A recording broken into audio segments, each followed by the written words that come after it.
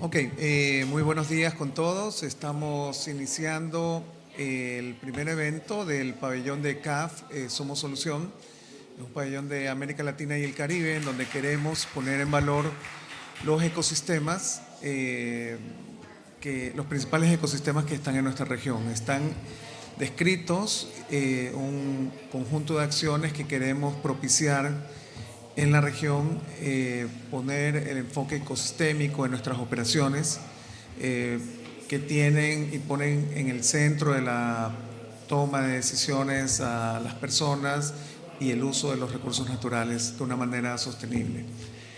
El día de hoy, el ecosistema del día es la Amazonía, y tenemos, importantes datos, mucha información que va a ser compartida con los panelistas. Hacemos un saludo también a aquellas personas que están viéndonos en streaming en la región. Sabemos que el cambio de hora es complicado, pero sí, tenemos por allí también unos canales, YouTube y otros de redes sociales, en donde van a poder verlo posteriormente en otros horarios. Queremos comenzar con información de la Amazonía, su biodiversidad, su gente, poner en valor esto, y vamos a comenzar con un video primero. Por favor.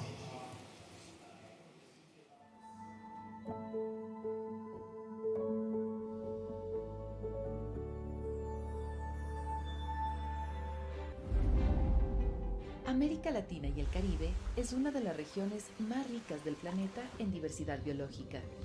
Alberga el 70% de la biodiversidad mundial y 6 de sus países son considerados megadiversos.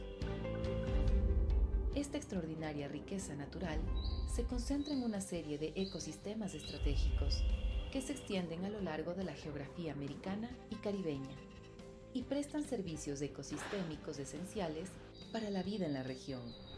La Amazonía, el Cerrado, la Mata Atlántica, el Pantanal, el Gran Chaco, el bioma Pampa, la Cuenca del Plata, la Patagonia, la Antártida con presencia latinoamericana, la zona de surgencia de la corriente de Humboldt, los Andes tropicales que albergan los páramos, la región Tumbes-Chocó-Magdalena, el corredor biológico mesoamericano, los manglares y el Mar Caribe.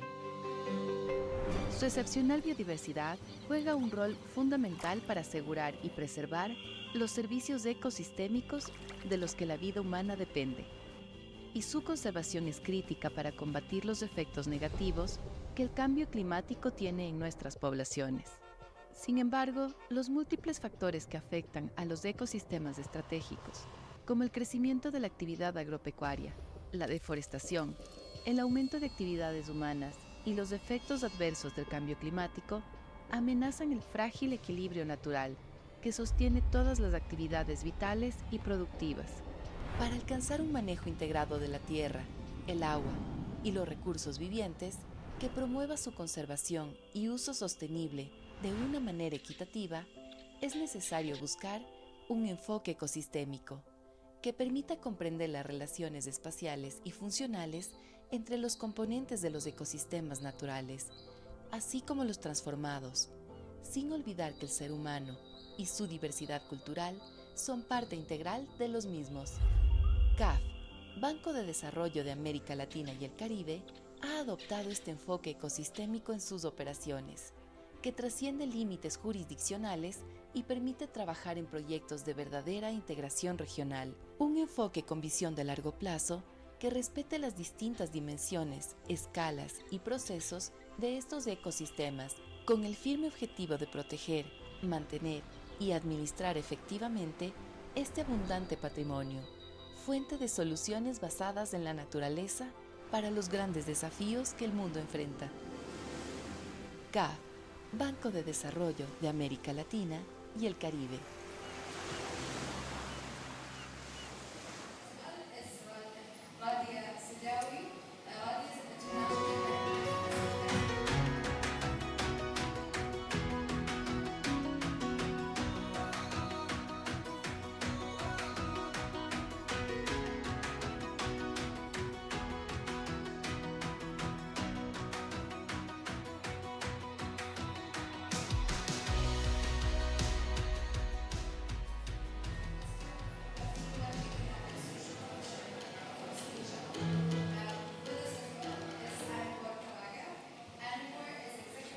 Bueno, muchas gracias. En este evento, CAF, como parte de la coalición de bancos, coalición verde de bancos públicos de desarrollo, va a presentar su compromiso de apoyo a la Amazonía como un bioma de solución, y para eso llamamos a Alicia Montalvo, gerenta de Acción Climática y Biodiversidad Positiva, para que nos cuente un poco esa estrategia. Adelante, Alicia, por favor.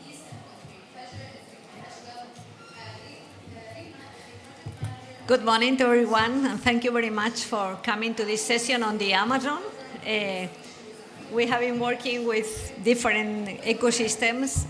Of course, Amazon is one of the most important for CAF because there are 8 countries involved, and we like and want to support the regional work. This is very important for us, not only the ecosystemic approach, but also to reinforce all the elements related with the regional cooperation. So I will make a brief presentation on our roadmap for the Amazon in the context, as Mauricio mentioned, of the Green Coalition that has been adopted during the last months and made an announcement last week. Well, the main challenges of the Amazon, I think I will not insist on that. I'm sure that you know more than I do. That is very important, but I would like to stress 2 things. First, it's not only because of the loss of primary forest and biodiversity, which is very important in terms of a solution for the climate change. We are witnessing a loss of hectares that is really relevant and that has an impact on the absorption capacity of the forest, but we want to focus also on depopulations. Usually, we forget about that. There are many people living there, indigenous communities, people who really need the Amazon as a way of living. So the survival of many people depends on the Amazon. What are the risks we are witnessing is, for instance, the conversion of forests in pastures, illegal mining, poverty, lack of education and health, imprisoned indigenous territories, wood extraction, lack of connectivity, crimes, drug trafficking. This means that we need to work both the loss of biodiversity but also improving the quality of lives of people. And we consider that these things are part of the same package. That's why our roadmap is focused on these 2 main elements. What are we doing right now? We have a strong collaboration with OTCA, which is the Amazon Cooperation Treaty Organization. We are supporting the very initiatives, particularly those related with climate change and the Amazon. We have technical cooperation now up to 500 million in 5 strategic areas. We are working in different countries, including Brazil, Colombia, Bolivia, etc. As you see, we have investments in sanitation in Bolivia, Ecuador, and Brazil, and in municipalities. We think that there is a need to focus on Amazon cities. This is really very important. Also, we work together with the Green Funds. We have a project that was presented yesterday or the day before yesterday on drones, with drones in Colombia, with the Global Environment Facility, and also a project in Bolivia that has to do with sustainable landscape. And we are leading the Amazonia Without Fire initiative with the World Bank, working in 3 countries, Brazil, Bolivia, and Ecuador. Finally, we just joined the Green Coalition of Development Banks for the Amazon, led by the IDB and BNDES, but we are also part of that as an international agency. And we, with our actions, will help to strengthen this initiative. What we'll do, we have elaborated one roadmap up to 2030. What we want is to really work in these 2 elements, biodiversity and people. And we will make sure that people living there have access to sustainable and equitable economic opportunities. We think that it's important that this ecosystemic approach doesn't forget that our main objective is to improve the quality of people living there. So this is our commitment, and I would like to announce it today.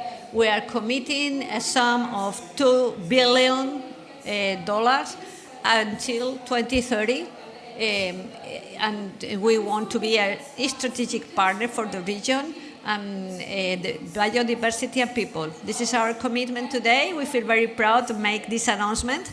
Of course, we do that within the context of the Green Coalition, and we consider that this amount will contribute to reach the objective that has been done by the Green Coalition.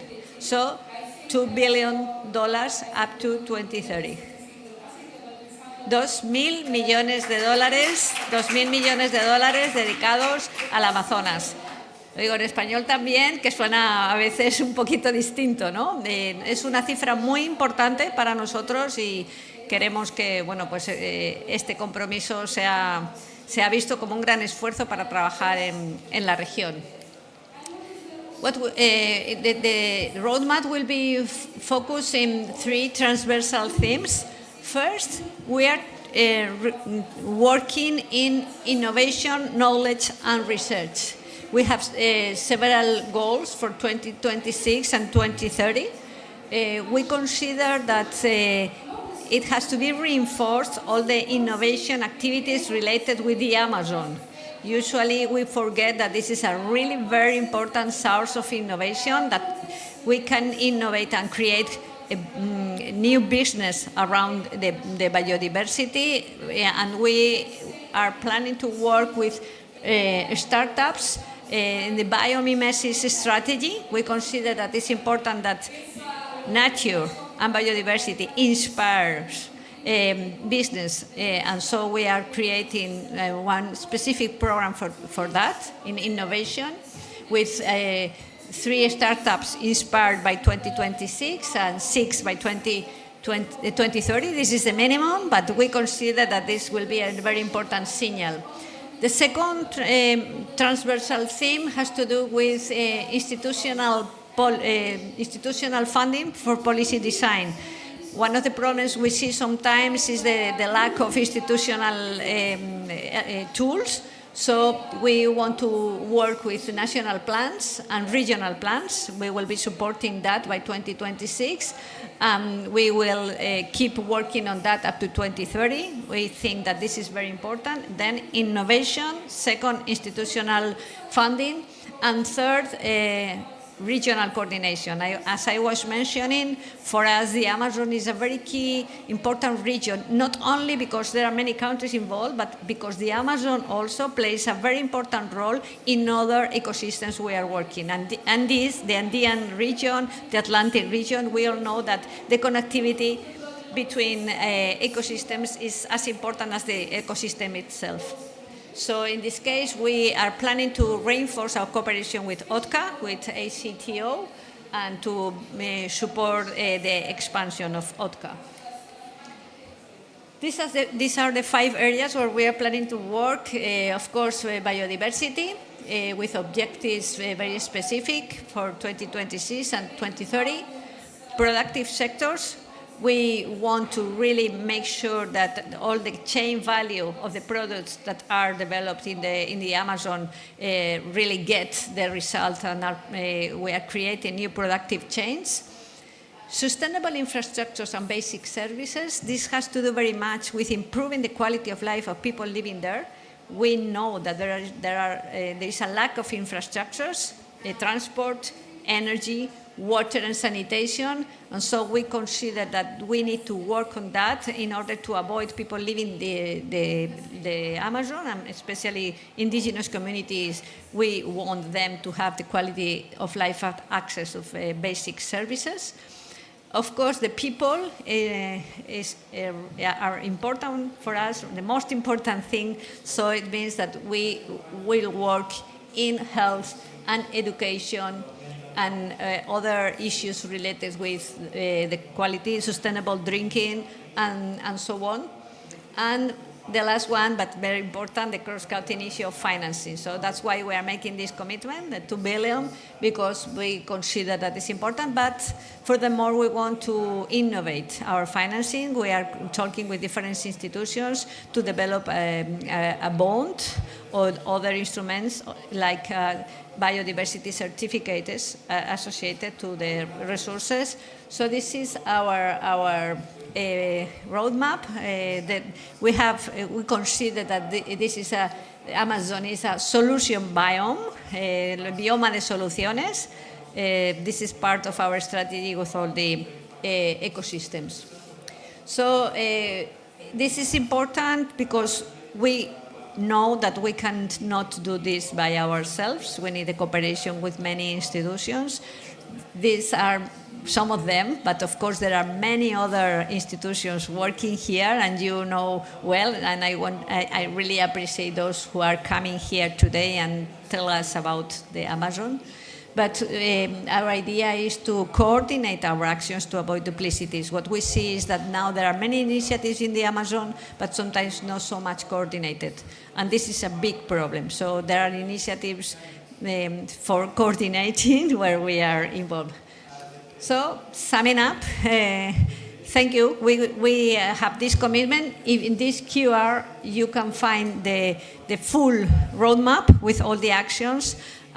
We hope you can look at it. You can make suggestions. This is, of course, a dynamic and open document. We feel very proud of presenting this here today.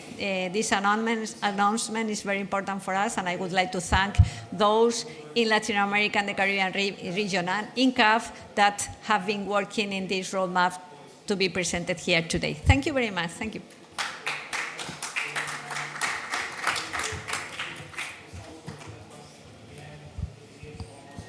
Bueno, muchas gracias, Alicia. Thank you very much. Keep moving with this panel, and I would like to invite the panelists. Está por acá Karina, por favor, pasa adelante. Karina Pinasco es coordinadora de SDSN de la Amazonía, ¿no? Karina nos va a explicar lo que significan estas siglas de su institución. Los acrónimos siempre nos confunden, pero bueno, hay que sabérselos y hay que mencionarlos para parecer más listos. Tenemos también acá a Fernanda Garavini, que es jefa del Departamento de Gestión del Fondo Amazonía de BNDES. Adelante, por favor.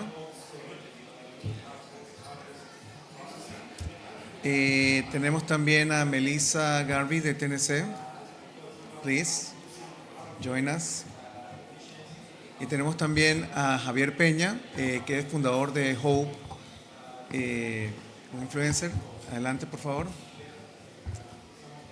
Sí, sí. Y también tenemos acá al señor de Cuencas Sagradas, de la Fundación Pachamama. Iba a venir Olivia Visa, pero entiendo que tuvo un problema de salud. Y entonces, bueno, tenemos acá un representante del programa Cuencas Sagradas de la Amazonía, de la Fundación Pachamama, ¿no? Entonces, vamos a comenzar con un panel. Todos, están en su casa, siéntanse con confianza. Feel free to talk whatever you want to highlight about the work of your institutions in the Amazon region. Vamos a tratar de ser cortos porque tenemos un panel numeroso y también ustedes están en muchas otras actividades. Entonces, vamos a comenzar con Javier. Vas a darnos unas palabras sobre la Amazonía y cómo esto podría, cuál es la posición de los jóvenes. Sabemos que eres un influencer y bueno, que nos cuentes un poco sobre esta preocupación y las formas que es apreciada por gente de esta edad. Muchas gracias, Mauricio. A mí una de las cosas que más me sorprenden cuando empiezas a estudiar y a conocer la importancia del Amazonas es que en realidad todo el mundo entiende que el Amazonas es importante, pero pocas veces explicamos hasta qué punto eso se traduce en cosas palpables, reales, que van mucho más allá de la propia región. El Amazonas contiene el 20% del carbono de los bosques del mundo y es la mayor zona de biodiversidad global. En términos climáticos, este punto al que nos estamos acercando en el Amazonas, este punto de inflexión que estamos rozando preocupantemente, a partir del cual la selva deja de generar la humedad que necesita para poder sostener una selva y empieza a cruzar un punto de inflexión que podría ser irreversible, a partir del cual empieza a convertirse en una sabana, lo cual implica incendios, y esto sería una pieza extremadamente grave a nivel global para la lucha contra la crisis climática. Esto a nivel global, que lo estamos viendo ya con los primeros puntos que hay de sequías extremas en el Amazonas, de las imágenes de los ríos secos, las sequías de las ciudades amazónicas, que son escalofriantes porque son alertas rojas ya de que estamos muy cerca de ese punto, por lo cual necesitamos redoblar los esfuerzos a nivel global para restaurar este ecosistema del que depende el bienestar de todos. Y por otra parte, hay estudios que han sido publicados hace muy poco en el que se detalla cómo todo el sistema de lluvias de América Latina depende directamente de la humedad producida y de los ríos atmosféricos producidos por la selva amazónica, con lo cual de su propia supervivencia depende también la prosperidad y los cultivos y el desarrollo de toda la región. Entonces tenemos esta misión global que necesitamos urgentemente como humanidad: ampliar el Amazonas, frenar la deforestación y hacer que pueda permear la biodiversidad en los campos de cultivo a través de nuevas técnicas agrícolas que integran la biodiversidad como solución y que no se convierten en desiertos verdes. Y para que esto ocurra a la velocidad y a la escala requerida, solo hay un camino, y pasa por la inversión, por el apoyo a las comunidades para que puedan coexistir con la biodiversidad, para que no necesiten deforestar para salir adelante. Y por eso el anuncio de la CAF y de los fondos de inversión de destinar esta cantidad importante a este desarrollo verde en el Amazonas multisectorial me parece una de las noticias más destacables de la cumbre del clima, porque sin la prosperidad local no hay protección de la naturaleza, sin el apoyo no hay transición agraria hacia la integración de la biodiversidad, sin el desarrollo de las comunidades locales no podemos expandir y conservar la naturaleza de la que dependemos todos. Y esto es una gran noticia. Hay una frase que ahora no recuerdo quién la dijo, pero que a mí me encanta, que es con respecto al camino para resolver la crisis climática, que cuando te pones a verlo resulta que son ventajas de un mundo más verde, menos contaminado, con menos desigualdad, con menos pobreza, y que decía algo así como: ¿y si al final resulta que los científicos estaban exagerando y hemos construido un mundo mejor para nada? ¿No? Que es esta cuestión de todo el camino que tenemos que hacer implica mejorar, y la crisis climática nos pone una cuenta atrás, nos implica urgencia y acción, que es una gran noticia para los países, para las comunidades y para la biodiversidad.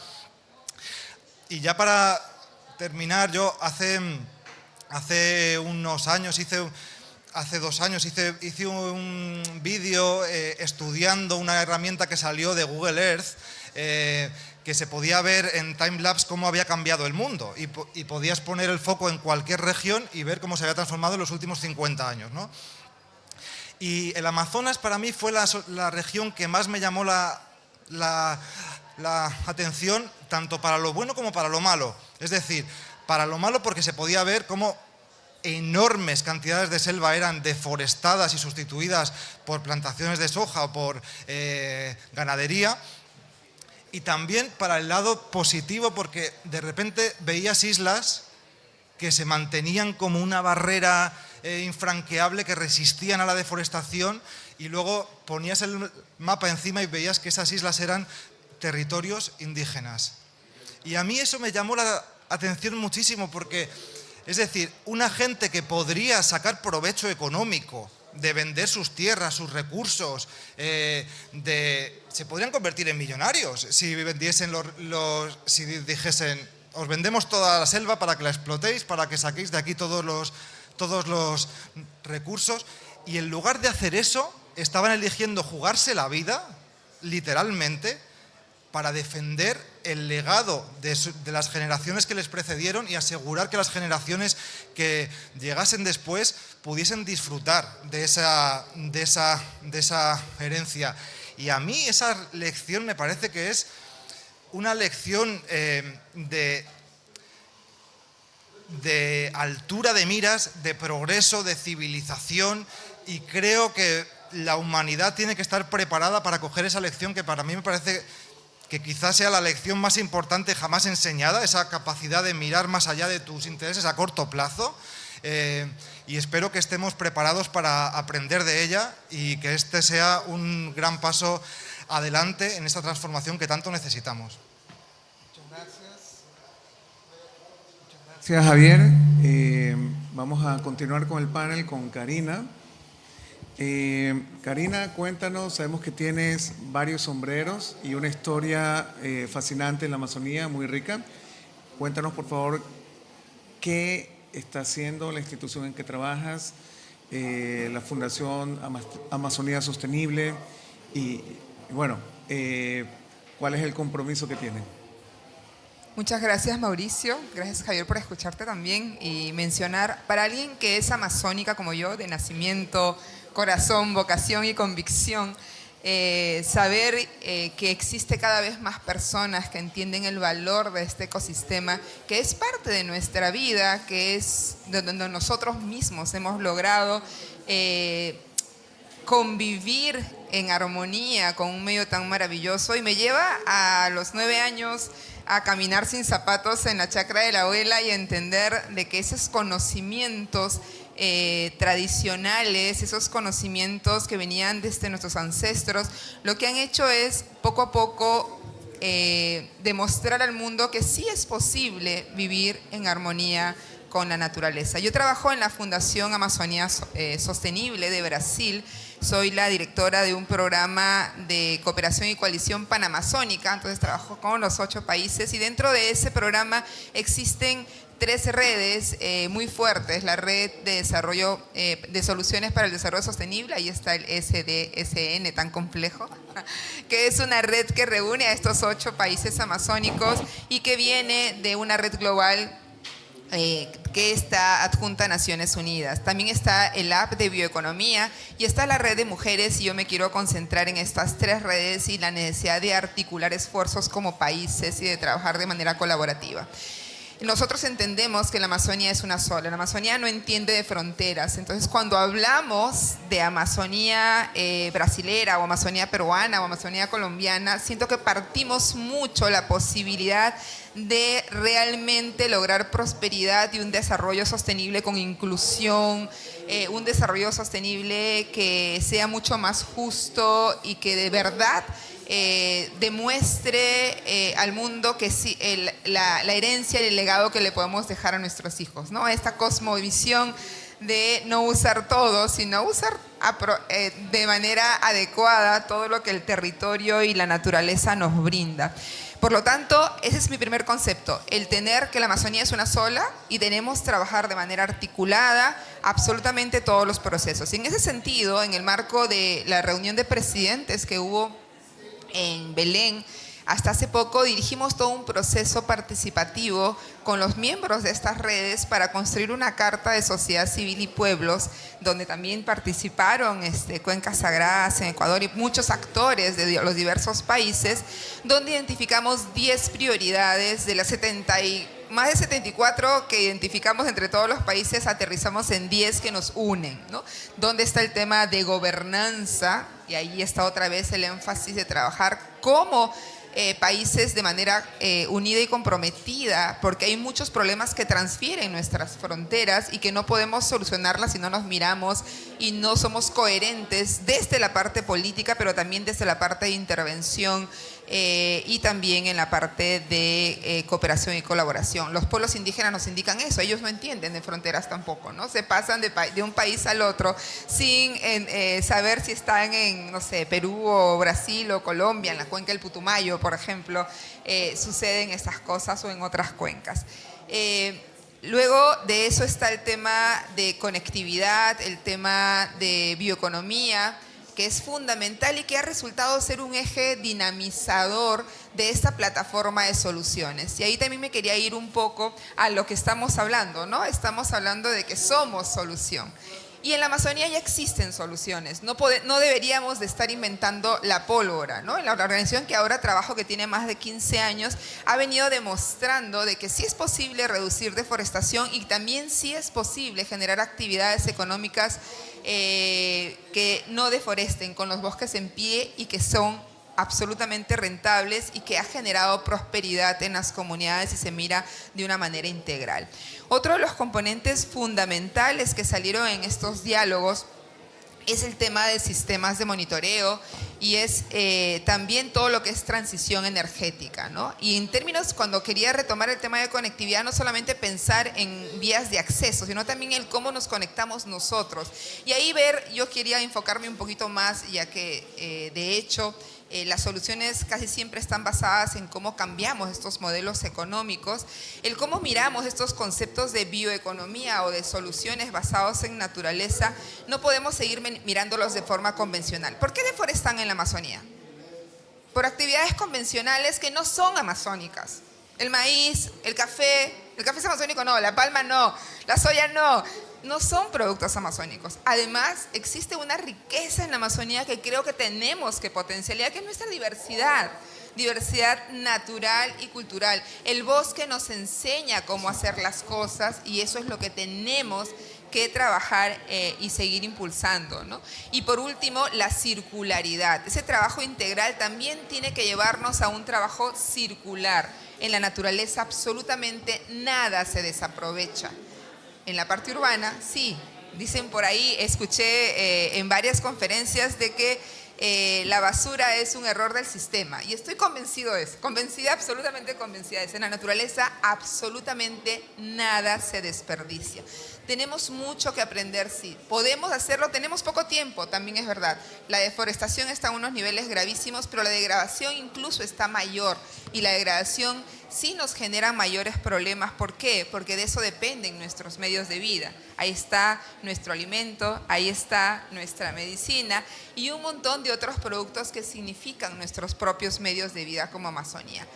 Entonces, si queremos trabajar en actividades productivas sostenibles o en bioeconomía o soluciones basadas en naturaleza, como le querramos llamar, tenemos que pensar en la integralidad, pero también en la diversidad y no en métodos convencionales. No podemos seguir repitiendo el error de los commodities. Entonces, tenemos que avanzar en este proceso y regresar a lo que la Madre Tierra nos da. La Madre Tierra nos da absolutamente todo y para eso tenemos la necesidad urgente de cambiar nuestros hábitos de producción y también nuestros hábitos de consumo. Que si se puede, se puede. Tenemos poco tiempo, pero la esperanza es lo último que se pierde. Y yo estoy con la esperanza 1000 porque creo que podemos hacerlo, porque ya existen cosas en campo que se están trabajando y lo que necesitamos hacer es que se junten y generar mayor impacto. Gracias Karina. Ahora Fernanda, que nos va a hablar sobre el rol de estos fondos de BNDES. Buenos días, es muy bueno estar acá. Pido perdón por mi portuñol algunas veces, pero si no me comprenden, repito. Yo soy de BNDES, el Banco de Desarrollo Nacional de Brasil. Nosotros hacemos la gestión del Fondo Amazonía, que es el fondo de donaciones internacionales, porque Brasil ha hecho mucho desde el año 2004 pusimos la deforestación muy abajo y prestamos al Brasil un servicio por lo mundo que se pagó con las donaciones. Pero hoy, 15 años después, el fondo fue creado en 2008, tenemos muchos desafíos, porque cuando estamos en un banco y el Fondo Amazonía son los grandes, no tiene que devolver el dinero, pero vimos todos acá que tenemos que hacer mucho más, porque decimos, los países tienen que donar como 100 billones de dólares, no son hechos, ¿y cuál es el gap? Pero vimos acá que el gap es la pregunta, no es la pregunta cierta que tenemos que hacer, porque el costo de no hacer nada es mucho mejor que el costo de hacer algo. Y lo que tenemos hoy, un flujo financiero que no es eficiente, que es ineficiente, insuficiente y muchas veces inadecuado. No lo sé si estoy hablando cierto en español, pero es insuficiente, inadecuado e ineficiente. Entonces tenemos que repensar los flujos financieros que van a hacer con que tenemos un ecosistemas y personas bien atendidas. Porque esto que hablaste, si no pensamos en las personas, no tenemos éxitos. Entonces yo creo que por un banco como BNDES, que es un banco de desarrollo, no basta tener la gestión del Fondo Amazonía, que son los grandes de recursos no reembolsables por proyectos con los pueblos tradicionales, porque es muy importante que los hacemos, porque en Brasil, en la parte de la Amazonía del Brasil, como 20% son las áreas de las poblaciones indígenas, es solo 2% de la deforestación acontece en esas áreas. Entonces, si queremos que no haya deforestación, tenemos que apoyar los pueblos tradicionales. Pero esto no es suficiente. Tenemos que pensar también en la ciudad de la Amazonía. Entonces, tenemos todo el apoyo de la Coalición Verde, que Brasil también es un participante, la iniciamos en Belén en agosto, de que hablaste. Entonces tenemos que hacer mucho, tenemos que tener el Fondo Amazonía, tenemos en Brasil el Fondo Clima, tenemos que hacer la cooperación internacional, porque hablamos de Amazonía que están en 9 países de toda la América Latina, y BNDES es parte de esto y no lo hacemos solos. Por esto es muy importante cuando ahora en Brasil, por ejemplo, tenemos el Ministerio de los Pueblos Indígenas. Sonia Guajajara, estuve aquí como la jefe de la delegación brasileña en COPE y hablamos con ellos, porque no hasta que decimos que tenemos que hacer, tenemos que escucharlos sobre lo que tenemos que hacer.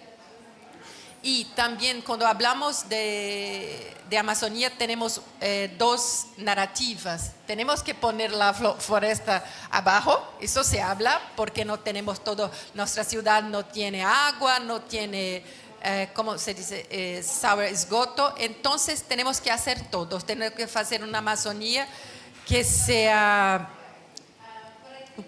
próspera para los pueblos tradicionales, para las personas que viven en la ciudad, y tenemos que mostrarle a ellos que estos no son condiciones, no son antagónicas, porque si ponemos la floresta abajo, todos vamos a sufrir, las personas de las forestas y las personas de la ciudad. Entonces no hay contradicciones y tenemos que poner los flujos financieros a favor de encontrar estas soluciones.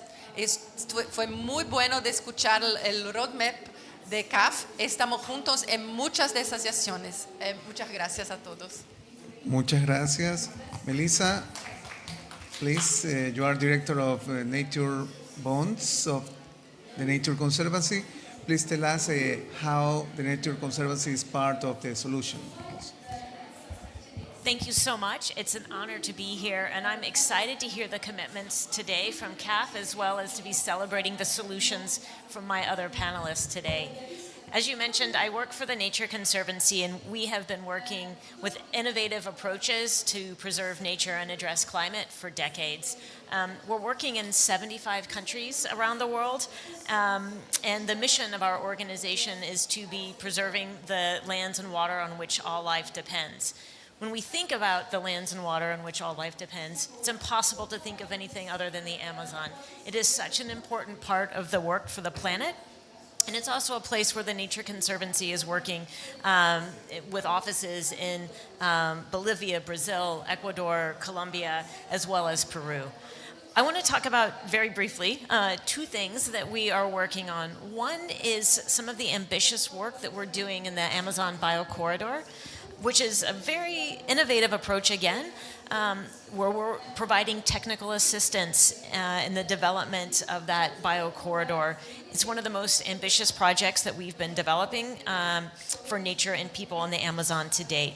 And it's a really large-scale program that's being led by the government of Ecuador through the Ministry of Environment, Water, and Ecological Transition. And what's so important is that it's co-designed with the Confederation of Indigenous Nationalities of the Ecuadorian Amazon. We know that that is such an essential part of getting conservation right, is to have it be a people-centered approach so that there can be that effective governance and sustainable management that is both connecting the biodiversity and the health of that connected Amazon, but ensuring that it's benefiting people and maintaining the livelihoods and culture of local communities, while it's also delivering those climate adaptation benefits, as well as climate mitigation benefits as well. So that co-development, as I said, is such an essential part of the process for the conservation to be developed, and the outcomes of it are, again, very ambitious. There's the expectation that the Amazon Biocorridor project will be helping protect 2 million hectares of new land and water, and having about 4.6 million hectares under effective management, and also ensuring that there's strengthened management for the national system of protected areas. I want to focus as well on the freshwater benefits, with about 18,000 kilometers of river under protection also being part of the vision. Climate is an essential part of that, but in addition, we're trying to ensure that the project is going to have tremendous benefits, improving both the well-being as well as benefiting the territorial rights and resources for approximately 200,000 indigenous peoples in the effort. The work that we're doing in places like the Amazon Biocorridor, some of the key challenges that we often see around the world are that there's often lack of funding. And that's where some of the work that I'm leading on what we call nature bonds can be one of the solutions. And just very high level, some of this work is sometimes very complex, but at its simplest form, it's really bringing together the finances for climate and conservation by refinancing countries' debt. Sometimes these are called debt swaps. And the more modern version of some of these projects, we've been able to really scale the finances as well as the commitments on conservation and climate. At this point, the Nature Conservancy has been able to conduct 4 projects in Seychelles, in Belize, in Barbados, as well as Gabon.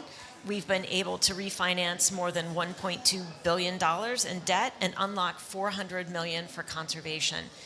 All of these projects are done in partnership with development banks, who are a necessary partner, as well as the partnership of the communities and the peoples that are involved in any of these locations, because the projects are a combination of not just that financial aspect, the debt transaction, but also the work of really extraordinary planning and coordination and development of those conservation outcomes by doing science-driven stakeholder planning to design new protections and management goals in any of the places where we work. The third component of each of these projects is ensuring that there's strong governance and transparency by the development of a conservation trust fund.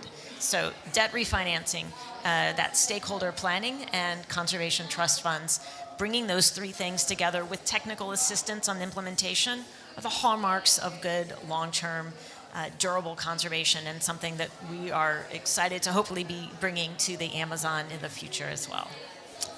I'm going to leave it at that. Thank you. Plenty Thank more you to very cover. much, Melissa. Ahora, don Domingo Peas, que es dirigente de la comunidad Ashuar y trabaja también en el programa Cuencas Sagradas, ¿no? Cuéntenos un poquito de ese trabajo y en general de la visión que ustedes tienen para la conservación de la Amazonía. Buenos días. Felicitar a las panelistas, mayoría mujeres, digno de felicitar. También al joven, que realmente su preocupación a mí me da más ánimo. La preocupación de la juventud, porque nosotros ya estamos haciendo también transición a la juventud, porque ellos son los próximos gobernantes que toca entrenar, hombres, mujeres. Yo creo que aquí, de cualquier forma, estamos coincidiendo.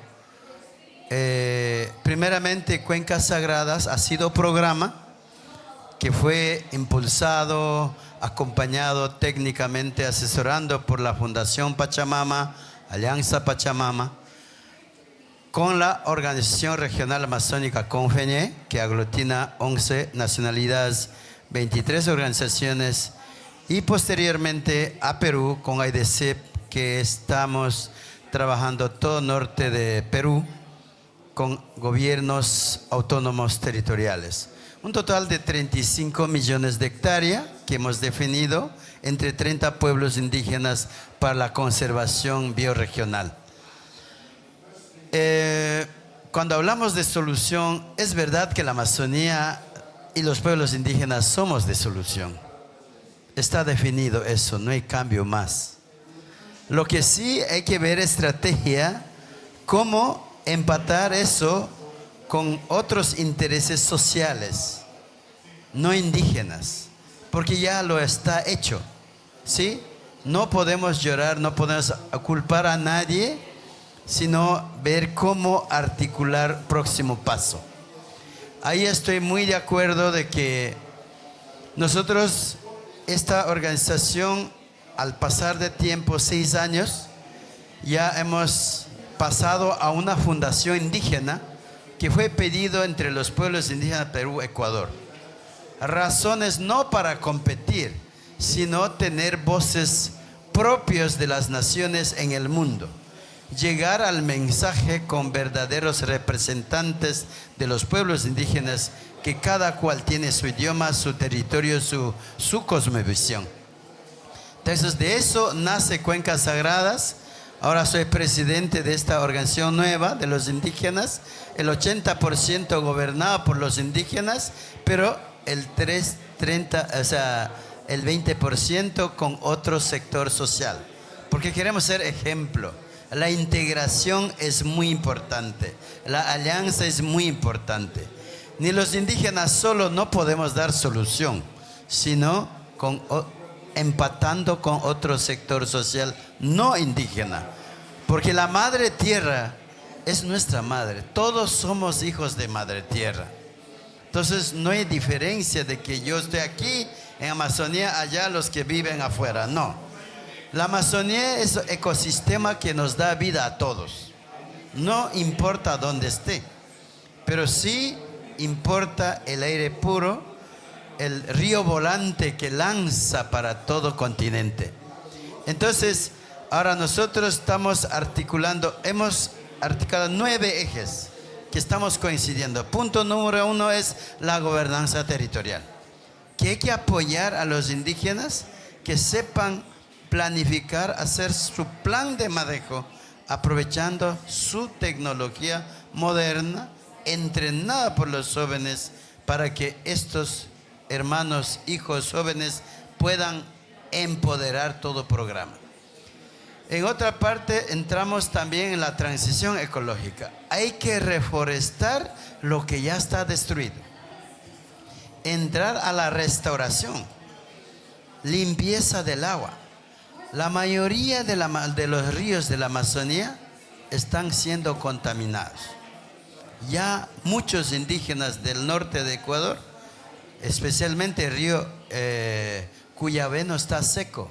¿Por qué? Por sacar petróleo, drenaron las grandes lagunas, sembraron por extensión de arroz, ese río Cuyabeno ya no sirve, ya no pueden navegar. Y eso no es problema de esa zona, es problema de toda la Amazonía. La Amazonía es como cuerpo humano, es el corazón del planeta. Si matamos esto, nos morimos todos. Entonces, ahora, ahí nos entramos a la reforestación. Nosotros, gracias a la Fundación Pachamama, ya tenemos experimento. En caso de bioeconomía, ya estamos haciendo cultivos de vainilla, que es un mercado mundial. Es un poco extensión para no seguir talando. Como decía la compañera, ¿por qué los indígenas, como dice el chavo, sin querer queriendo están talando? Por dinero. O sea, todo ser humano, indígena, no indígena, ahora estamos moviendo con dinero. Yo estoy aquí por dinero que alguien me financió, por los aliados. Si no, no hubiera llegado aquí, porque todo cuesta. Entonces, hay que implementar programas en los territorios. Cuando hablamos de bioeconomía, hay un montón de programas que hay que hacer. Uno de ellos, que yo ya vivo 23 años, programa de turismo. Programa de turismo en zonas estratégicas genera un montón de actividades. Trabajo de mujeres en artesanía, en producción locales, para dar servicio a los turistas. La cultura. El pueblo indígena también estamos perdiendo la cultura, la sabiduría indígena. Entonces, el programa de turismo entra todo. Y cuando hablamos también de bioeconomía, requiere dar valor agregado a cientos de productos que ya existen en la Amazonía. No es necesario de talar nuevamente para sembrar monocultivos, no. Hay que planificar y utilizar técnicamente las plantas que ya existen, que están en el mercado. La famosa vainilla es de la Amazonía. En mi cultura, eso era perfume de hace cientos de años de los achuar, tanto para hombre y mujer, que usaban en su maleta para su aromancia. Pero ahora está entrando al mercado. Entonces, son plantas nativas que no es necesario buscar mejor tecnología, sino mejor adaptar para que esto sustituya. O sea, hay un montón de ejes que tenemos, 9 ejes, uno es energía renovable. Ya no hay para qué pensar tanto combustible. Ahí está la tecnología, paneles solares. Lo que he dicho a los inversionistas, en vez de invertir en destrucción, invierta a la reconstrucción, que no van a perder, no van a ganar mucho y rápido, no, poquito a poquito no van a perder, pero se sostiene la economía igual que la selva. La selva se regenera. Entonces la economía debe ser regenerativa, debe ser economía solidaria, no solo para mí, sino para todos. Entonces son conceptos, son cosas, los egos que hay que bajar. Tenemos que cambiar nuestra forma de actitud, de pensar. Trabajar con mente abierta y con corazón abierto. Amar a la madre tierra, amar al ecosistema, porque es un ser vivo que nos da vida. De tal manera que yo estoy invitando a todo el mundo. Nosotros ya tenemos plan bioregional que podemos ejecutar en toda la Amazonía. Hemos trabajado 6 años construyendo con científicos, con economistas, con sabios, mujeres, hombres, Ecuador. Pero ahora tengo pedido de todos los 9 países. Yo creo que en vez de invertir miles de dólares para investigar, pues aquí está ya hecho. Entonces, creo que lo que más importa es la alianza. Tenemos que sentar bancos privados, públicos, personas naturales e indígenas, hombres, mujeres, y abrir nuestro camino. Es decir, toca crear confianza. Si creamos confianza, van a hacer y aumentar rápido la conciencia. Sin eso no habrá ningún paso. Muchas gracias. Yo no iba a estar aquí, pero gracias por esta oportunidad. Bueno, muchas gracias a todos los panelistas. Yo creo que no hubo mejores palabras para el cierre que ese llamado al trabajo en conjunto y con mucha apertura, ¿no? Creo que este segmento de Somos Solución terminó. Van a poder encontrar en los canales de YouTube y otros medios sociales, y adicionalmente preguntas que tengan, también dejen sus comentarios y los podemos comentar y contestar luego poniéndolos en contacto con los panelistas. Muchísimas gracias a todos.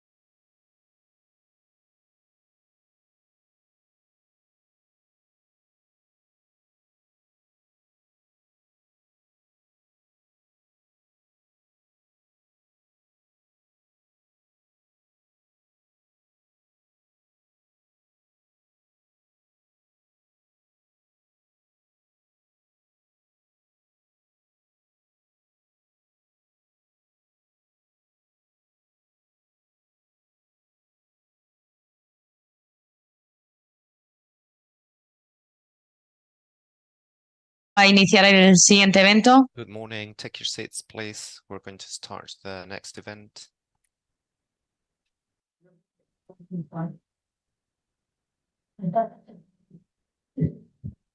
Buenos días. Por favor, tomen asiento para iniciar el evento. Good morning. Take your seats, please.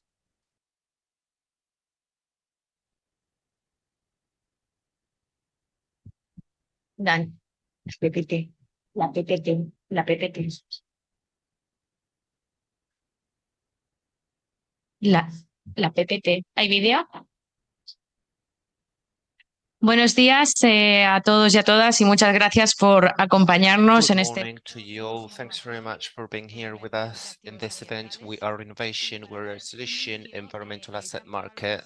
Alicia Montalvo, climate and positive biodiversity manager at CAF, is going to give us a keynote speech, and she's going to present the environmental asset market. Thank you, Maria. Thank you very much for coming. For us, this is a really very interesting and challenging event because we are working in CAF in innovation and as part of the solutions to the climate change. And one issue we consider of utmost relevance nowadays is not only carbon markets, but what is called beyond carbon. We want to go beyond carbon, and we consider that carbon markets needs a new approach that fully incorporates the view of the global south and other elements that really make sure all the questions related with transparency, integrity, and above all, the mobilization of resources, which is predictable. So I would like to make a short presentation, I promise, to present a roadmap because for us it's very important that CAF can work in this issue. Environmental asset markets. This is our roadmap up to 2026. We have identified some gaps in Latin America and the Caribbean region related with carbon markets and above all on beyond carbon markets. We have a vision, we have principles, and most important, we have partners, which many of them are here today. So the gaps that we have identified in the Caribbean and Latin American countries related to carbon markets and other kind of environmental assets are that, above all, there are limited capacities, institutional and operational capacities. We all speak and listen to speak about carbon markets, but in many cases, there are not enough institutions or even regulatory frameworks where we consider that we as CAF, as the Latin American and the Caribbean Development Bank, we need to work on that. The second thing is that a limited involvement of non-governmental actors. We consider that sometimes there are many institutions involved, but not all the institutions that should be such an important issue. Third has to do with the credibility concerns. Recently, we have seen a lot of information about the problems that carbon markets present, particularly related to deforestation or the red markets. And we consider that this is very bad, not only for the credibility of the markets, but for the region itself. So that's why we consider that it's important to work in the robustness of the frameworks to really make sure that these markets are contributing to reduce emissions at global level, but also to mobilize resources and at the same time to protect and create benefits for the countries. Also, we consider that the regulatory frameworks have to be completed to ensure that the Article 6 of the Paris Agreement will be fully implemented. We consider that the MRV, the measurement, reporting and verification systems sometimes are not enough. We consider that the information have to be reinforced. And the sixth gap we have identified is the limited comparison among countries. We see many countries working on carbon markets in Latin America and the Caribbean regions, but we don't see cooperation among countries. And we consider that this is of utmost relevance, especially in the implementation of Article 6 So our vision has to do with the development of environmental asset markets. We don't want to focus only on carbon. We think that the region is very rich in biodiversity, water, land, and all these markets that are emerging right now need to be regulated, need to be analyzed. We consider that perhaps some of the mistakes that could have been done in carbon should be avoided when we talk about other environmental assets. So that's why we are having an overall strategy that has to do with all the environmental assets. This strategy then goes beyond carbon markets. We want to put value in the natural capital of the region. We think that there is a huge amount of work we need to do, but we need to begin by the beginning. So that's why it's important that all the involved actors work together. And so we consider that the mechanisms that have been used for carbon markets and are used for carbon markets can be translated to the environmental asset markets, particularly biodiversity certificates, water certificates, plastic avoided certificates, but we need to see what were the good things and the bad things that were implemented. So our principles, I will not read this, but because this is very, very self-explaining slide, had to do with integrity, ensuring that really the projects contribute to emission reductions, institutionality, because we consider that unless there are strong institutions, the market will not be good enough. Transparency. We have listened a lot about the lack of transparency in carbon markets, and we want to ensure integrity, trust, and credibility, because this will be very important for really efficient markets, and of course to have an impact.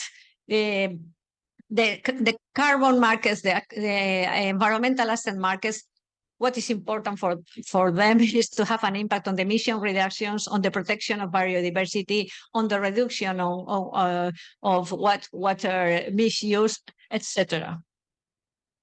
So we are working in different areas, in all of the areas I have mentioned. First, institutional strengthening. We are working with the Green Climate Fund, and we hope we can implement one readiness project shortly. Knowledge transfer.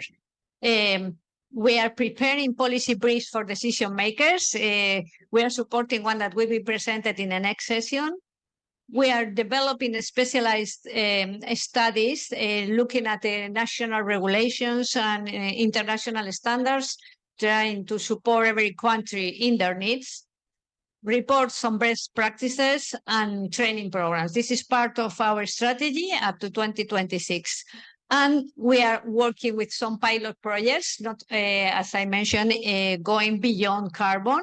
We will develop a registry for environmental assets that should be a public good for the region. We want to further work in markets related with environmental assets related to agriculture. We consider that in the region this is crucial because agriculture is the main emission sector. And of course, to work with biodiversity credits, with certificates, biodiversity certificates. Actually, yesterday, we have presented one initiative we are developing in Mata Atlántica to protect the Selva Misionera, the Misionera forest. And we think that this is the present, but this is the future. And all the people here today, they are experts on this kind of markets, and we consider that if we work together, we will go to a new phase of the markets and could be very, very impactful.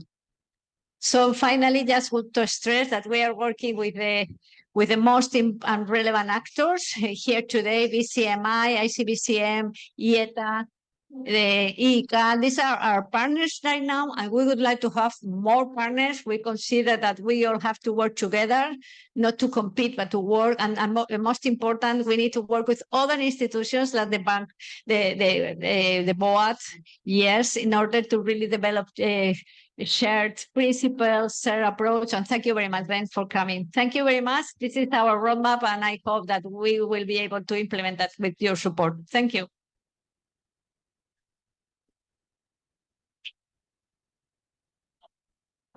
Vamos a continuar el evento con un conversatorio sobre los desafíos. Okay, let's continue with a panel about the opportunities in Latin America and the Caribbean on the possibilities to implement environmental assets market.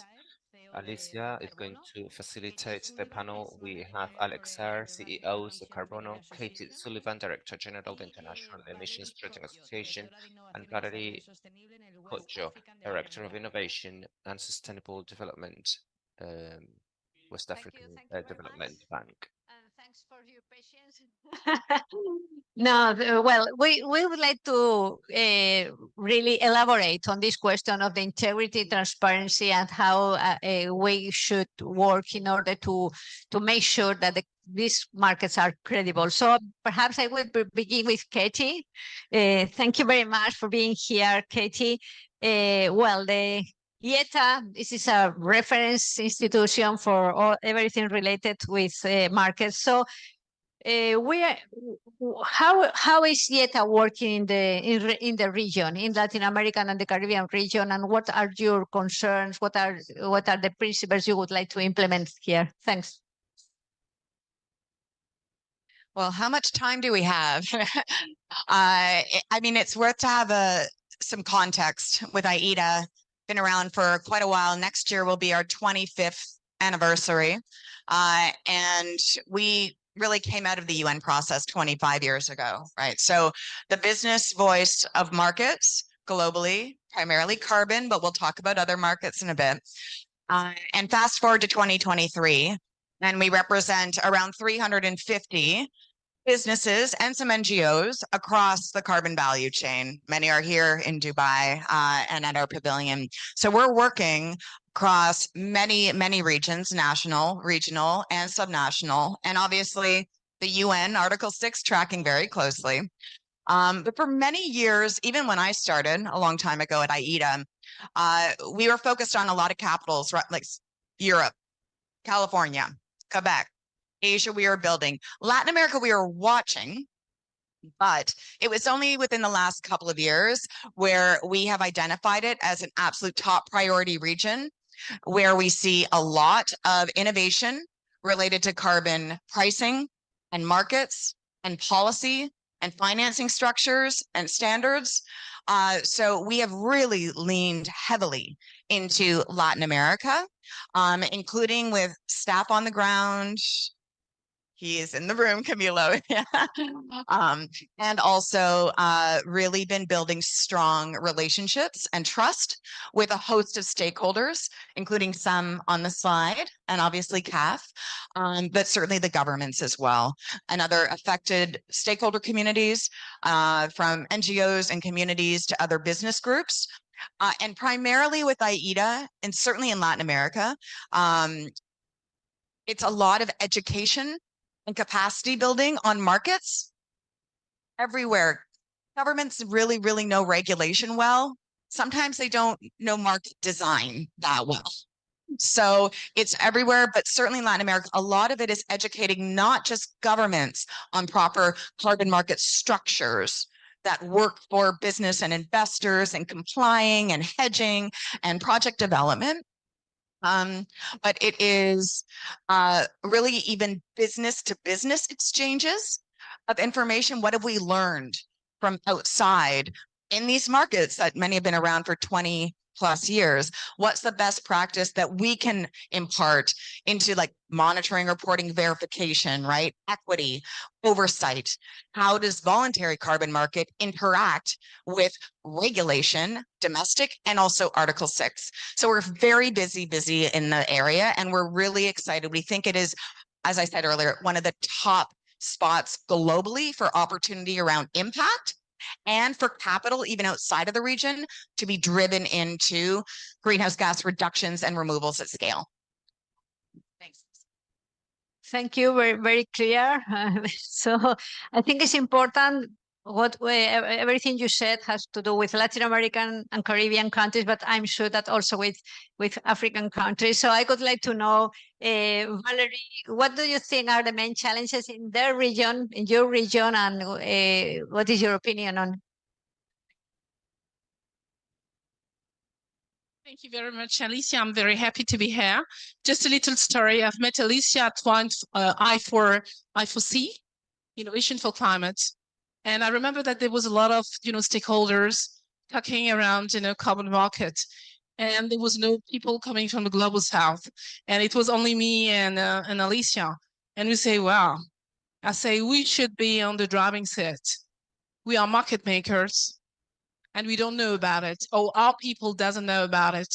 And we need to raise the awareness on the fact that they're sitting on a beautiful jewel, and we are part of the solution for climate resilience.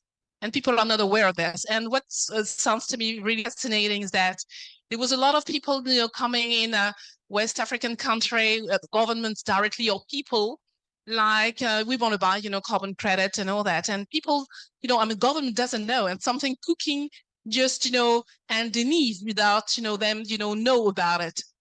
But what I found, very good is that now people are conscious about they have an asset. They don't know the way it's functioning, but they're aware that they have an asset, and they're not going to be selling it for free. And since now, they know they're part of the solution, nobody, people hasn't valued really nature. And all the subject about, ecosystemic, systems, was not really something that we praise. And I think that, the COP15 in Montreal, where we have all these Africans, speaking with one voice. Now they understand, and now they have to do the equivalent that they've been doing, with the NDC. They have to do this bond, so they have, to, just to put, the strategy on biodiversity. So now they understand, that nature is a solution, to climate. So I think it's something, which is very important. The other thing that, that I would like, to say that now they understand that they're not going to sell, they don't not going to sell, the carbon credits, like this. They need, to understand the way, the pricing. They have understood, about, the VC and the under Article 6. I'm sure that you're aware that Ghana, has been the first country, in Africa, to have signed a memorandum of understanding, under Article 6. And we're very happy with that. Now, Senegal will be doing, the same thing.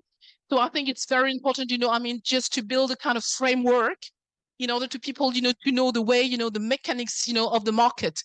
And I remember that somebody was asking me, Valerie, how come, carbon credit market, has price, in Europe and has another price, in Africa, like, 50 at some stage and 5 in other place. Say, well, because people maybe do not trust us, on the methodology using in registering, the carbon credit market. So now I say that this market is not a buying market; it's a selling market. It's different, from the other, commodity like cocoa, where we're not doing, the market price. So we're going to be doing the market price. So so now I think the most important things is for people to be cognizant that they have an asset. They need to be valued. I remember, I was talking, because we have an asset both in the nature both of land, but also ocean. We have a great, commitment, to ocean. I was on discussion, with people, from the Great Blue Wall, just trying to see, how Africa, will other part of Africa, because it has come, with Eastern Africa, we want, West Africa. So we want, people to understand that nature has a value. So that's the first thing that we need to make them aware. And I think that the momentum, we're gaining momentum on that. And they understand that integrity, transparency will please, I would say, the private sector, to find some sort of, appetite, to buy high, quality, carbon credit. Yeah. Thank you very much. I remember that's our first conversation too. Thanks for reminding it. Well, now we have been talking very much about integrity, transparency, and Alex, I would like you to explain a little bit about Ser Carbono, and also how carbon standards and registers really work towards a more markets with more integrity, transparency? What is your view on that? Thank you. Thank you, Alicia. But and thanks for the question and for the invitation. I want just to point out and congratulate SCAF about the roadmap, because it's really interesting. We really need in the region that the development banks be like be supportive of carbon markets and give the tools and give the support for the whole ecosystem. I just wanted to, before answering your question, I just wanted to point out on something that you highlight on the priorities that you highlight. You highlight the priorities of building capacity. I think if we want to talk about integrity and we want to install integrity in all the projects, building capacity is really important. Not only in the standards, but in the whole value chain. We need to build capacity not only for a standard, but also for BBBs, validation and verification bodies, also to project developers, to new students in the university, to teach them the tools on how to develop good projects into the carbon markets.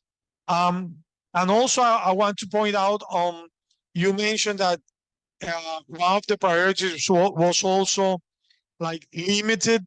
Not one of the findings is limited involvement of non-governmental actors. I want to highlight that we need also more governmental actors being involved, because right now in the region, if you see, the actors that are involved in carbon markets are mainly the ministries of environment, but we need the Ministry of Development, the Ministry of Finance. We need the Congress also to build capacity on them, because there is no understanding of how carbon markets works on this issue, and we need to figure out that this is an option of the development of the region as well. So coming back into the question, we as a standards, Carbono is one of the few standards on the region. I think there are only 3 standards from the region: Carbono, Biocarbon Registry, and COL-CX. 3 of them are from Colombia. So and I want to highlight that because Colombia is a really nice example where the whole markets ecosystem has been developed since Colombia developed carbon pricing instrument. So we are central into the integrity. We are working on strengthening our processes, aligning our processes with ICROA, CORSIA, ICBCM requirements. That's really important. From Carbono, we are doing, we're improving our governance, our protocol, introducing those best practices into our procedures. We are also innovating in the sense of our methodologies revised by third parties, introducing new concepts into our methodologies and new tools into our methodologies in order to, build that capacity in order to comply with integrity and give more integrity. Another important part is transparency. And most of the critics on these projects that involve communities is that the money is not going to the communities. And there is no transparency on how the communities are being benefit from the projects. So, for example, Carbon is right now developing a tool in which is the financial disclosure tool in order to project developers disclose how the money that is coming from the selling of the credits are going to the communities. It's going to be a tool that is optional to use. We expect to have it mandatory in the project development. Also, we already have a SDG tool in which the projects should since you are talking beyond carbon, we need to identify how these projects are, contributing to the SDGs. So these two, even though it's auto-declaring, it's being revised by third parties, the validation and verification bodies. So since it's optional right now for project developers, we have seen that most of the project developers are using the tool because that gives us more value to the credit. And it's a really, and they are having efforts to really develop on top of these carbon calculations and other activities in order to benefit the communities and the environment as well. Thank you. Thank you very much. I think that we all have to contribute to really give value to the market and to especially the natural capital, not only because of the absorption capacity, but because it has value. So, Katie, I know you have to go maybe in 5-10 minutes, but I would like you to elaborate. You have mentioned that now we could go on beyond carbon markets. What are you doing in IETA, and what do you think that we should take into account as a first step? Thank you. And I should also congratulate CAF on the roadmap and all the work you do. And I do not want to forget, I want to congratulate CAF for being a recipient of GCF funding to support carbon markets. That is a big deal. We would love to see that in many other regions. There's only 2 active private sector observers to the UN GCF. IETA is the one who has supported one of the active private sector observers. So it's good to be aware of the engagement that IETA has with the GCF. And for a long time, you didn't see a lot of the money, the capitalization of the GCF going into carbon market support programs. I think CAF is the first, and we would love to see more of that. And you have a total partner in IETA, and that is not just CAF and Latin America, that is everywhere. So I want to make sure that's loud and clear while I have the mic. When it comes to all of these other markets, before I started IETA, which was over 10 years ago, I was a consultant, and I insisted that that firm subsidize me to go to Washington, D.C. and take courses on other environmental asset market knowledge. It was technical, and when I started with IETA, it was insistent that we go beyond just carbon. Little did I know how hard carbon was going to be and politically charged and go in a fragmented way. And as much as you're like, oh, a ton is a ton is a ton. And, it's a global problem. And obviously, it did not evolve as easily as we thought, meaning that these markets, biodiversity and water and nutrient markets, there have been little pockets of them all over, including in the US, and I'm from Canada, right? It's Canada and Australia, but they've been very tiny, right? And so, especially as you mentioned with biodiversity COP Montreal last year, which was like a month after climate COP in Sharm el Sheikh, you did have finally this massive momentum around biodiversity, including financing biodiversity and markets for biodiversity. Keep in mind, it was COP 15, right? It's still new. We're COP28 climate. So I could say that across the entire gamut of learnings and experience and the maturity of carbon, and how there are so many learnings from carbon that can transfer over to these other environmental asset plays, including plastics, right? So biodiversity and water and plastics. But it's not identical. Right? It is not identical. There's going to be nuances and changes. Where we want to get to is that you have a project, especially something that is teeming with like other co-benefits, right? And that's a lot of land or ocean, right? There's all these other co-benefits associated and various environmental attributes. Where you want to get to is a place where you can stack. So it's the carbon value and monetization of the carbon credits. It's biodiversity value. It's water value.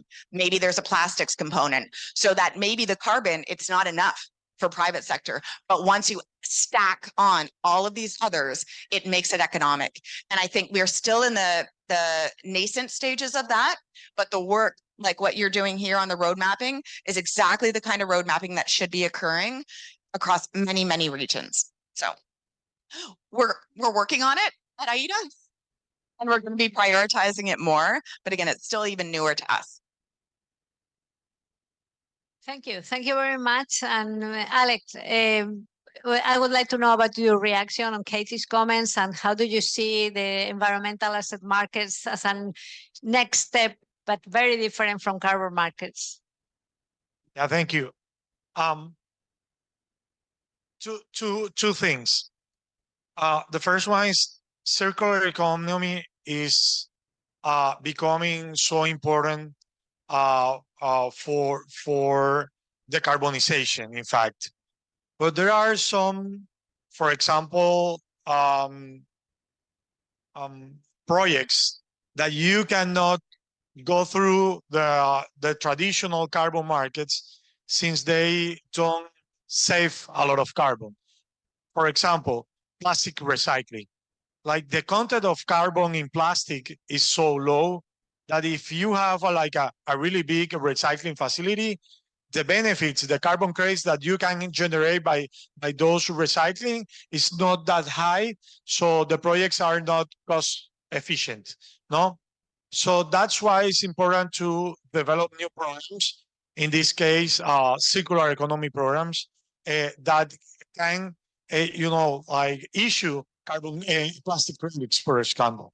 We at Ser Carbono, we recently developed plastic, like a circular economy program, starting with a methodology that will issue plastic credits. So that will enhance all the financing to do all this recycling population, which is really important in the Latin American context, and which don't have the means to improve their capacity to formalize. So we see these kind of assets like plastic crates are a really good opportunity to do a transformation into the recycling capacity of all the region.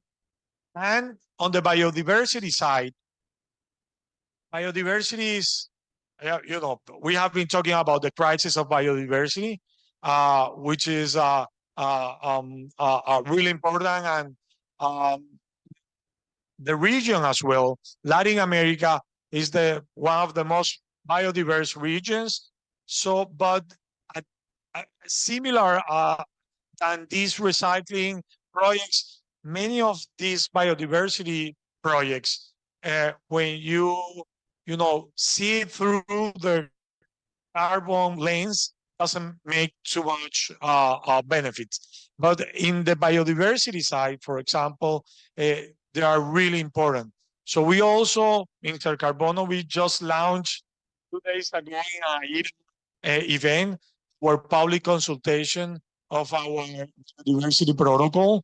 We have a paleo project that is ongoing in Putumayo in the Amazon, in which there is a whole area which they are protecting the jaguar. So it's really important. So we think it has, as Katie said, it's really different than carbon. And there is a challenge on having a unit of biodiversity. Each project is different from the other ones, but we think that we can learn from what has happened in the carbon arena and introduce those learnings into the university. And maybe in 10 years, we will feel like, okay, we made a lot of mistakes, but we learned, no? Which is right, but we have to, we have to try, and that's important. Thank you very much. We fully agreed. We need to work on what we have learned.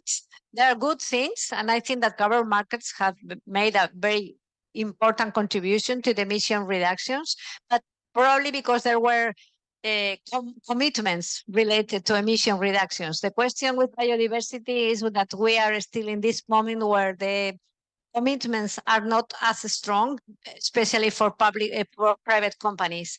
So, but I am very optimistic. I think that we can work together to develop that, and perhaps I will to give the last floor to what do you think about developing markets related with assets, natural capital assets? Thank you for the question. But I just want to rebound on what you've said on, beyond carbon and all the matter of the co-benefit. I think this is something, which is extremely important. And the co-benefit for Africa will be on gender, gender and health.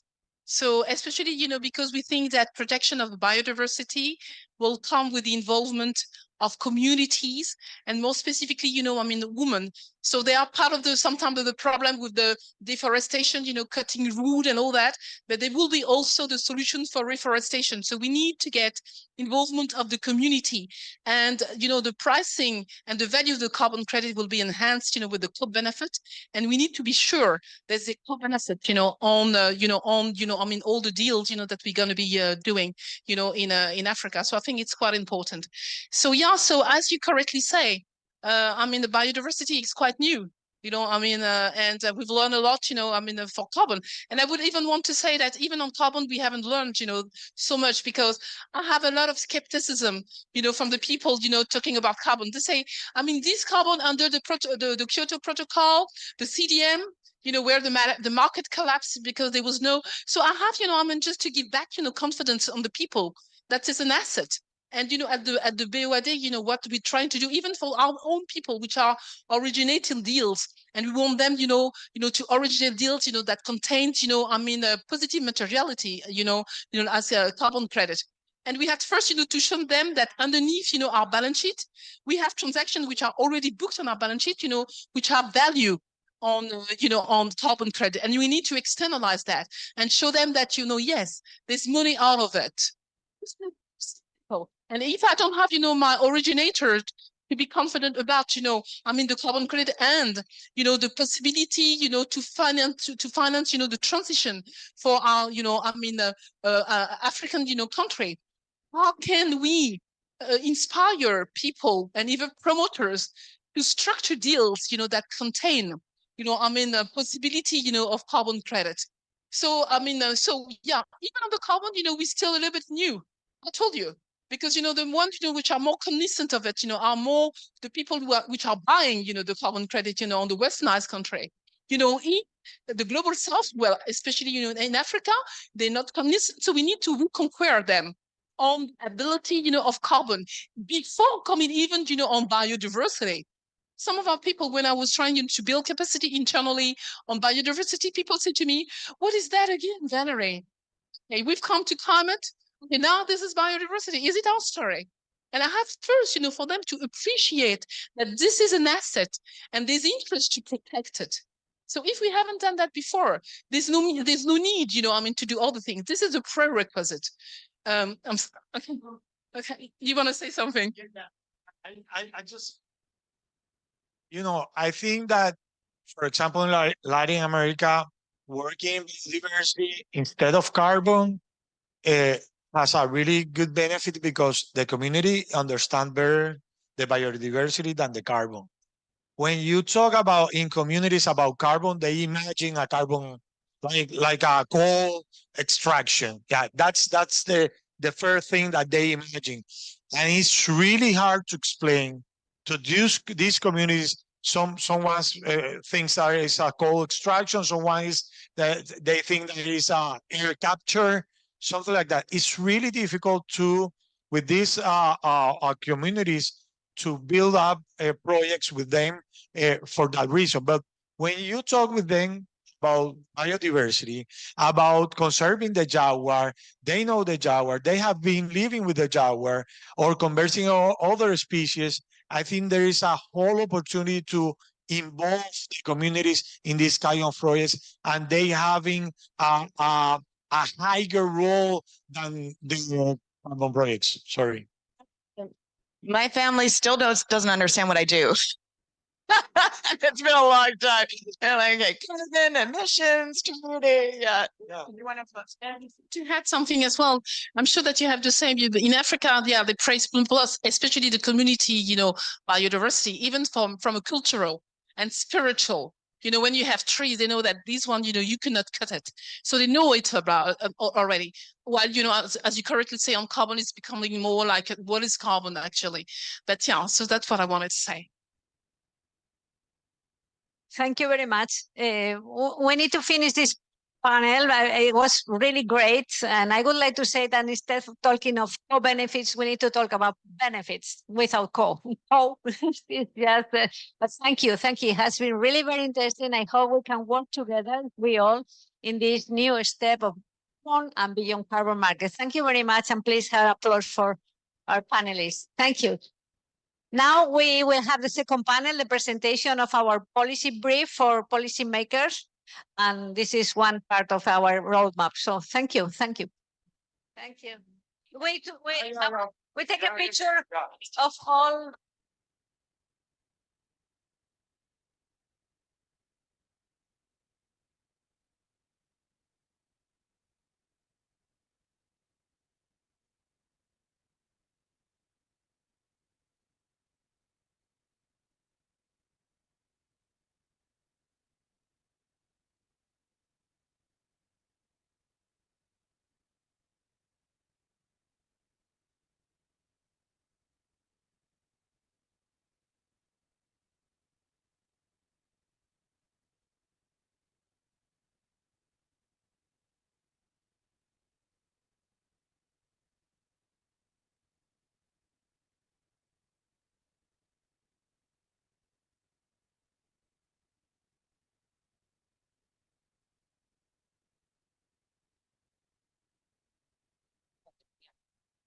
Necesitamos una presentación. Second presentation.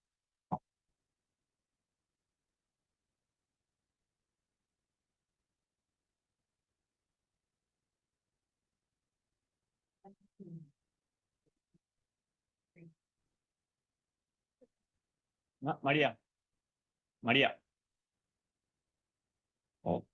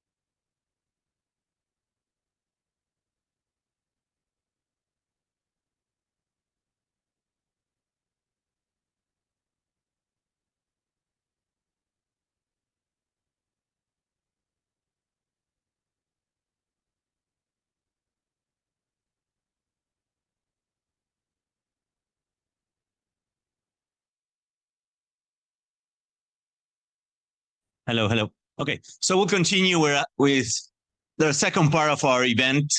Thank you so much for following us online and also here. So as part of a roadmap, as Alicia has indicated,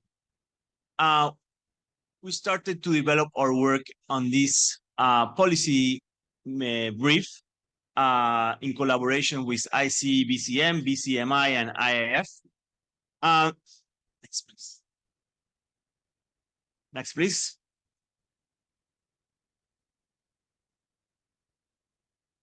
Oh, thank you. So I'm Ignacio Lorenzo, head of Director of Technical Advisory for Climate and Biodiversity at CAF. So what's the reasoning behind this policy brief? Well, first, of course, voluntary carbon markets, VCMs, definitely are an effective tool. They are an opportunity to mobilize finance towards climate action and beyond, as we were discussing in the previous panel. And that is also indeed an opportunity for Latin America and the Caribbean, having so much opportunity in terms of results and benefits.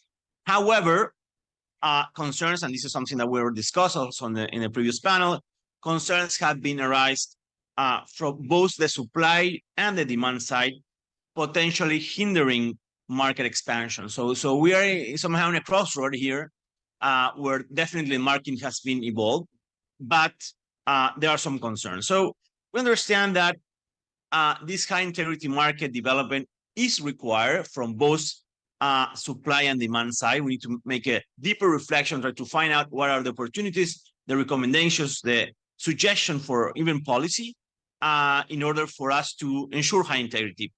And also, we have seen and we have been in a permanent dialogue with our governments in the region, and there is an emerging interest in our governments to better understand markets, to better understand BCMs, and such interest may also help in fostering and even developing the right tools to ensure integrity. So the opportunity for us to work on this policy brief is definitely anchored on this opportunity that we see in terms of climate finance. So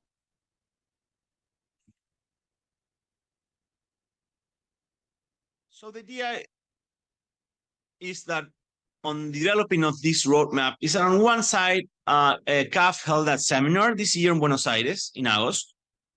We saw relevant partners. There was very large interest from our governments in the region, and the conclusions of the seminar were quite clear. First, governments indeed have an interest in understanding and strategically engage with BCMs, but also in that process engage on further transaction under Article 6 as well. So there is an emerging interest, and actually the seminar in Buenos Aires, which was intended to be a very small, more technical seminar, really got into a big conversation, and there was indeed a huge interest in the region.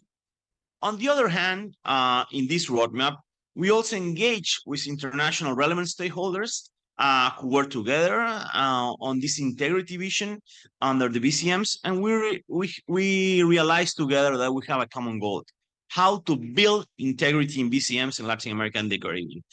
We invited, and we are really honored and happy to collaborate with ICBCM, with BCMI and IAF in developing this policy brief. So the objective, sorry, just one more comment, is that this is well anchored on CAF's main strategy for the region in terms of knowledge transfer, working with our governments to provide exact recommendations, to work in a collaborative way to network, to foster these collaborations, and actually to deliver on the ground, and in particular on the issue of integrity.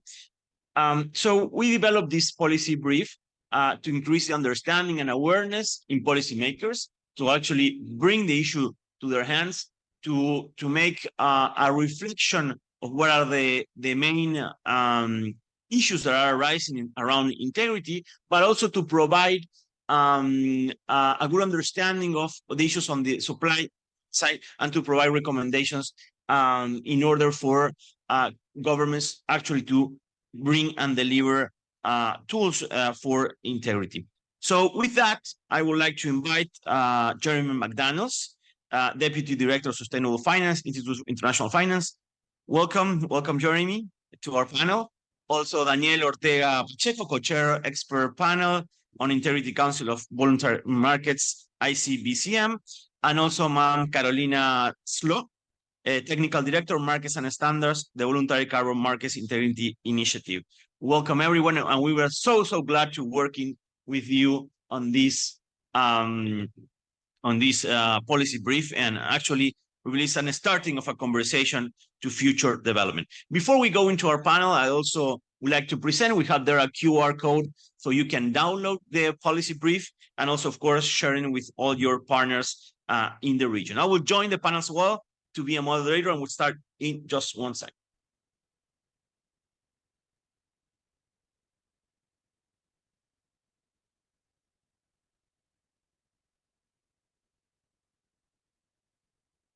Hello, hello. So as was presented, we have a policy brief that works on both supply and demand side. And the idea is that the policy brief first discuss what are the issues arising and then goes to recommendations. In that regard, I would like to ask Jeremy, how can VCMs help channel financing to the global south and also enabling effective climate action as a way to see the opportunities to develop more finance for the region? Go ahead, Fred. Thank you so much. Thanks for the invitation to join this discussion. I would just say on behalf of the IF, it's been a great pleasure to partner with you and also ICVCM and VCMI on this work.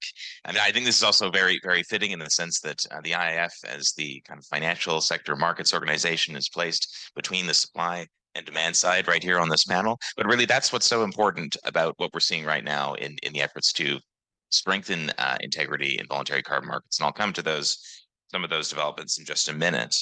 But when we're thinking about the core value add of VCMs in the context of climate finance and emerging markets, is that they're in many cases the channel through which finance would be flowing to projects that would otherwise have a very, very difficult time engaging with capital. So it's probably commonly known that 90% of nature-based solutions urgently needed for climate resilience are in the global south. Many of these wouldn't be viable without the revenue streams from carbon credits. And once these investments are established, that can help build investor confidence in similar types of investments in the region. Of course, for VCMs to make a material contribution towards climate objectives, not only just channeling finance, we need to address this integrity issue. And I think that we've had a few comments on the panel already about some of the issues that we've seen over the course of 2023. And maybe if we take a step back and look at the market data on really what we're seeing in terms of how that's affecting the market. Volumes in 2022 came in at just under 2 billion. That's likely to be lower in 2023. Average credit prices are slightly down. Volumes are down. This could be interpreted as a bit of a stall in response to some of the concerns that are arising around project integrity, some of the developments you've seen over the course of the year. But I think from our perspective, we see this ultimately as necessary and positive. We're sort of having a bit of a shakeout in the market, and ultimately that's a sign that these efforts to strengthen governance integrity are working. Right. In essence, if the ICVCM was established, VCMI was established, and we didn't see any changes really happening in how the kind of core set of protocols were being articulated to the market, one would question whether or not these efforts were really achieving their intended objectives. So maybe just a few comments. Obviously, I'm sure we'll have some great inputs on detail of what ICVCM and VCMI are doing, especially in the region. But maybe just some thoughts from the financial sector on how we see growth accelerating in this market as this integrity process really starts to flow through. First of all, there's a really significant interest from the financial sector to support investments in climate mitigation, adaptation, resilience, but also natural capital, natural assets in emerging economies. This is one of the most key priorities when we're thinking about achieving impact through a net zero and a transition strategy as a financial institution. And it's evident that companies that are purchasing carbon credits and retiring them against objectives are also making a lot of progress on value chain decarbonization as well. So this notion that we're perhaps pursuing carbon markets as a way to offset our way towards a business as usual future is really not being actually reflected in the evidence when we're looking at retirement, innovation, et cetera. Just a few, I think, notable developments over the past few days here. It's evident that there's a huge focus on the role of voluntary markets alongside international formal trading through Article 6. And we've seen a number of really important developments, including partnerships between ICVCM, VCMI, SBTI, the GHG protocol, and also carbon crediting programs, the various gold standards of the world, to really strengthen that alignment and come together through the ICVCM process. So I think I'll just leave it with that. But definitely, I think we're seeing the steps that are needed to really ensure that capital flows to emerging markets for climate investment through carbon markets are going to be reliable, and that will then definitely build investor confidence and help to scale. No, thank you very much, Jeremy. I definitely agree that this shake definitely will allow us to go deeper into the conversation, and the institutions that are sitting here play a key role for that discussion and to developing the right tools and to ensure the market which is needed, and there is an appetite for that. We need to ensure that it goes in the right direction. Ana Carolina, this policy brief also is focused on building high integrity BCMs. Companies are the main users of carbon credits transacted in BCMs and are therefore primarily responsible for ensuring high integrity use. What elements have you seen from the demand side that should companies consider while using carbon credits?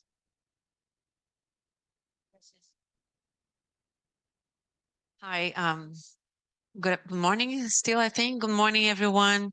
Nice to be here. Thank you so much for the invitation. It has been a pleasure to launch today. We're very proud of what we have done throughout the last few months with CAF, with ICVCM, with IAF.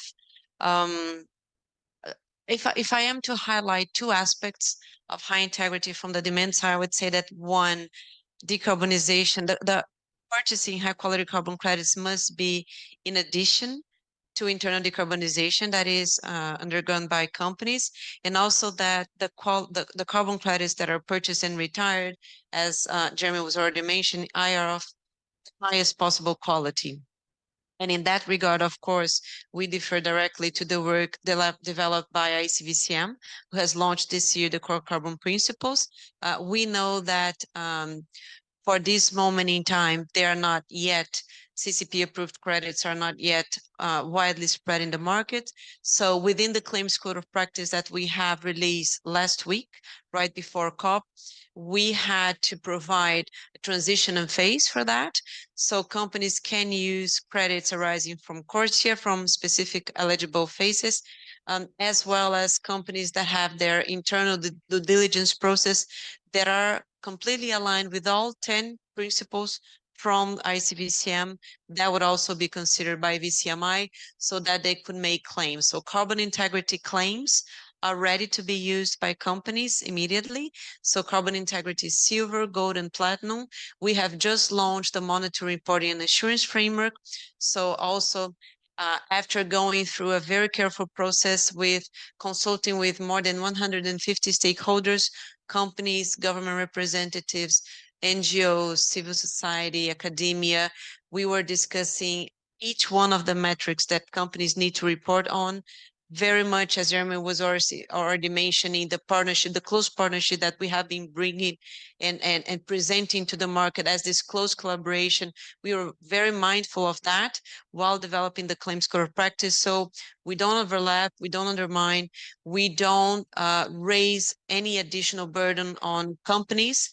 So for instance, for each specific metrics that they have to report on, we already provide them with specific questions from CDP questionnaire if they report to that, and if they choose to do that public disclosure, so that is already accepted. Again, also I think building on has already been discussed. We rely very heavily on public disclosure, which means that we are fostering radical transparency from companies at this moment in time. I think that's also something important when we're talking about integrity from the demand side, that we know what's going on, we understand, we can do the analysis, we have access to the data, not just VCMI, ICVCM, CDP, Greenhouse Gas Protocol, but everyone that wants to engage so that all stakeholders, consumers and investors are confident. This is about building trust and building integrity, end-to-end integrity, and providing that very clearly to the market. Thank you very much, Ana Carolina. And indeed, there's a road already being walked through all the institutions on the demand side, and there is still a space for more developments there. Also on our policy brief, we also take a very deep look on the supply side. There's huge potential, huge opportunities in the region. And in that regard, Daniel, there's already been significant funds going into the region, but we still have way to go for our full potential. What are the main challenges that you see in Latin America and the Caribbean region facing to ensure that consistency in high integrity supply of carbon credits? Thank you very much, Jose, and thank you to CAF for organizing this event. I remember being in Buenos Aires as well. I think it was a great opportunity to understand that we need to come together to understand that we need an ecosystem to deliver on integrity. So BCMI is in charge of providing guidance on how companies can use the credits to ensure demand side delivers on integrity. We will hope that the entire financial infrastructure will come together, right? ICBCM is in charge of providing integrity, at least a threshold of a standard to indicate what integrity means for the supply side. But if there is, of course, a need for credit rating agencies to complement that work using the information that we will generate and hopefully the entire financial infrastructure, right? I like to place what the BCM means. And this is a mechanism that should be fit for purpose, right? The voluntary carbon market is just one additional tool. It should not replace decarbonization by companies. And particularly in the region, it's a tool that can help to mobilize private finance to accelerate that climate action. So when it comes down to deliver on integrity, I think that the role of CAF is of fundamental importance. If it becomes the champions of integrity, it will enable us to work with governments so that they can understand when and how the voluntary carbon market can contribute to the decarbonization strategy or NDC, whether or not it can supply the resources they need to implement one of the sectors or partially some of them. But at the end of the day, that voluntary carbon market is that. It doesn't replace the subsidiary body 6.4 that would facilitate a crediting mechanism under the convention. It doesn't replace the crediting mechanisms that the regions of the country are trying to put together. Brazil is moving on that direction. Other countries are also considering. So what we will hope is that the integrity principles that we have put together framed under the concept of core carbon principles will inform those decisions by governments. And what this policy brief does is that it's for the first time, I would say, in a novel way, puts together the guidance on the demand and the supply.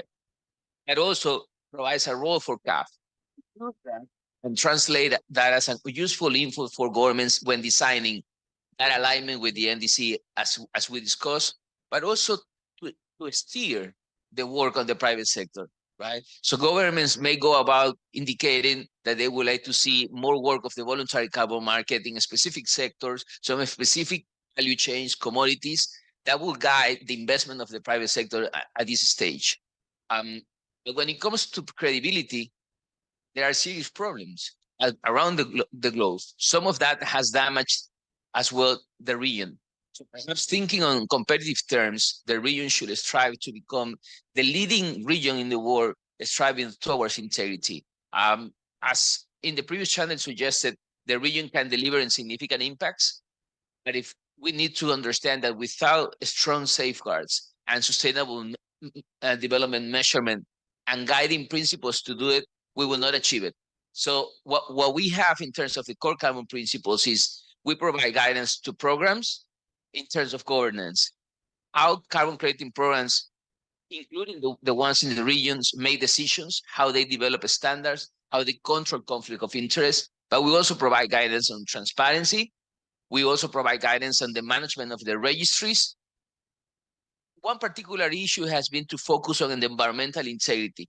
Why we need to focus on environmental integrity? Because we want to ensure that there is full fungibility between the removals and avoided emissions. Why fungibility is important? Because we want to scale up the private finance that I just indicated.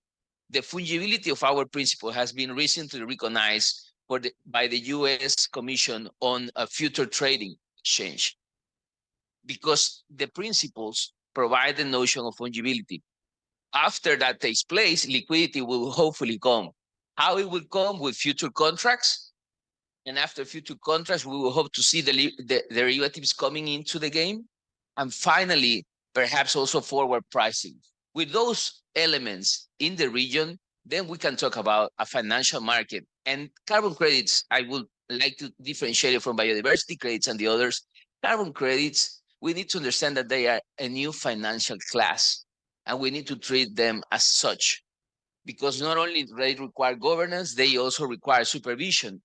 Without supervision from our regular exchange commissions, they will not receive the credibility and the transparency that we want.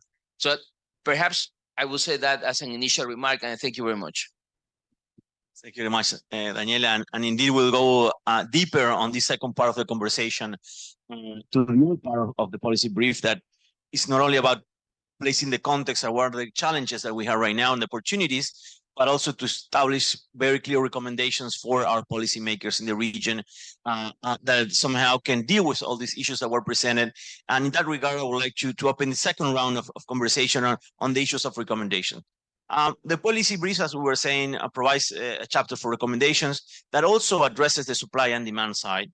On the case of the demand side, we know BCMI is working very hard on that and to build these high integrity BCMs. What recommendations from the policy brief, and also a little deeper on the reflections, will you highlight for policymakers in terms of demand side? Thank you. Thanks for the question. Well, first of all, of course, I would recommend highly that they read the entire document, because I think that's absolutely important. But if you was to choose, I would pick two of them. The first one would be that scaling VCMs requires an interinstitutional and coordinated effort among regulators and market participants during the VCM and policy cycle, so governance can build a robust institutional framework defining roles, the expertise, and the authority of national institutions, as well as defining standardized regulation for carbon credits. I think that's a very important one. And the second one that I would pick would be that whilst companies must take responsibility, as you were saying, for the way in which credits are used, countries on the other side hosting VCMs can also act on demand side to facilitate high integrity use. So they can do that by, one, aligning regulation, corporate sustainability disclosure with guidance on high integrity use of the carbon credits, while at the same time clarifying whether and how authorization for voluntary carbon market activities will be provided. So I think these two are very important ones. From our side, from VCMI, we have also contributed directly through the development of the access strategy that we have also launched this year, and that was an important and integral part of the policy briefing that we have developed alongside ICBCM, CAF, and IAF. So I think that these are issues that highlight the importance of also the interconnection, and this is something a recurrent question that we get. I mean, how do we see the future of VCMs? How do we see that integrating with regulated markets? Is that going to be the end of voluntary carbon markets? Why is that in place anyway? And especially in this year that we have seen so many scrutiny coming up, and that's absolutely welcome that we receive that. In a way, our vision is that voluntary carbon markets was developed almost because of a market failure. A lot of countries don't still have regulated markets. Mine is one of them. I'm from Brazil. So after years of discussion, we're still trying to approve that in Congress right now. So without that in place, companies need to have some sort of guidance from the demand, from the supply side, so that they can actually not only engage, take part in the opportunity, but really embrace the responsibility that they have. They are, they're emitting, so they have to do something about it. They're reducing, emissions are still taking place, even if they're remaining emissions, even if they have met the target, even if they're on the right place, they have a responsibility that they need to face, period. So that's not something that we should move away from. So if in the future, near term, medium term, long term, what we see is more regulated market emerging all over from different countries, I think that's a success. And if that is based on the experience that we're building right now from voluntary carbon markets, because that's not built from air, that's actually built on the experience that we are developing, even better. So we understand that what we're doing right now is robust, it's going to, it's credible, it's going to really set the ground for what we understand for high integrity. And that is also that I think governments can rely on and also provide clarity on. So defining the concepts and leveraging that within their own countries is something that is very important. Thank you very much, Ana Carolina. Very, very interesting reflection. Also coming again to the supply side and this vision of recommendations. Daniel, what are your highlights? What are your key recommendations to the supply side that we'll have on the policy brief? And I fully agree with Ana Carolina. Please read it all. It's very, very quick and very clear, but definitely during the short time that we have today, just to highlight what are your key recommendations from supply side. Thank you. Well, to have a well-functioning market, the demand has to grow. The global demand right now is stagnant. Hopefully it will change due to the efforts that we are conducting all together. The second is the price. There are no currently incentives for the region to really engage in a meaningful way. The prices for Red Plus, which is our largest potential supply, is pretty low. So how can we accommodate that in a region that also has great potential? When we look at the different sectors, government should understand what is the role they can play in the NDCs. So for instance, the potential, mitigation potential beyond forest, that is on other land uses like agriculture, is pretty large, but the transaction cost will be very high. So the role of governments could be, on the one hand, on aggregation, how they can facilitate that farmers can aggregate themselves, so that the cost of production of the credit, it gets reduced. It gets easier for the project developers to go around providing the service. The sector is, again, targeting what are the critical sectors that they would like to see this happening, whether they would like to see the VCMs being authorized for Article 6 purposes, going to other jurisdictions, which set of credits they would like to see staying at home to contribute with their own delivery targets, and for private investments to come into play and perhaps accelerating that climate action. Those are decisions that countries have to take. But for those decisions to be robust, they need capacities. In many of the public sector in our country, it's either Minister of Finance, Environment, of Agriculture, just using the example I indicated, there are no sufficient tools at this point of time. So then it comes what the multilateral system can do about it. And perhaps CAF can be instrumental to provide technical assistance, which is your area of expertise, to governments so they can make the right decisions and create the institutional environment that is needed for the supply to grow. On the other hand, we need to understand that governments are not only regulators, they can be facilitators, but they can also be implementers. National governments, they can partner, public-private partnerships, to facilitate the uptake in the different sectors so that they can engage. But again, it has to do with the overall view in the country. What is a national strategy to mobilize climate finance? What is the role that is expected from the VCMs? How can we expect that that is reliable, predictable, as Alicia indicated previously? Thank you. Thank you, Daniel, for an agreement. There's a vision from governments on how to address and organize all the whole climate policy instruments, and definitely a space for capacity building in the region, and all of these instruments. And happy we are currently engaging as CAF in many supports that are required by governments. They say we want to develop our markets, we want to develop our tools. Please help us, and we are doing that, and we're also doing that in the context of the work that we're doing with you on this policy brief and the roadmap that we presented. Just for ending this second round of questions and conversation, Jeremy, there's also an overarching view of institutional arrangements and institutional strengthening, both at domestic and international level, that needs to be fostered. So how do you see that as well in terms of key recommendations? Thanks so much. Well, I think a lot of the comments just in this round speak to some of these questions around roles and responsibilities at the domestic level. But I think what I would add is there's been a lot of focus on regulation of the kind of transaction element of carbon. It's a focus on securities regulation. We've just seen a new IOSCO consultation report on good practices for securities regulators, engagements in voluntary carbon markets. ICVCM is obviously engaged very closely with IOSCO. And I think this is a very, very important development to ensure that securities regulators kind of have a framework through which they can understand how carbon can be treated as an asset. We've just seen also the US CFTC coming forth with a new piece on derivatives in carbon markets. Obviously, this is very early stage development there, but over time, that sort of regulatory infrastructure is going to be needed to help ensure that forward curves can develop, et cetera.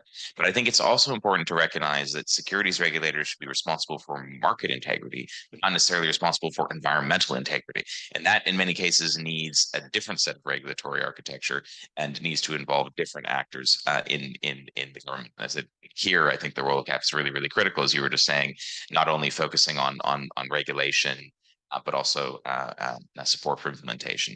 I think at the domestic level, obviously, where possible, it would be beneficial to be reflecting both the global standards of the ICVCM and BCMI in national frameworks. When you're thinking about the international elements of this discussion, obviously, Article 6 trading and relationship to voluntary carbon markets at national level is emerging as a very important question. And I think we're actually starting to see some of those issues work through. Obviously, last month, one of the first instances of a corresponding adjustment between the country and an entity, private sector entity. And so in many cases, there's going to be just sort of a process of becoming comfortable with the mechanisms, ensuring that there's clarity around the kind of differentiation relationships of those markets. But definitely, where possible, trying to kind of bring these together. But I would just end on one final note, which goes to some of your comments, which is, I think ultimately voluntary carbon markets should be seen as a transitional tool. But there is a chance that for one reason or another, we don't see that acceleration. We don't see that scaling of national level schemes that really enables Article 6.2 and Article 6.4 to function as intended, because that ultimately is reliant on basically strong national regulated markets. So it may be the case that this transitional period takes a long time to work through, and we don't really have time to wait. We need these mechanisms to function effectively with integrity to deliver the flows of finance needed. Thank you so much, Jeremy. And that also comes for our conversation in Buenos Aires, that there was indeed a huge appetite from governments to better understand markets, not only in the context of BCMs, but also what expected from the Article 6 developments. And I fully agree that the role that we can see right now in BCMs, and in particular, this issue of integrity arising and the way that we frame ourselves in the region to foster that integrity definitely can play a huge role in delivering finance and results today, but also paving the way for the development as a larger market when the rules being finalized at the international level.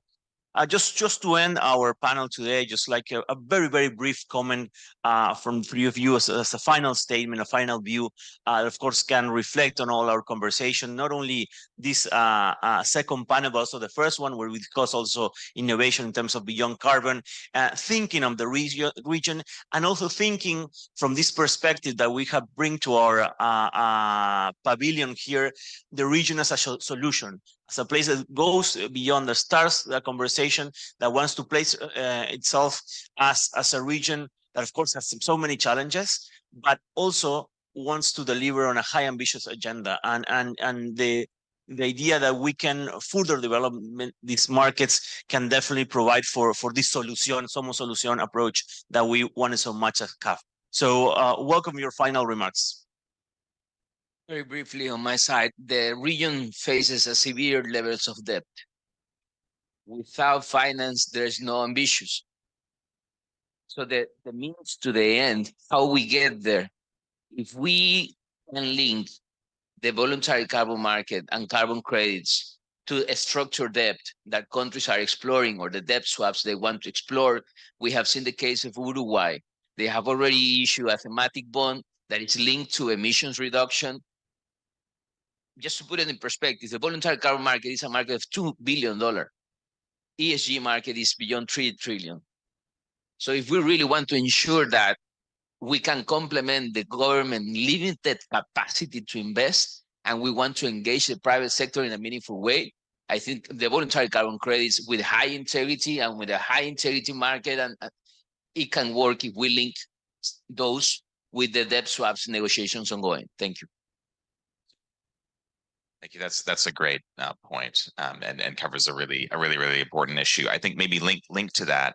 I mean, the single most important thing for investor confidence when you're thinking about the transition is a clear set of policies that have enough sectoral granularity and are clearly time bound to give a view, not necessarily the final word, but a clear view on what the transition of sectors in a given jurisdiction is going to look like. This is what's needed for financial institutions to kind of integrate this with their own strategies, and also will give the confidence needed to both unlock an expansion of sustainability-linked sovereign debt instruments, just as you were mentioning, but also enable investments, direct investments in firms and infrastructure in the context of this broader framework. So I would say clear, consistent policies that are time-bound, have sectoral level granularity is going to be really important.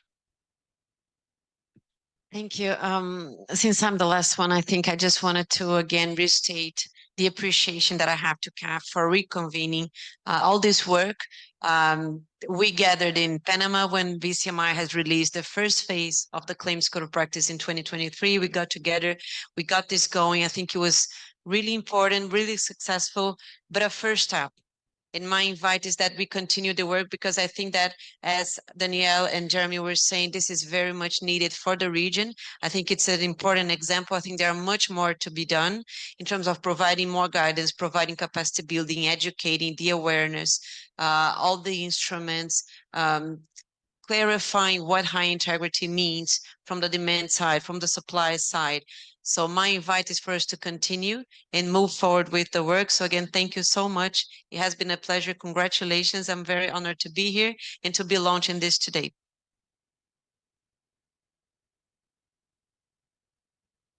Thank you so much, Ana Carolina, for your final remarks, and all the three of you. I believe it has been a very interesting conversation. Of course, it's just, as a Carolina place, an initial conversation that we need to go further. We need to keep on this collaboration, which is essential for our market development.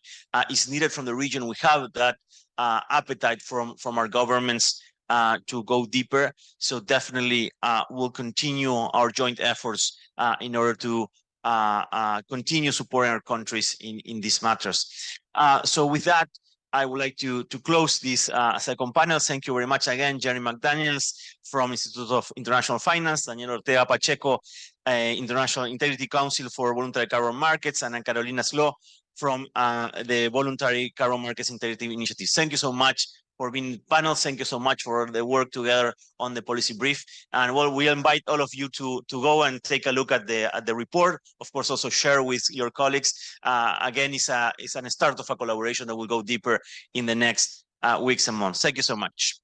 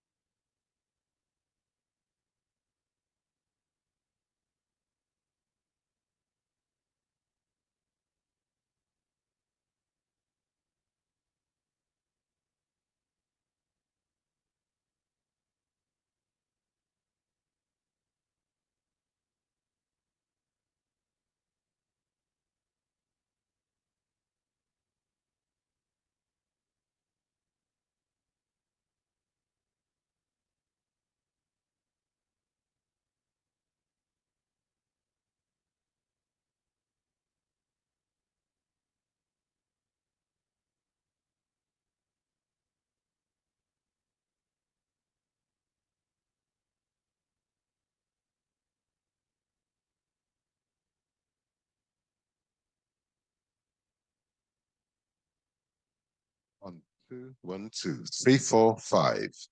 1, 2, 3, 4, 5.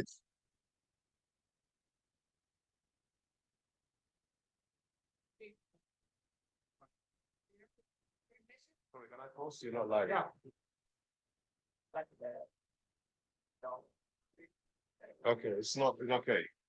It's okay. Yeah. Hello, one, here. Stop quickly. Stop quickly. Hello, 2, 3, 4, 5, 6, 7, 8. It's good. Yeah. Hello.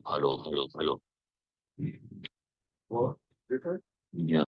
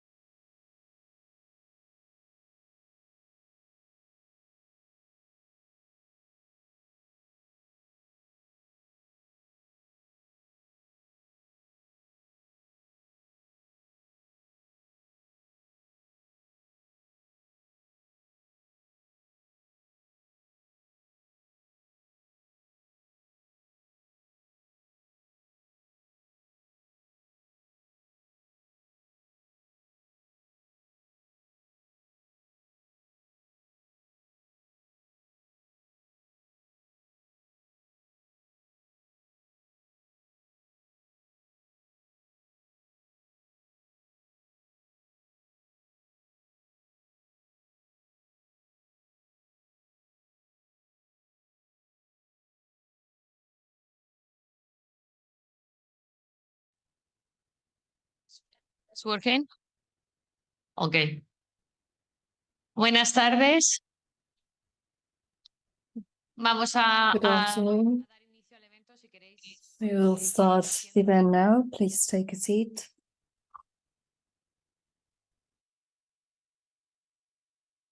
No. Listo. Bueno, buenas tardes a todos y muchas gracias por acompañarnos en Good este. afternoon, everyone, and thank you for being present in this event. We are green financing, we are solution.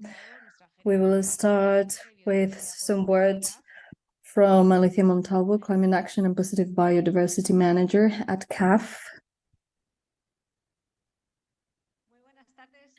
Good afternoon, everyone. Welcome. For those who are here for the first time, this is our solution pavilion. We are the solution region. This is our motto. We are solution. It is the first time that we have such a pavilion at a COP, and CAF is happy to sponsor it. And we're going to address one of the key aspects of COP, and it is funding. We are part of such architecture, and CAF wishes to work with allies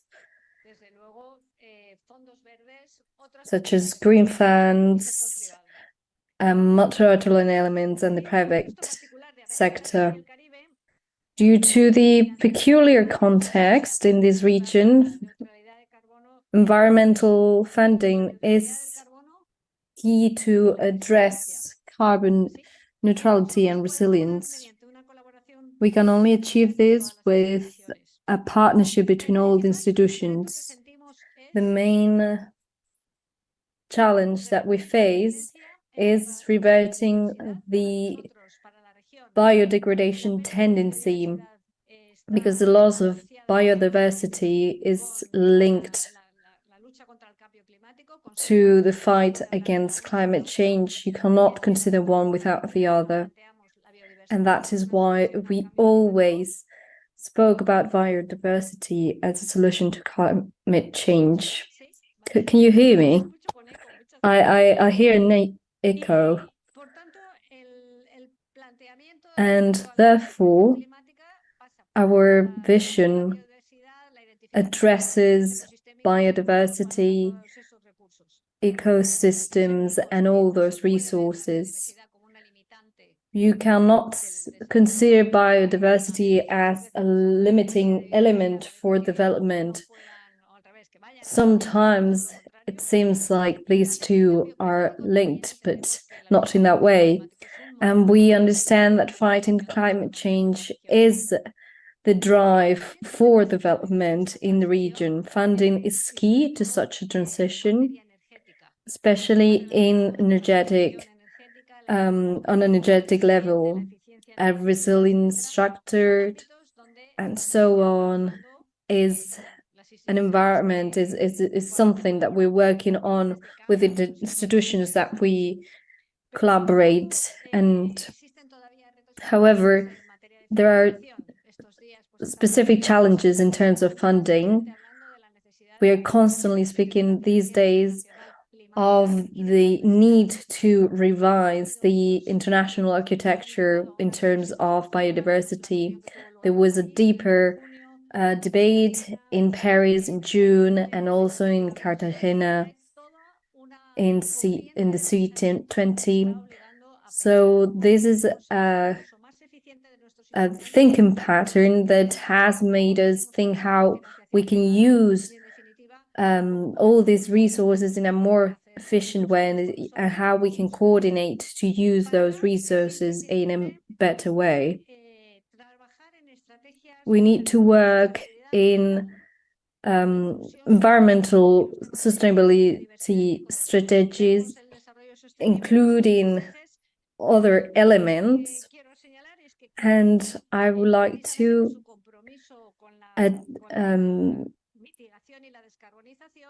highlight that CAF, in this commitment, has recently announced that it will adhere the Paris Agreement. We announced it last June, and we are working on a methodology to make this possible, and we will be allies from 2026 on. This is very important considering investment traction, and the work with allies also requires high standards, commitments, and we have decided that 40% of our funding in 2026 is addressed to these projects, but this requires more portfolio diversification and working with allies, applying more rigorous standards, considering private funding. What we're doing is that we are working together with the countries on technical cooperation, loans, both for the private and public sector. And what we aim is at achieving that our portfolio includes this environmental aspect, and having operations that are strictly linked with climate change and biodiversity. Now, I would like to announce our funding commitment for the resilience and adaptation of $15 million, and we want these resources to catalyze other institutions' funds to be more efficient. This is an important commitment, especially within the framework of this COP, where a lot has been said about adaptation, and therefore I would like to celebrate the fact that we are holding this conversation with elements from the private sector, so that we can all create a financial architecture more adapted to these countries. So I think Jose Maria is going to facilitate the next panel. So thank you very much. Thank you very much. Now we will give the floor to Diego Mesa, Deputy Head of Climate Policy Division of the IMF.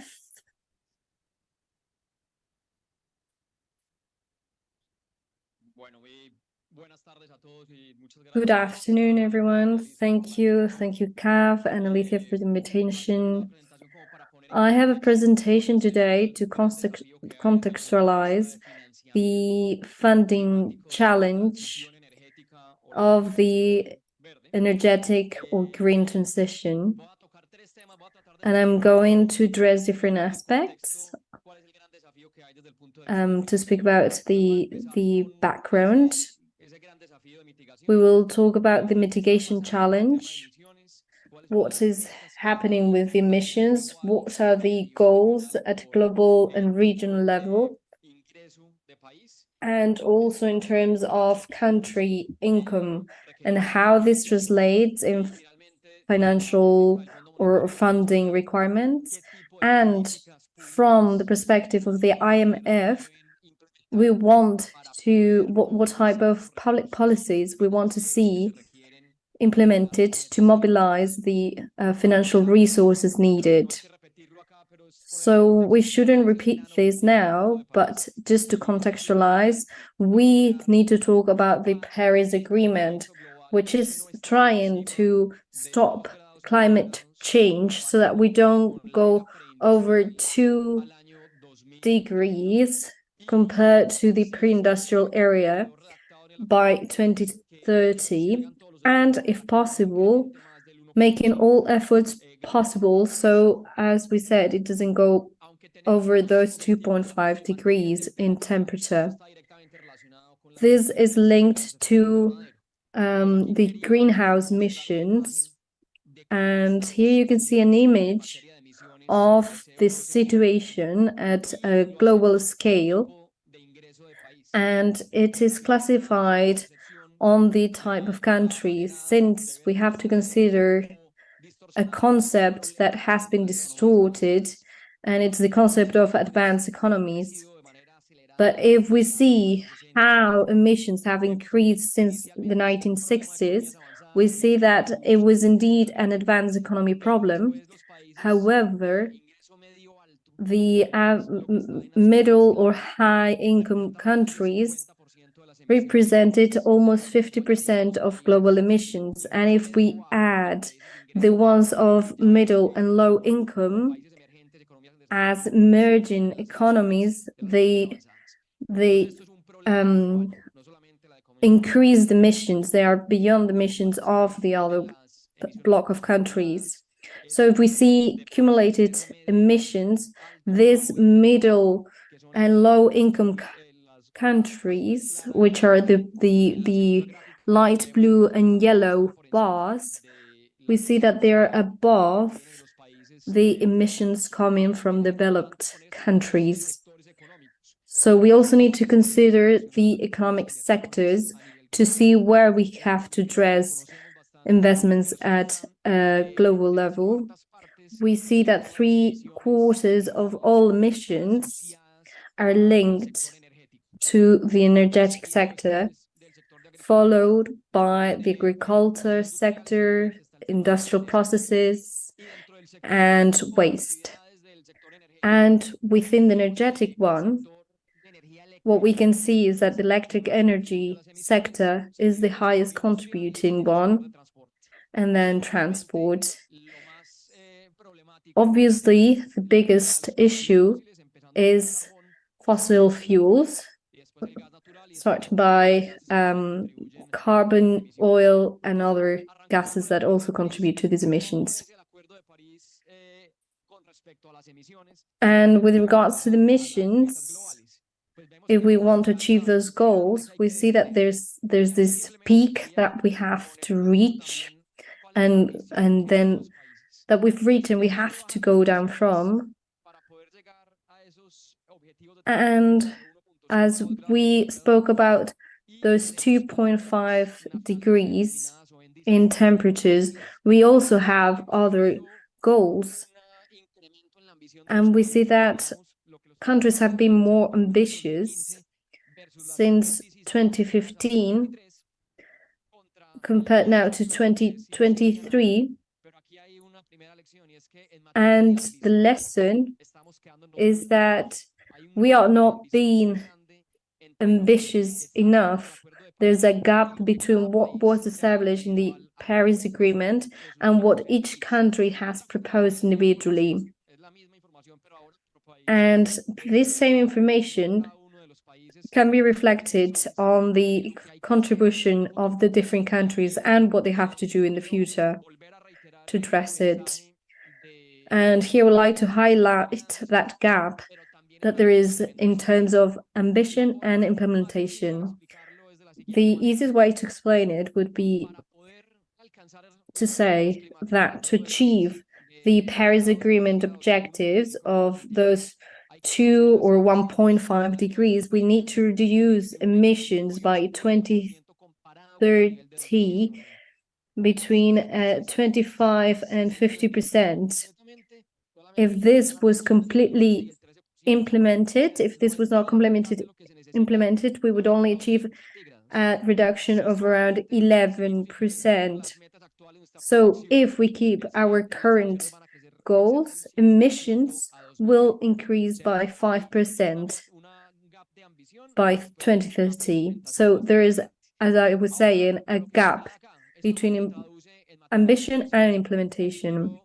And how does this translate into the emerging markets and developing economies, and specifically in Latin America and the Caribbean? I will share all the information. It is from the documents we've been publishing over the year. We need to multiply by 4 or 7 investments by 2020 compared to what we did last year, especially in terms of electricity and energy, new technologies and other sectors. So we see that the biggest effort is on advanced economies that have to multiply by 10 the current investments, and then the remaining economies will have to do it between 3 and 4 times. This translates from less than $3 trillion in 2022 to 5 trillion per year from 2030. And something that is very simple that we haven't achieved yet is that investments in renewable energy should be bigger than the ones in fossil fuels. And now we see it in this ratio that is 1 to 1. So for each dollar in one, there's a dollar invested in renewable energies. And then in the emerging markets, we see that we are far from that ratio. And if we exclude China, we're even further. It's about 1/3 investment in renewable energies. In terms of investment, we have to consider investing like 300,000 to $2 trillion, which is the investment that we need. As I was saying, it should increase to 2 trillion, by 2 trillion. So the 3% is what is invested today in clean energies, and it has to go up by 10%. And something that I hope we delve into in this panel, the investment should come from the private investment, which contributes near 40% of investments in clean and renewable energies. And it is around 80% if we include China, that just messes with our figures because they have way more public investment than other emerging economies. And to put an end to this presentation, the IMF has focused on recommending public policies in financial terms to help governments mobilize funding also from the private sector to the environmental aspect. And with our modulation, our modulation brings us to the Paris Agreement again. We have 2 different types of policies that have been applied to economy in general or sectorial policies. And then we have to consider how efficient these policies are, also from the administrative point of view, whether governments can administrate it, and if they can do it in the different sectors: energy, transport, industry, agriculture. And something that is key is whether it is feasible on a political level, from the political economical level. The conclusion is that the solution for climate change should be to establish an adequate pricing on carbon taxes through carbon taxes, or an exchange system such as the one of the European Union. But this is a very complex mechanism to implement. And there's an additional problem, that is that we're not taxing carbon, but we are subsidizing fossil fuels.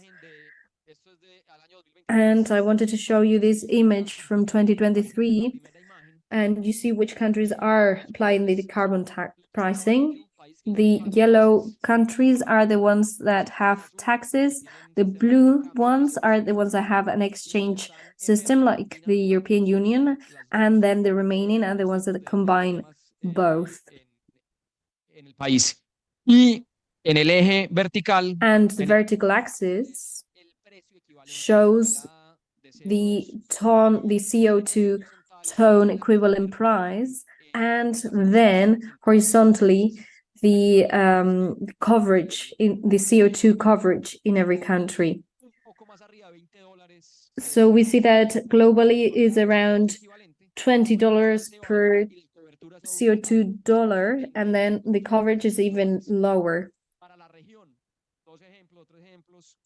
And then there are other representative examples, which is the highest pricing in the world, around $160, but it has a very low coverage, around 20% of emissions in that country. And then Argentina, Colombia, Chile, with a higher coverage, but with a very low price, around $5 per ton. This shows, the red point shows that to comply with these 2 degrees, there should be a global levy tax that's higher. And then we see what's happening with these subsidies, and the numbers are very recent. Around 15% of the consumption of fossil fuel has a subsidy. So it is below the extraction price.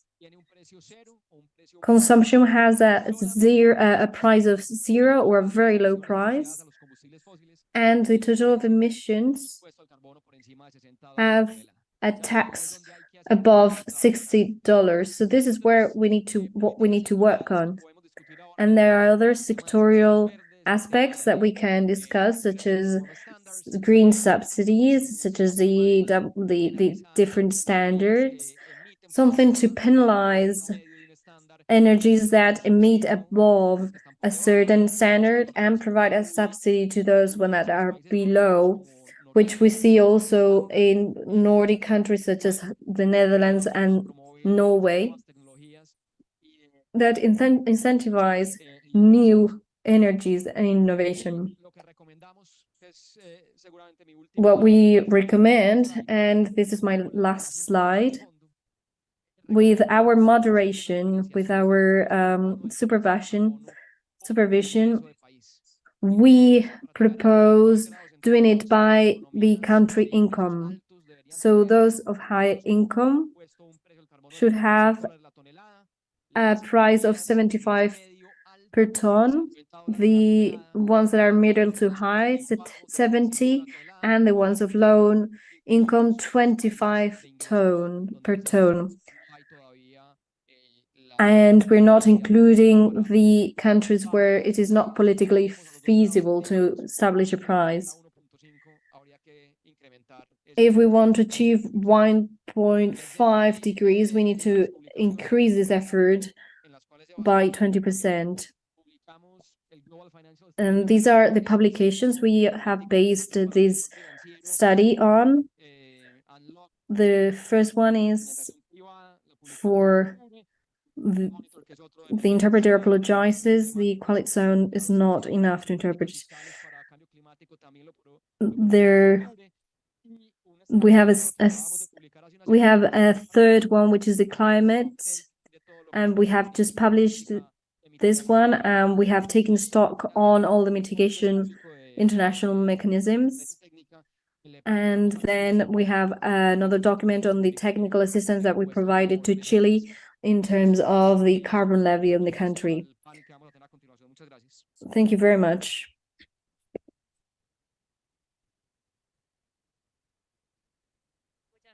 Muchas gracias, Diego. A continuación, agradecemos. Thanks very much, Diego. We are very grateful to have Camila Fuente from the Green Climate Fund.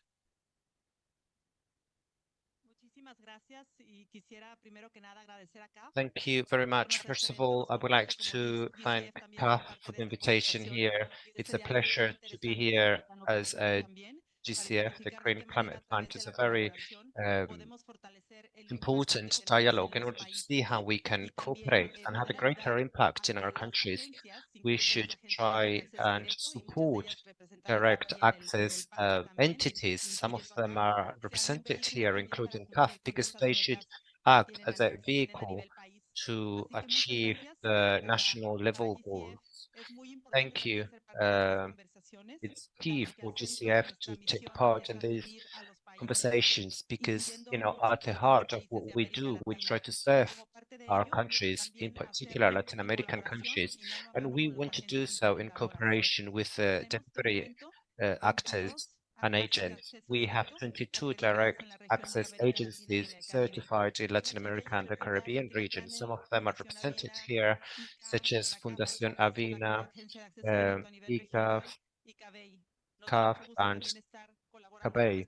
It's a pleasure to collaborate with our partners and jointly identify how we can go beyond what we do at the moment. We should also strengthen our presence and collaboration with other funds.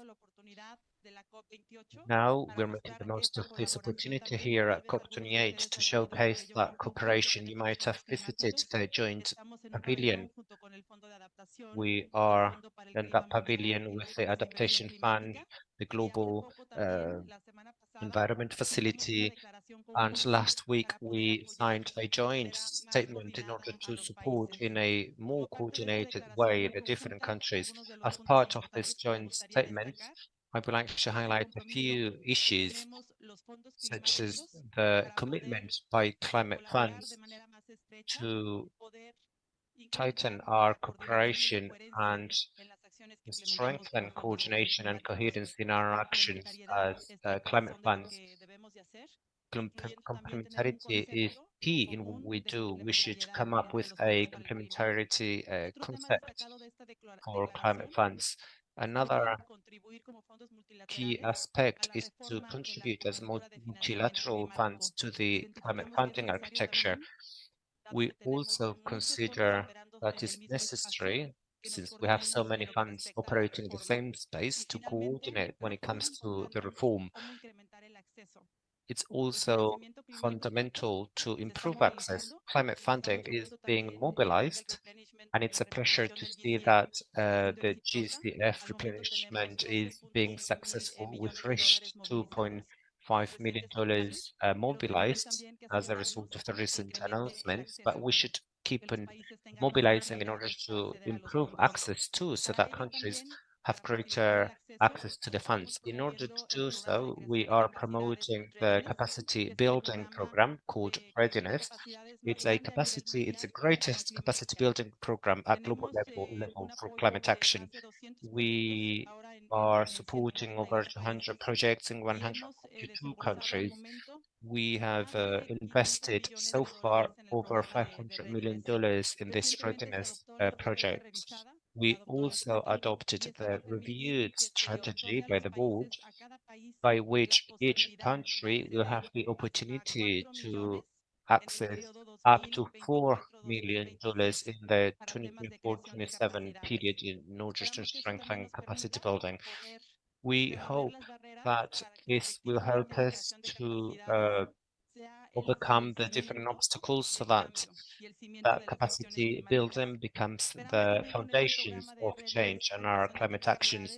With this readiness program for capacity building, we try to contribute at institutional level to strengthen the country's national institutions to fight against climate change and also work on adaptation and mitigation programs to fund the GCF and other funds as well. That's why it's important to work through the basis of complementarity at national and international level.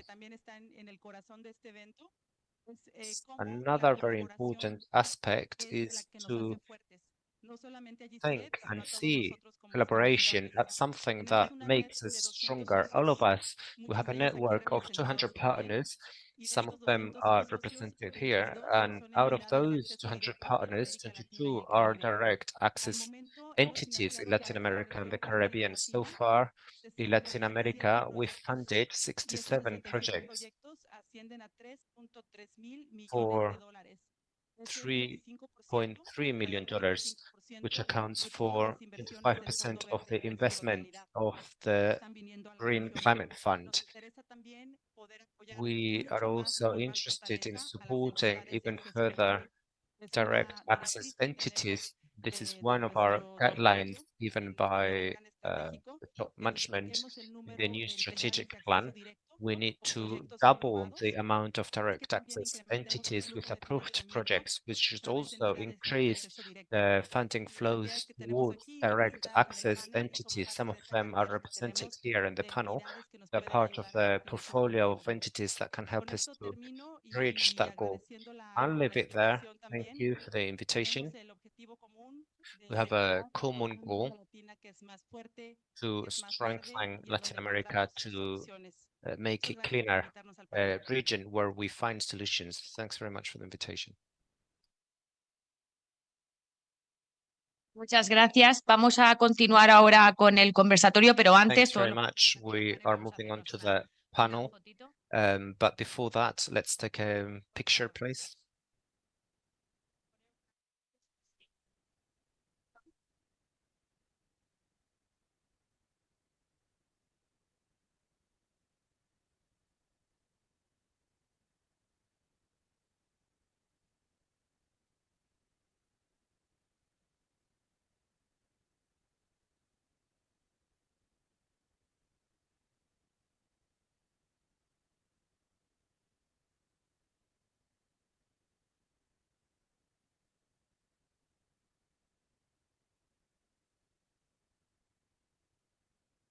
Bueno, vamos a continuar ahora con el conversatorio Financiación Innovadora para el We're going to kickstart the panel. We're going to talk about green funding for Latin America and the Caribbean. It will be facilitated by Alicia Montalvo. We will also have Maria Gabriela Garcia from International Cooperation and External Funding, Mr. Kowski, manager in the International Institute for Agriculture, for Cooperation in Agriculture. We also have a representative for Fundación Avina, and Mr. Hector Morales, Managing Director and Chairman Latin America of Macquarie Capital. Thanks very much. Thank you to the keynote speakers. We now want to start a dialogue. We have some of the direct access entities here that we've been working with and struggling, I was going to say. Well, we cooperate, we discuss a lot, and the main thing is that we have a great network of friends out there, to say, who work in climate action. We have different hats serving different institutions, but always towards a common goal, which is raising more funding for climate action. It's a pleasure to have you here. Thank you. We also have Hector Morales representing Macquarie Capital from the private sector, and he's going to share his vision of how we can together mobilize this funding. First question, a general one, to the different institutions in charge of direct access. How do you think we could improve or work on mobilizing resources with green funding so that it becomes more effective? What are the challenges we face to better operate? With this event, we wanted to think about how these funds help us in our operation as accredited agencies. It's very important to raise the standards, which is what we are after, the institutions and the funds, because that will benefit the different measures and actions that we fund. Gabriela? También por CAF por esta invitación. De verdad que Thanks very somos. much. Thank you, CAF, for the invitation. We are siblings in the region. We are working in Central America in climate change issues. We are mobilizing 1.5 billion in the fight against climate change, and we already heard this. We want to strengthen the capacity of our governments and ourselves as entities that work on climate change. So what have we done as CABE, the Central American Bank for Economic Integration? So we've partnered with Green Climate Fund, IFP, and other institutions that help us to become stronger and also support other countries that they can work on climate change projects that are solid and robust so that we can prioritize green and climate funds. So we're working with robust projects so that we can leverage their impact. So at Central American level, one of the main challenges. We also have other challenges, such as government transitions. Sometimes we build capacity with the governments when it comes to climate actions. We come up with public policies, and then there is a government transition, and that make us regress. So we need to try and avoid this mismatch. So we progress with the project, and then there is a new government, and yeah, that mismatch is a very important issue we have to work on. Thanks very much. Very clear how we need to look forward. I would now like to give the floor to Paula. The interpreter apologizes, the sound quality is very bad. So what are our challenges? Well, thanks very much and congratulations for this space. It's key to strengthen ourselves as a community in order to mobilize funding and to unblock this funding so that it reaches the region. When it comes to our challenges, I would also like to mention capacity building at institutional level so that they can have access to funding, but also in terms of the development of bankable and scalable projects that can change the region's paradigm. One of the main opportunities we have in Latin America is the change in the use of soil and land to a more regenerative use. We are a very diverse region with a great capacity, but we've been very much impacted by climate change. We have a high poverty index, food safety challenges. So we need to turn this crisis around in a region that can develop innovative projects with a regenerative use of the land whilst we work on food safety and social security in Latin America. But there is a great gap when moving from concept notes to projects. So we need to create bankable projects with a very strong climate perspective.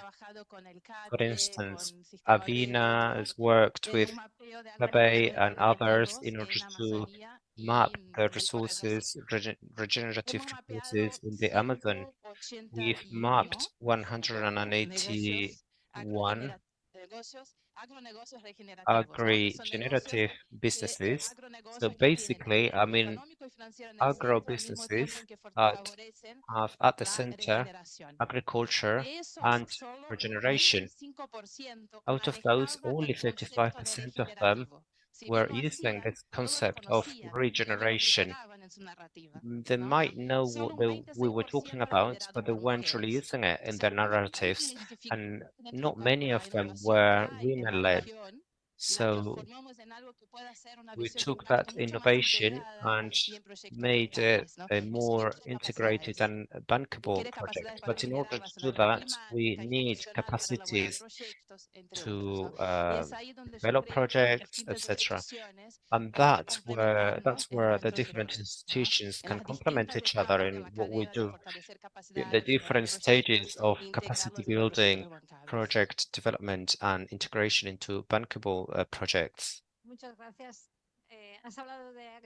Thanks very much. We've spoken about regenerative agriculture, and I think that you have a lot to say here. Do you agree with Paula when it comes to regeneration? No, muchas gracias y muchísimas gracias a CAF por Yes, facilitar este thanks espacio. very Lo much, and aprecio thank mucho you, poder CAF, coordinar for siempre y tener el facilitating this apoyo space. Thank que you for tenemos the entre los reyes coordination de and la the región support para avanzar uh, juntos. in the regions that we can Creo que advance together. hay dos desafíos. Bueno, yo hablo por el ICA y hablando del sector agropecuario y Speaking los on sistemas behalf of agroalimentarios, hay dos claves, ¿no? O sea, primero es IECA, hacer the llegar Inter-American el Institute for financiamiento al Cooperation sector. and El Agriculture, Fondo and we have Financiero several Climático de los challenges. sistemas agroalimentarios First, we need recibieron to take that funding 4.3% to el the año region. pasado, We received 28.5 millones, y los 28.5 million in the sector agricultores in de terms of pequeña funding, escala and recibieron uh, 0.8% smallholders, de 5.000 farmers millones. received Entonces no están llegando a las low cantidades de percentage financiamiento que of that tienen que amount. llegar hacia So el sector para the resolver el percentage problema. of Se estima funding that que should reach recibiremos the entre sector 7 is y 45 veces not más. enough. We Entonces la need escala between de 7 los and recursos siendo 45 times canalizados al sector, more. y hablo de los We financieros, pero consider también the resources mobilized by the sector los in apoyos terms of técnicos, los recursos técnicos no están financial al nivel que tiene que estar. El resources segundo, and tenemos que technical asegurarse que son support. bien You know, it's not dirigidos, at the que level es that it financiamiento should de be. calidad que responde a las We necesidades, also que need dependiendo del tipo de good instrumento, el quality nivel de funding Latinoamérica y el Caribe, la mitad es deuda y la mitad es estos in Latin grants. America and the Caribbean. Half of Y the los plazos, instruments porque cada are sector in agropecuario es the lento, form of ¿no? Y debt estamos and hablando de grants. 16 And you know, it's a slow 16 sector. millones de pequeños We're productores en la talking región. about Realmente eso 16 toma million paciencia y tenemos que smallholders hacer llegar in el the financiamiento region. a nivel local. And, Y you esas know, son las brechas we por need los to be temas patient. estructurales de cómo So there are funciona mucho some de este structural financiamiento, más que gaps toda escala, when it que comes to the existen. Y tenemos que functioning of generar this esa funding. articulación We need institucional to para poder create bajar a that nivel de institutional campo. articulation Tenemos in que order también ser to un poco más have creativos en el a sector de ver esos otros instrumentos. greater El impact agro es on un the sector ground. The inherently bancable, business is pero a cuando hablamos cómo inherently diseñar bankable proyectos bancables business. However, when we speak about how to que create contribuyen bankable projects that a las metas de contribute política pública, to eso the para mí public hay una policy gran goals, brecha y no then there is a massive gap there. tenemos que desarrollar las capacidades en el sector So we público need de ver su to rol en build desarrollar los proyectos capacities in the public bancables, porque no sector son so that they can sujetos de develop their equity own bankable necesariamente projects.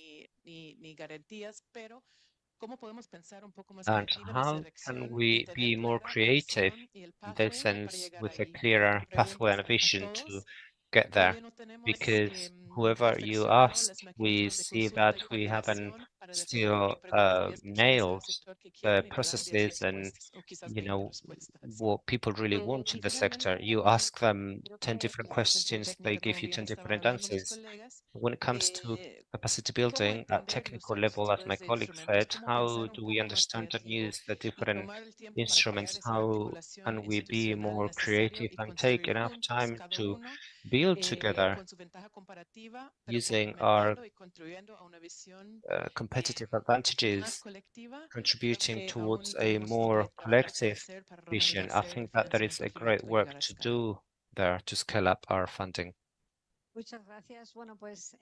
Toca un poco darnos la otra mirada, ¿no? Well, you have to provide a different perspective, the one of private investment.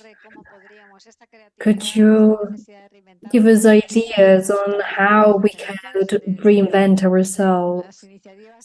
How sometimes private is more creative. So, thank you. Yes. Could you please give us your opinion? Alicia, thank you very much. Firstly, I would like to thank CAF for providing this space, and I also would like to thank you for the opportunity of being here in this panel. And something that more people have mentioned, this is a huge challenge that everyone has to participate in. And the question is, how can we collaborate? How can we coordinate efforts? It's a bankability aspect, of course, is the way of mentioning that risk. But in order to contextualize, we are an Australian financing group that operates all across the world in more than 30 markets. We are specialists in energy and infrastructure, and especially renewable energy. And we have a portfolio of 600,000 million dollars, and we are operating 60 billion of renewable energy. So we are very strong in that aspect. And our CEO said that we need to lead these efforts. And she has been recognized as one of the 100 people leading this. So we know that this is part of the company's strategy. With regard to Latin America, as Dio has mentioned, we have great challenges and great opportunities. And what are we looking for when we consider an investment? Obviously, market stability. And this implies also the type of government that it has. It does depend on the government, unfortunately, if there are governmental transitions, if there's consistency.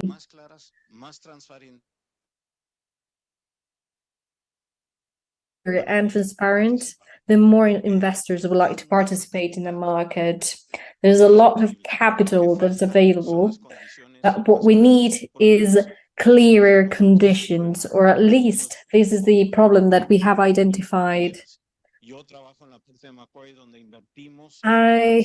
In my career, we invest balance. So we look for projects with a development element to test a concept, because that way we know whether we can collaborate with funds and with multilateral entities.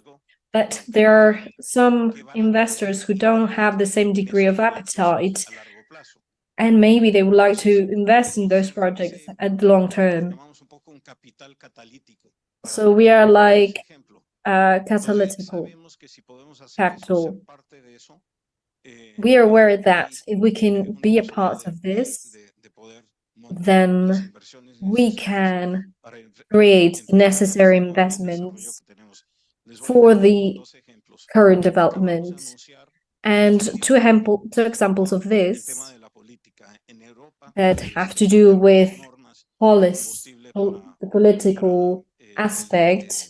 In Europe, the regulations for the Navy sector changed.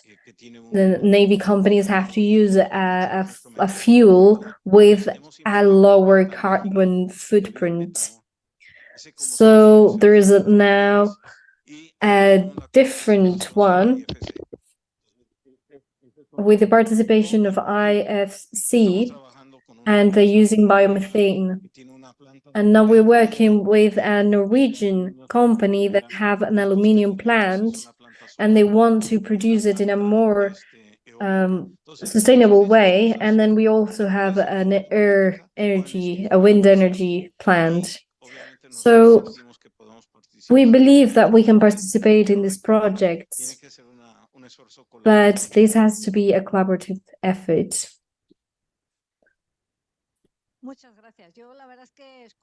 Thank you. Well, after having listened to all of you, the CAF feels very reflected on these challenges.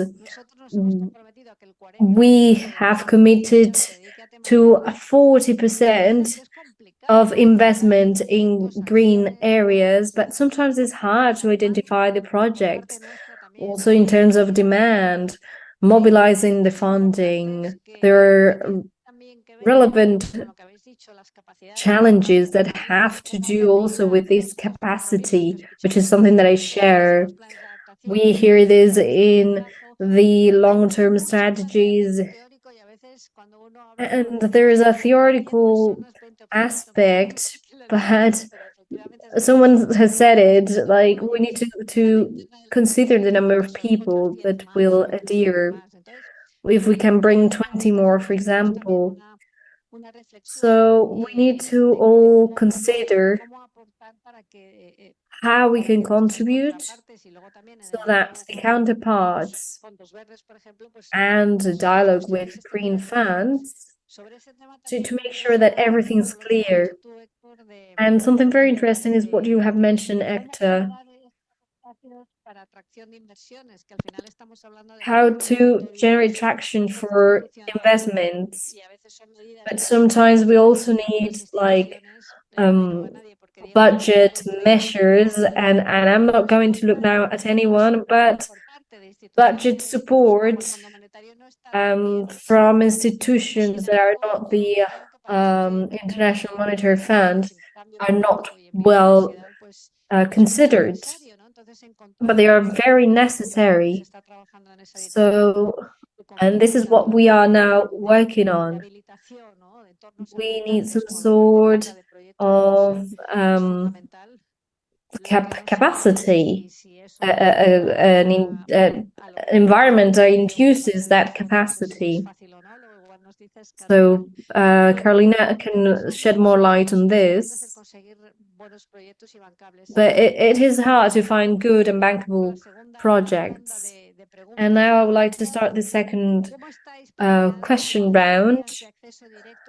As direct access agencies, what are your priorities? For example, coming here, listening to other visions.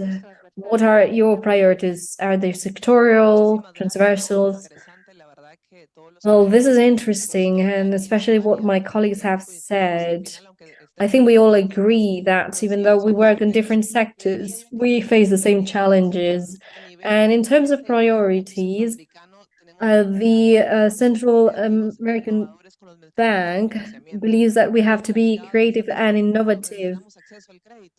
We spoke about access to credit. Well, let's look for guarantees. Let's see how we can access climate financing. And we have to be innovative. We have to propose the governments and the private sector mechanisms that they can adhere to. And these leads to financing policies that we have to design in our countries. It's not just an order, the order that you receive. These are priorities. We have to give guidance to the countries. The bank has to propose how to address this new world. It's not just financing, it's not just emergence. No, we need to align with the financing policies of the relevant countries and be innovative with the financial mechanisms.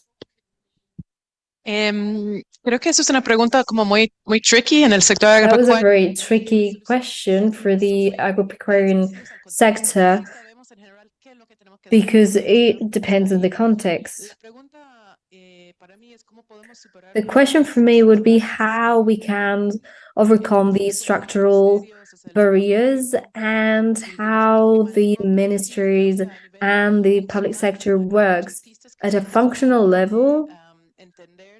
There are different parts that we have to understand, because Mexico, for example, has 200 action measures that are directly linked to climate change, but they don't have the budget. So we have to consider those processes, the stakeholders, the assessment, and we have to learn while we do, because there's no time to think about it. The necessities of these sectors are now, here and now. So we also need best data on our current and future situation, work on mechanisms for implementation, because sometimes we have the methods, but we don't have the resources to implement them. So now we are reviewing and we see a gap there. We need better risk management and disaster prevention management, because we have an estimated loss of 3.8 trillions in the agricultural sector over the last 30 years. And we need to prepare, we need to avoid this. If we understand how to do it, then we can replicate it in chains in different regions, and seeing how from the sector we can apply those capacities so that we don't depend on consultants. Also building capacity in terms of not only mobilization but also implementation. There is a learning curve in these topics, and we need to use those resources at a sub-national level. Un poco de cómo desde Fundación Avina. I understand, because from Avina, we are trying to foster green funding for climate solutions, to see what we need in the region also. And we have to see how we generate those bankable projects. El primer tiene que ver con aspects that are important in our strategy are, firstly, identifying projects and strengthening the climatic rationale that is a bit scattered. They are not ready to be a bankable project, but we have identified the potential. And while we identify how to implement this at the local level, we also involve from an early stage in researchers who can support this project so that it is bankable. And this is an initiative that we're addressing now. And then we have a project that we have approved with the Green Fund. It is in the Badajoz region and is for credit access, so that you can use public credit for small producers and agricultors and farmers. Otro abordaje. Y el tercer, and then thirdly, has to do with our philanthropic nature. And we understand that we have to mobilize catalytical resources for local solutions.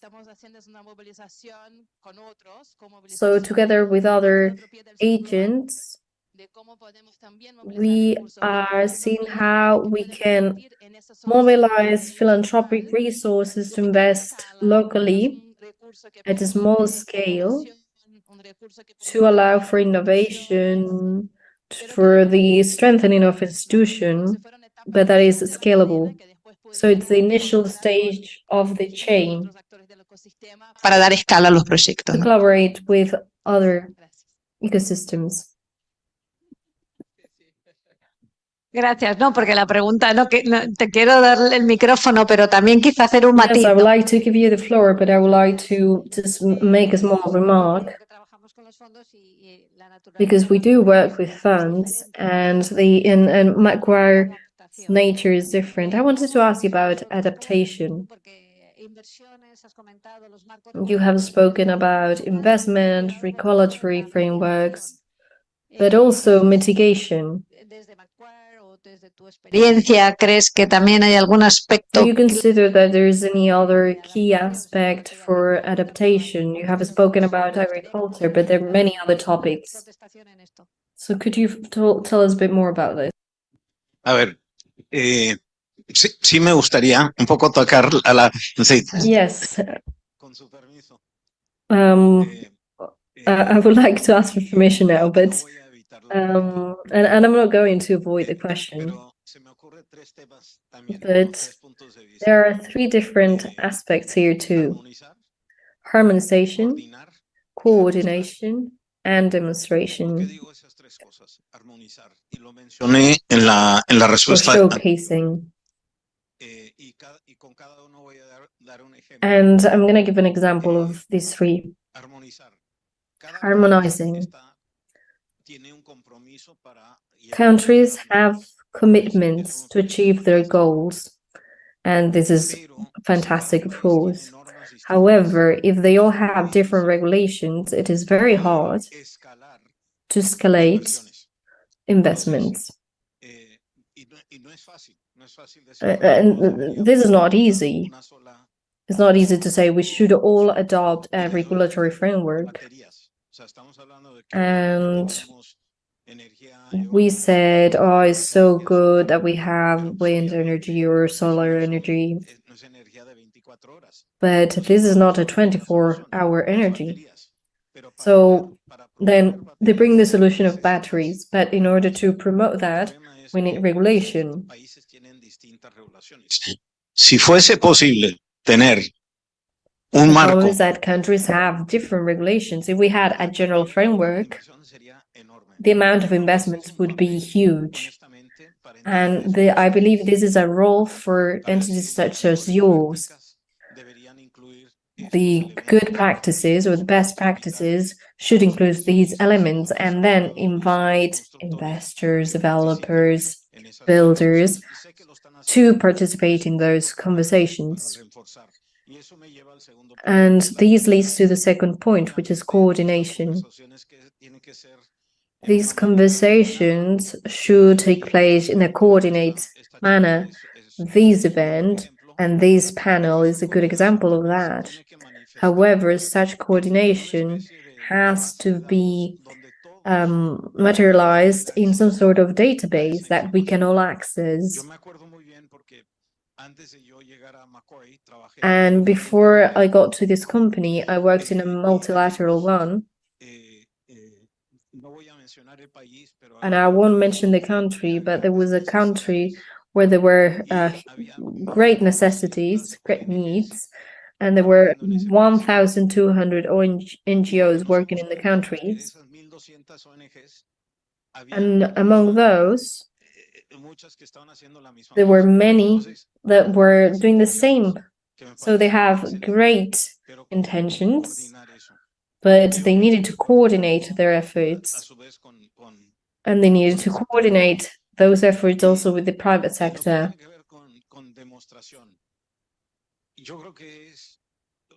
And then, with regards to the third aspect, it is fundamental for entities such as yours to support more difficult projects. And because if they can showcase that such a project is feasible, then it can be replicated. We are participating in a UN program where Michael Bloomberg, the ex-mayor, was a special guest to look for solutions, environmental solutions in emerging markets. This group is called the Finance Leadership Initiative and decided to appoint countries. The first one was India and the second one was Colombia. And we are working with a company group from Colombia, coordinated with the Colombian government to implement solutions, such as you mentioned, adaptation, mitigation. These are the pilot programs that we want to participate in, because they have the community component also. And as an investor, we have a responsibility towards our investors and also towards the communities where we are operating. So this has to be a part of the commitment. And here, infrastructure has to do a lot with the challenge. How to build the ports, how to take this into account. More and more people are taking it into account. Sorry, I took a bit longer, but this is what I wanted to share.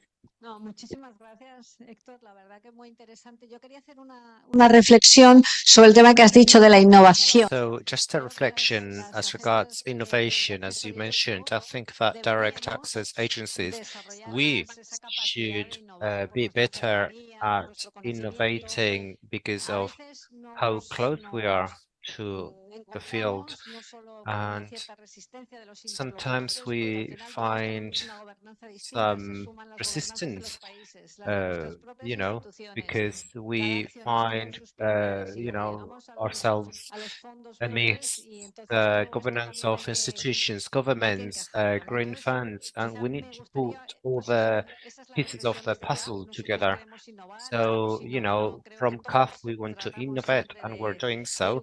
I think that we try to go always a step further. And just to conclude, I would like to ask you to just provide a couple of reflections for everyone attending the session here from green funds or multilateral institutes. What else should we do in order to promote that innovation? You know, we talk about consultancy, knowledge, conservation. From the green funds, we're working to ease up the situation and facilitate all the work. Carolina, you know, we've been hearing this the past few days. If you had to pitch just 1 minute to decision makers in our institutions and outside of our institutions, how could we become more creative now that, you know, Christmas is just around the corner? What are your wishes? I'd say innovation and creativity have a great role to play in our countries, and Central America. The lack of social infrastructure is a very important topic. So my wish list would be, you know, thinking about how could we develop these infrastructure projects so that they become resilient infrastructure project. For instance, when we think about building a school, so it should be a climate adapted and climate resilient school. So it's just one example. As regards green funds in particular, there should be catalysts for greater coordination. There are so many things going on. We're competing for the same resources, even within the same institutions. Therefore, as a paradigm changers, they could encourage different institutions and stakeholders to cooperate, especially in the agribusiness, you know, which is a cross-cutting sector, transport, technology, agriculture. Sometimes those stakeholders are not connected and they need that push so that they can contribute with more systemic and holistic approaches. We need to join the dots, and green funds could help in this exercise and, you know, to boost cooperation at both vertical and horizontal level. The impact would be great. I agree with everything that's been said, obviously, and I would also add that spaces like this one, dialogues, you know, like we don't know each other. If we don't participate in debates and dialogues, it's very difficult to innovate. But also, how can we listen to the delivery partners, the beneficiaries, and the different stakeholders in the value chain so that they can take part in how change is to be brought about. So we need to integrate and include more voices into this dialogue. And that could really foster innovation. Alicia, you said that by 2026, CAF will be able to come up with different work frameworks, and why would that take you so long? I invite you to consider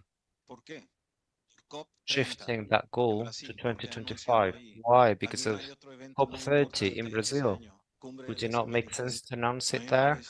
The Americas Summit is a very important event that will take place next year. So Latin America has a great opportunity to shake things around, and just to say, to showcase what we've achieved. I think that as investors, if you do that, we'll be assured that we're doing all we can to participate in those projects. Thank you. Well, thank you very much, Hector. Yes, we take note of your wish list and we will grant it. So yes, COP30, we will have this next COP in Brazil, the Amazon COP, and we will all do our best in the region so that it becomes a landmark. This COP is key here for us because it's the first time we have this Latin American and Caribbean space. We're talking about all sorts of things. Thank you so much for your presence here. I know that you have very busy schedules. Thank you, Paula, Carolina, Diego. Thanks, everyone. It's been a very interesting debate, and we'll keep in touch. Thank you.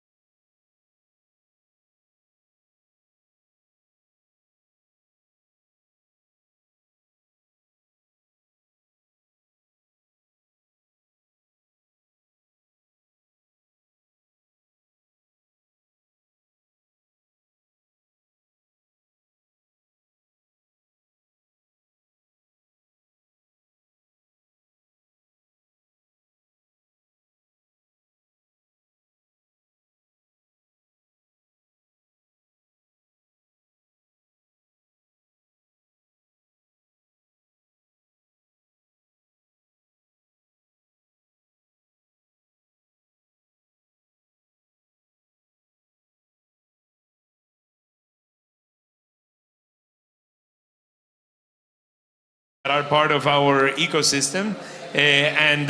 So you will hear first from Rana Adib, who's the Executive Director of REN 21, as well as Carlos Eduardo Enriquez Caicedo, who's the Vice Minister of Transport for Colombia. So thanks to both of you for joining us today. We're gathering here today to present an ambitious goal to double the share of energy efficient and fossil-free forms of land transport for people and as well as goods by 2030, by focusing on shifts to public transport, walking, cycling, rail freight, as well as electric vehicles and railways. This would drastically scale up the consumption of renewable energy and zero-emission energy sources towards fossil-free land transport by 2050.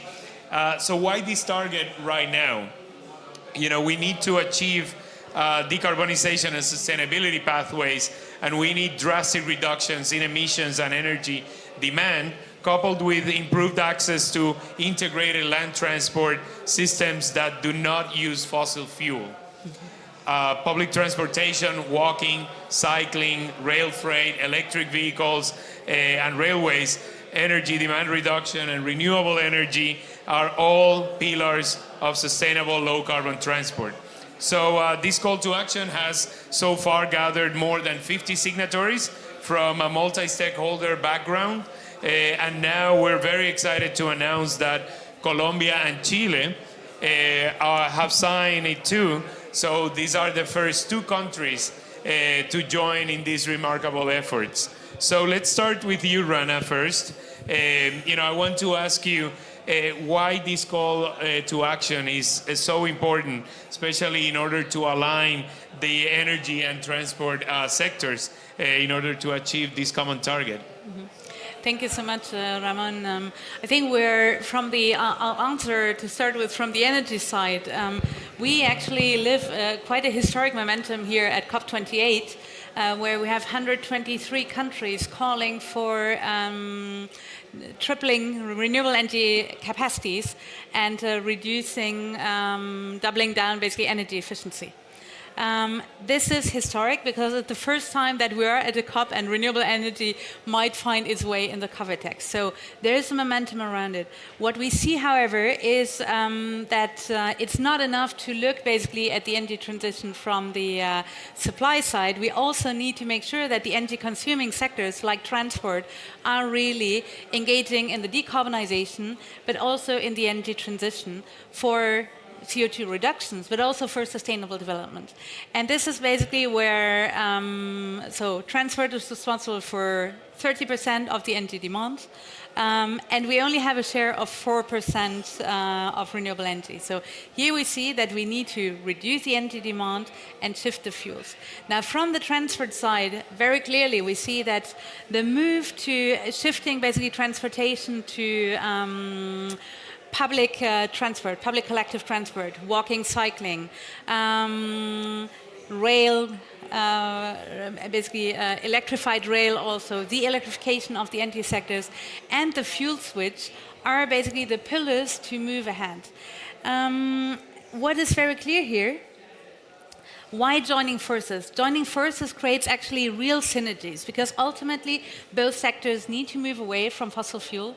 Both sectors need transformative investments into infrastructure.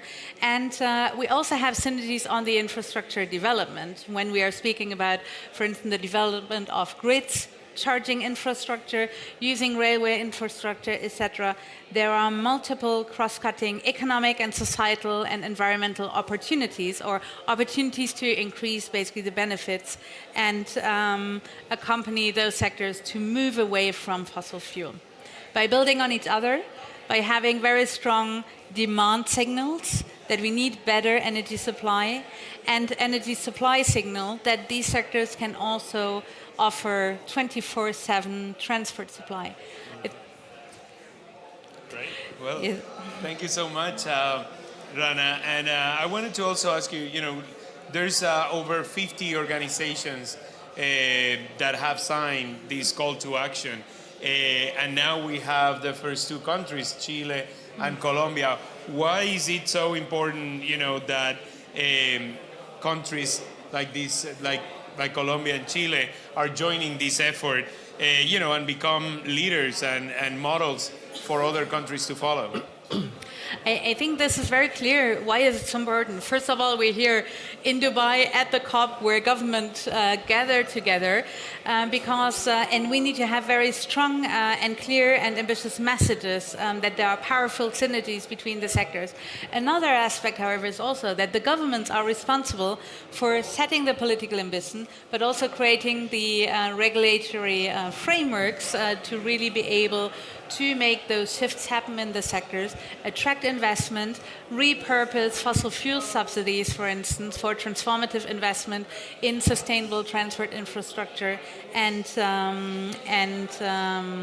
renewable energy. So I think this is very clearly governments have a key role to play. What is also clear, and this is why it is excellent that SLOCAT and Renteron jointly with IDRI, ITDP, UIC and UITP and WI are joining forces because it is important to have the governments, and we are very excited to have Chile and Colombia joining, but you also obviously need the different stakeholders from industry, civil society and science and academia to work together and implement and push the ambition. So, Well, thank you very much, Rana. Now turning to you, Vice Minister, thanks so much for being with us here. And I wanted to ask you, why is this call to action relevant to a country like Colombia? No? Why is it important to join this effort? I'll say it in Spanish as well. O sea, ¿por qué esta llamada a la acción es relevante para un país como Colombia y por qué es importante unirse a este esfuerzo? Bueno, primero agradecer a la CAF por recibirnos en este espacio, que sé que lo han construido para intercambiar estas experiencias. Y dentro de esta semana yo siento que hay dos agendas. Una, la que hemos asistido y todos los encuentros a los que hemos sido invitados y hemos podido compartir qué es lo que está pasando en Colombia. Y la otra agenda, que es todo este networking que hemos logrado y que prácticamente a veces se hace en los pasillos mientras vamos de un evento para otro. Y eso para mí ha sido muy importante recalcar. ¿Por qué? Porque este llamado a la acción al cual Colombia ha sido invitado tiene un fundamento esencial para nosotros como país, y es que precisamente tengamos esta sombrilla dentro de todo el ejercicio que estamos haciendo en cooperación y estos acuerdos de entendimiento para legitimar nuestro esfuerzo como gobierno. Y eso para nosotros es fundamental en ese ejercicio que hoy estamos desarrollando esta semana. Entonces, hemos logrado, creo que con el equipo con el que vinimos representando al ministro de Transporte, un avance fundamental, no solamente en este llamado a la acción, sino también con otros acuerdos que hemos logrado ya avanzar y fortalecer como país. Y para nosotros creo que esencialmente el esfuerzo que hoy estamos haciendo se ve también respaldado por estas visitas que estamos haciendo hoy a la COP en Dubái. Entonces, todo tiene un sentido cuando lo empezamos a construir desde estos encuentros en lo local. Si nosotros vemos que en lo local avanzamos con un significativo respaldo no solamente de la ciudadanía, que hoy está a la expectativa de un cambio que hemos propuesto dentro del país, sino poder permitir que nosotros dentro de todos los acuerdos de cooperación también le demos legitimidad a este proceso. Es fundamental que este llamado a la acción, que hoy hace parte Colombia y Chile como nuevos integrantes, pues nosotros también podamos llevarle estas buenas noticias al país. Muchísimas gracias, viceministro. Y bueno, como otra pregunta sería, o sea, Colombia ha estado por muchos años en la vanguardia del transporte sostenible, ¿no? A nivel mundial ha sido un referente por mucho tiempo y pues es un líder, se reconoce como un líder a nivel mundial, y pues quería que nos explicara un poco qué tipo de acciones ustedes están impulsando para poder alcanzar las metas, por ejemplo, de esta iniciativa. Bueno, yo creo que en esto es fundamental, o bueno, en el ejercicio que hoy estamos haciendo como gobierno, es reconocer que en Latinoamérica, y no solamente esta entrada al llamado a acción lo está haciendo Chile y Colombia, no por coincidencia, hay una razón de peso atrás. y es que sí somos los dos países que en tema de vanguardia y en tema de movilidad sostenible, en tema de renovación de energía, nosotros estamos poniendo un mensaje muy fuerte en el contexto mundial. Ayer estábamos en un encuentro con el Reino Unido, nos hacían la entrega de un estudio donde se avanza o se tienen varias conclusiones de cuál es el camino correcto hacia esa movilidad que estamos buscando los países, y con sorpresa positiva para nosotros encontrábamos que en la tercera página hablaban de Colombia. Y ese es un esfuerzo que tiene el resultado ya cuando vemos esos mensajes que se ven en este tipo de documentos. Entonces, en ese sentido, yo creo que Bogotá ha sido un ejemplo de lo que hoy está pasando en el mundo, con un proceso de electrificación en nuestro sistema de transporte que ya los números lo demuestran y nos dan la razón de lo que hoy estamos afirmando, y que la apuesta sobre todo en Transmilenio para el próximo año va a seguir teniendo esa continuidad hacia la electrificación. Yo creo que ese es el mejor ejemplo que hoy podemos mostrar, no solamente hoy ya lo hemos reflejado en Bogotá, sino que nuestros sistemas integrados y estratégicos de transporte público están dando también una señal de avanzar hacia esa electrificación, y que nosotros, ese es el mensaje que hemos podido ya reflejar en este tipo de encuentros. Y no solamente estamos hoy pensando en estos sistemas de electrificación a través de los sistemas integrados y estratégicos de transporte. Hoy las apuestas también están en lograr una renovación o modernización de todo el parque automotor de los taxis en el país. Nosotros en Colombia tenemos 230.000 taxis y esperamos que en este primer impulso, que es un esfuerzo muy grande que hacemos como gobierno nacional, logremos llegar a una meta de 45.000 taxis eléctricos. Eso es una cifra enorme para nosotros, es un reto donde ayer también lo comentábamos, que no queremos estar solos en este esfuerzo, sino que es una invitación a que este portafolio que estamos prestando o mostrando al mundo entero es precisamente una invitación a que se suban a este ejercicio, porque, y en esto quiero yo recalcar, y con esto termino mi intervención, hoy estamos asumiendo un mayor compromiso como gobierno nacional. Estamos haciendo un desmonte de los subsidios para el consumo de gasolina y diésel. Ese desmonte de los subsidios tiene un costo fiscal, un costo político y social para nosotros como gobierno, pero lo hacemos con la firme convicción que estamos en el camino correcto. Y eso es lo que hoy y lo que hemos logrado también concluir en estos días, en todos los eventos a los que hemos asistido, y es que reconocen en Colombia que hoy estamos a la vanguardia del trabajo que se debe hacer, no solamente por el cambio climático, sino también por pensar en ese cambio que nos hemos propuesto en el gobierno nacional. Bueno, ciertamente es algo, por lo menos desde la comunidad de transporte, admirable, y pues que esperamos que se vuelva un modelo a seguir para muchos otros países. No, thanks so much for your remarks, and also for the bold action that Colombia is taking, that I hope that it becomes a model for many countries to follow. Well, I want to invite to see if we have to finish up in a couple of minutes, but are there any other remarks that you would like to say right now?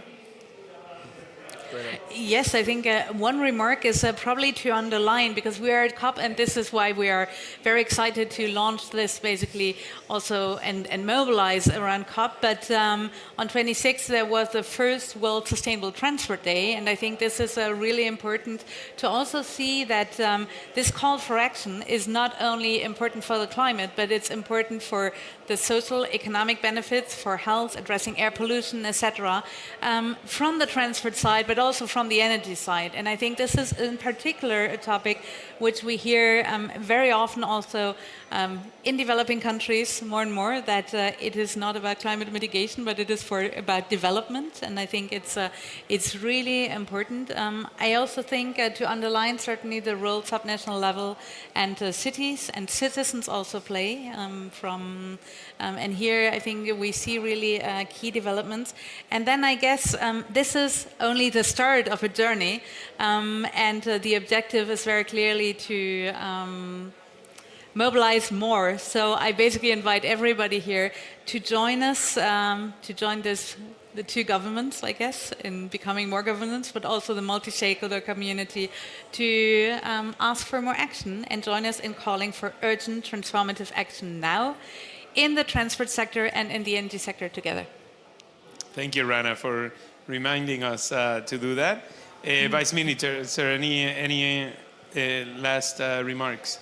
Sí, yo creo que algo que no quisiéramos tampoco dejar de lado y es que esperamos siempre reciban de Colombia buenas noticias como las que estamos hoy socializando, pero que no solamente estamos pensando en esa inversión de lo que les había comentado anteriormente, sino que hoy tenemos un plan de inversión de 103 proyectos que queremos hacer en el Amazonas de Colombia.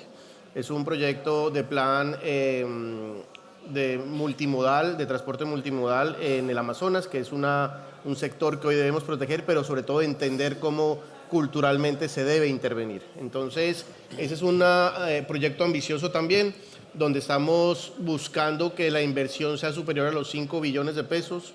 Eso para nosotros es una cifra muy significativa y que ojalá también en estos 3 años de gobierno que nos quedan dejemos ya la ruta muy bien establecida de cómo vamos a proteger el Amazonas, pero también a intervenirlo para que ese transporte multimodal llegue a esta zona del país. Muchísimas gracias. Very remarkable. And wish you the best in the implementation of these projects. I want to thank you, both of you, Rana, Vice Minister, for joining us today. I want to also thank the co-initiators of this initiative, IDRI, ITDP, UIC, UITP, and WRI, World Resources Institute, together with SLOCAT and REN21. And then there's, again, the signatories, the new signatories, the government of Colombia and Chile, as well as over 50 signatories. So please tune in. You have the information here. There's a hashtag fossil-free transport. And please join this call to action. Thank you so much.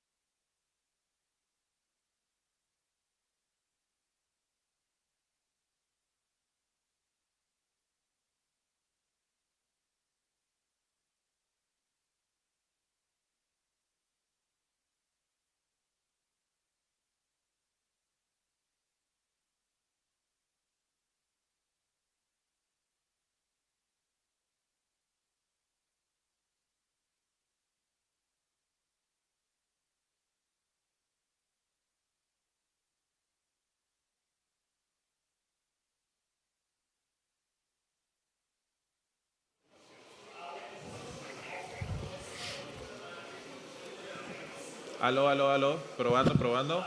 Pruebe el micrófono, Visa. Probando, probando. 1, 2, 3, 4, 5, 6.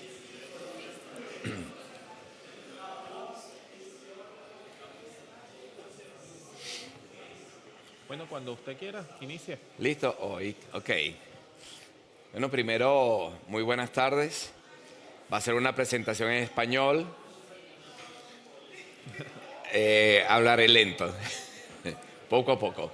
He agradecido a la CAF, de verdad, desde Venezuela estamos muy contentos con esa relación que hay entre el Banco Iberoamericano, entre la CAF y Venezuela. Sumamente importante en los últimos años, donde varias circunstancias mundiales nos han llevado a una alianza más fuerte. Me toca hablarles sobre la parte institucional del clima en Venezuela, qué estamos haciendo y lo que hemos logrado gracias a esta alianza con la CAF. Por eso es que este espacio es tan importante para nosotros y esa hermandad que hay ahorita. Primero, en contexto nacional, yo quiero decirles que nos mantenemos con esas medidas coercitivas unilaterales por parte de los Estados Unidos, que nos limita el acceso al financiamiento, nos limita completamente al desarrollo. Pero lo importante de estos momentos de crisis es que te llevan a ver quiénes son tus verdaderos amigos y las potencialidades que tienes como país, con quién cuentas. Y aquí les puedo decir que la CAF nos ayudó mucho y nos está ayudando en esta parte del desarrollo del Estado, no solamente en el área climática, para desarrollo de sistemas de alerta temprana, de red de estaciones hidrometeorológicas, sino también nos está ayudando en todo el sistema de agua y el sistema de energía eléctrica. Ruego me perdonen que me ha pegado la alergia, hay mucho polvo en el ambiente, cambio climático. Entonces, también cuando la COVID, la CAF ayudó para el acceso de medicina a nuestro país, porque pagamos la medicina, pagamos las vacunas y no nos llegaron en su momento. Entonces, bueno, pero todo esto nos fue despertando. Les digo que una parte importante de Venezuela es que ha tenido un desarrollo financiero y económico importante y no dependiente del petróleo, sino de el desarrollo industrial, agrícola, ganadero, acuícola, y nos ha llevado de verdad a no depender en la parte económica tanto del petróleo. Igualmente, Venezuela ratificó el Acuerdo del París. Estamos trabajando en la tercera comunicación de la NDC, constantemente estamos trabajando, pero en los últimos tiempos estamos trabajando muy fuerte con la CAF en la parte de modernización de los sistemas de monitoreo. Yo les voy a explicar más adelante. Prácticamente nuestro presidente Nicolás Maduro está muy comprometido y ve que hay un trabajo importante ante la crisis climática. De hecho, nosotros no nombramos en nuestro país cambio climático, nosotros hablamos de crisis climática, porque en los últimos años ha sido muy fuerte la afectación, perdón, y hay en el Plan de la Patria, el quinto objetivo del Plan de la Patria trata sobre cómo cuidar a la madre naturaleza, cómo tenemos que trabajar para dejarle de verdad a las futuras generaciones un clima, una naturaleza. Entonces, el quinto objetivo del Plan de la Nación trata sobre específicamente cómo trabajar en la adaptación, mitigación y en esta parte que se aprobó aquí de el Fondo de Pérdidas y Daños. Venezuela es un país petrolero,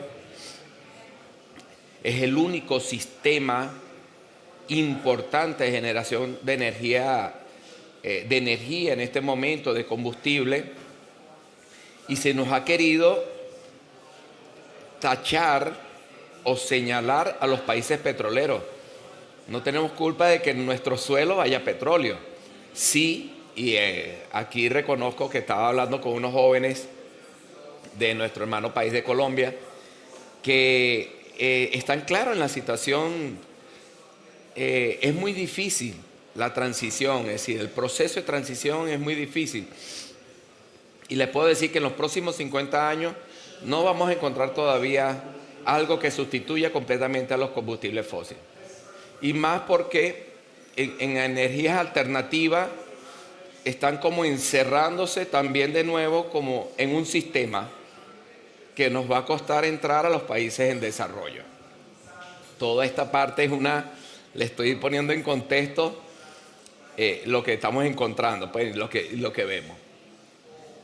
Quiero darle esta parte a mi compañero, me acompaña Carlos González, politólogo, responsable de la parte de internacionales también del Ministerio de Ecosocialismo. Bueno, coméntanos, Carlos, esta parte del elemento en contexto.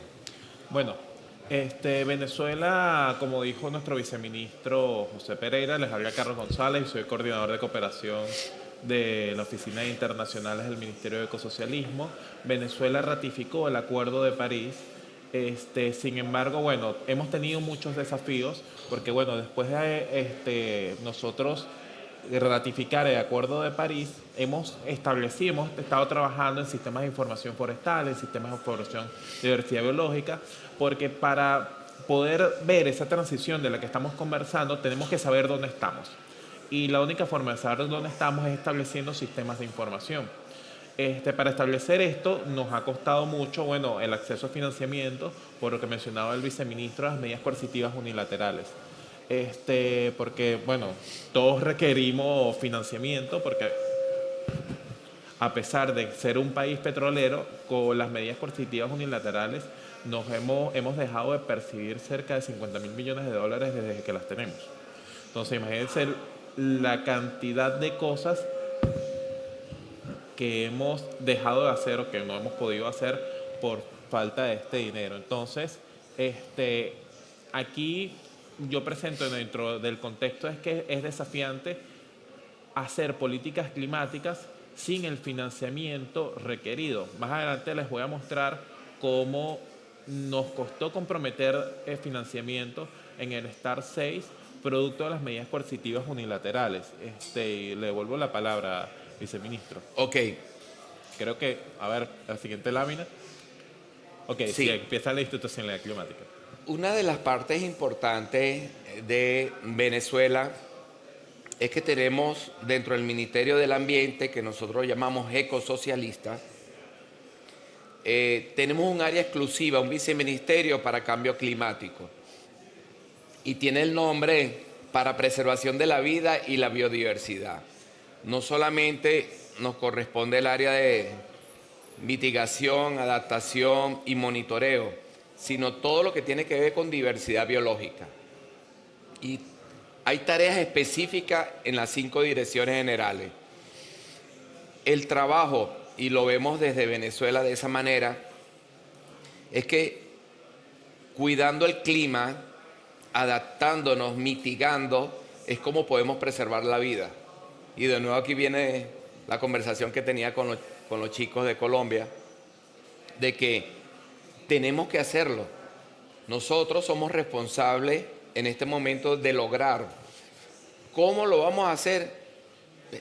Bueno, tenemos que seguir buscando la forma, estamos a veces en una situación de que nos van encerrando para actuar.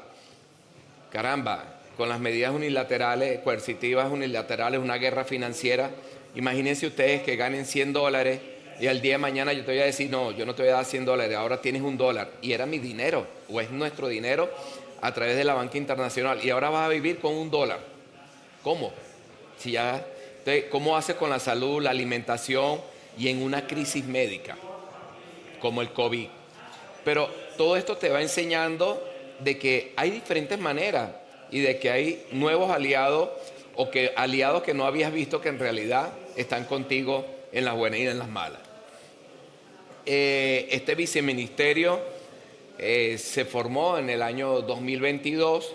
Soy el primer viceministro de esa cartera. Tengo el honor, yo vengo de ser el presidente del Instituto Nacional de Meteorología e Hidrología, del INAME, y de verdad es una tarea muy hermosa. Es cuando te das cuenta que vamos a... Lástima que no vino, ahí está nuestro director de gestión ambiental. Hacemos cuidamos los nidos de las tortugas, cuidamos los nidos de los caimanes, de los caballitos de mar. Es decir, cómo cuidar la naturaleza. Venezuela, casi la mitad de su territorio es verde y está cuidado, es una zona de parque o áreas protegidas o ABRAES, zonas de ABRAES como nosotros decimos. Y resulta que cuando haces el equilibrio de áreas de captación de CO2 y las emisiones que tenemos de todas nuestras actividades, resulta que estamos captando más CO2 de lo que estamos emitiendo. Y más porque somos países en desarrollo. Nuestra industria, sí, es una industria importante, petrolera, que se ha visto afectada por las medidas unilaterales, pero cuando estábamos en esta situación de plena producción hace casi 7 años, 8 años, había también un programa para reforestación. Y la manera como la industria petrolera, como lo estamos viendo en Venezuela, puede ayudar a la transición o a la captación de CO2 es que tengamos países más verdes, pero con sistemas de bosques bien direccionados, sistemas de bosques bien administrados. Es más, estamos en un proceso para producir mucha madera. Eso te ayuda, respetando nuestro bosque, y tener más bosque todavía. Ampliar la zona boscosa. Aquí yo dejo los mecanismos de coordinación nacional. Tenemos la Comisión Presidencial para el Cambio Climático. En Venezuela, quien lleva la política de cambio climático, el liderazgo es el presidente. Está el presidente, los vicepresidentes y la vicepresidenta ejecutiva y los ministros. Cambio climático es transversal a todos los ministerios. Todos son responsables, todos. De hecho, cuando se llama la Comisión Presidencial para Cambio Climático, se reúnen todos los ministros. Estamos haciendo también, por ejemplo, en Venezuela, en el año 2010, un evento de lluvias severas afectó a mucha población. Teníamos a muchísima población viviendo en zonas, o tenemos todavía, y es la realidad de nuestros países. En los últimos 13 años hemos construido 4.700.000 soluciones habitacionales. Es decir, sacamos a 4.700.000 familias que estaban en zonas de alto riesgo y las llevamos a zonas más protegidas. Esto es trabajo en adaptación al cambio climático. Es una parte importante, es un trabajo en conjunto. Nos falta mucho más todavía, pero es un trabajo que se viene haciendo porque ves la realidad que está sucediendo y ves el contexto mundial, ves la realidad. Hemos sido muy afectados por la parte de las lluvias. Aquí quiero que tú, Carlos, nos hables sobre el mecanismo de coordinación nacional, el Comité Nacional de Fondo Verde, y en qué se basa principalmente. Bueno, el Comité Nacional del Fondo Verde para el Clima lo estableció el presidente. También tiene una suerte de comisión presidencial con un nivel quizá un poco más bajo, pero igual la coordinan los ministros. En este caso es un comité porque no se reúnen todos los ministros. Se reúne, y corríjame, el ministro de Ecosocialismo, el Ministerio de Planificación, Ministerio de Transporte, Ministerio de Finanzas, Ministerio de Industria, Ministerio de la Mujer y se me olvida el otro, el De último, agua. y el Ministerio de Aguas. Son 7 ministerios, por eso es un comité y no una comisión presidencial. Este comité se encarga de filtrar, de revisar los proyectos que se están preparando para el Fondo Verde del Clima. Recuerden que el Fondo Verde para el Clima tiene 3 modalidades de acceso y es el readiness, los proyectos que son bajo financiamiento no reembolsable y los proyectos que son como préstamos. Entonces, esta comisión es la encargada de decir, ok, nosotros vamos a establecer este proyecto, vamos a endeudarnos al país con este proyecto, con este va para readiness y con este vamos a tratar de acceder a través de fondos no reembolsables. Siguiente lámina, por favor. Ok, en el país nosotros tenemos varios fondos que se encargan de financiar temas con el cambio climático. El Ministerio de Ecosocialismo, está muy alto, el Ministerio de Ecosocialismo tiene un fondo rotatorio que se llama Fondo Rotatorio contra la Crisis Climática y tiene $1 millón que sí, es rotatorio. Cada vez que se acaba el $1 millón, se vuelve a reponerse el $1 millón. Se operatiza a través de un sistema de propuestas. Las personas presentan proyectos a través de un sistema. Los proyectos tienen que estar bien estructurados, con marco lógico, teoría del cambio y con una gestión basada en resultados. Y todas las convocatorias tienen que estar enfocadas a contribuir al cumplimiento de las contribuciones nacionalmente determinadas o NDCs. En otras instituciones que también contribuyen al tema del cambio climático, pero tenemos el Fondo Nacional de Ciencia y Tecnología. Este fondo está principalmente enfocado a trabajar en artículos científicos y en otro tipo de proyectos en áreas científicas específicamente. El Fondo Nacional de Garantías Recíprocas para Pequeña y Mediana Empresa. Esto es para financiar a los pequeños emprendimientos, a personas que tienen empresas muy pequeñas o medianas y necesitan un financiamiento para empezar a producir de forma sustentable. Entonces, las empresas acceden a este fondo y el Estado, que es el que maneja el fondo, le dice, ok, las directrices son estas y ellos acceden a ese financiamiento. Y bueno, el Fondo de Emergencia por las lluvias de 2022, tenemos que recordar que en el año 2022 Venezuela tuvo 3 catástrofes climáticas. Tuvimos pérdidas creo que más o menos por $15.000 millones, quizá un poco más. Se vieron afectadas más de 20.000 personas en diferentes zonas del país, en Mérida, en Tejerías y en Aragua, en el oriente, centro y en el occidente. Básicamente en todo el país tuvimos una crisis en diferentes momentos del año, pero por eso fue que nosotros el año pasado el presidente llevó como bandera que era súper importante el tema de pérdidas y daños. Y bueno, se estableció un fondo para atender esta emergencia. Siguiente lámina, por favor, viceministro. Quiero acotar que en este tipo de fondos tienen acceso a las comunidades. Si las comunidades están organizadas, puede accesar para, bien sea en el trabajo de resiliencia, mitigación, adaptación, preparación de las comunidades ante los sistemas de alerta temprana, el mapa de riesgo comunitario, los estudiantes. Tenemos un programa importante de investigadores e investigadoras en el cambio climático.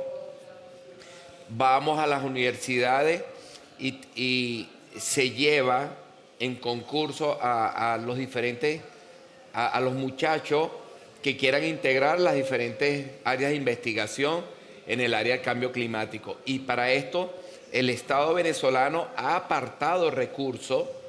Vean, a pesar de la crisis, se aparta un recurso porque consideramos que la mejor manera o una de las mejores maneras es capacitándose, es decir, adiestrándose y capacitando, creando fortalezas, porque en la investigación y en el control es que podemos tener éxito en la parte del cambio climático.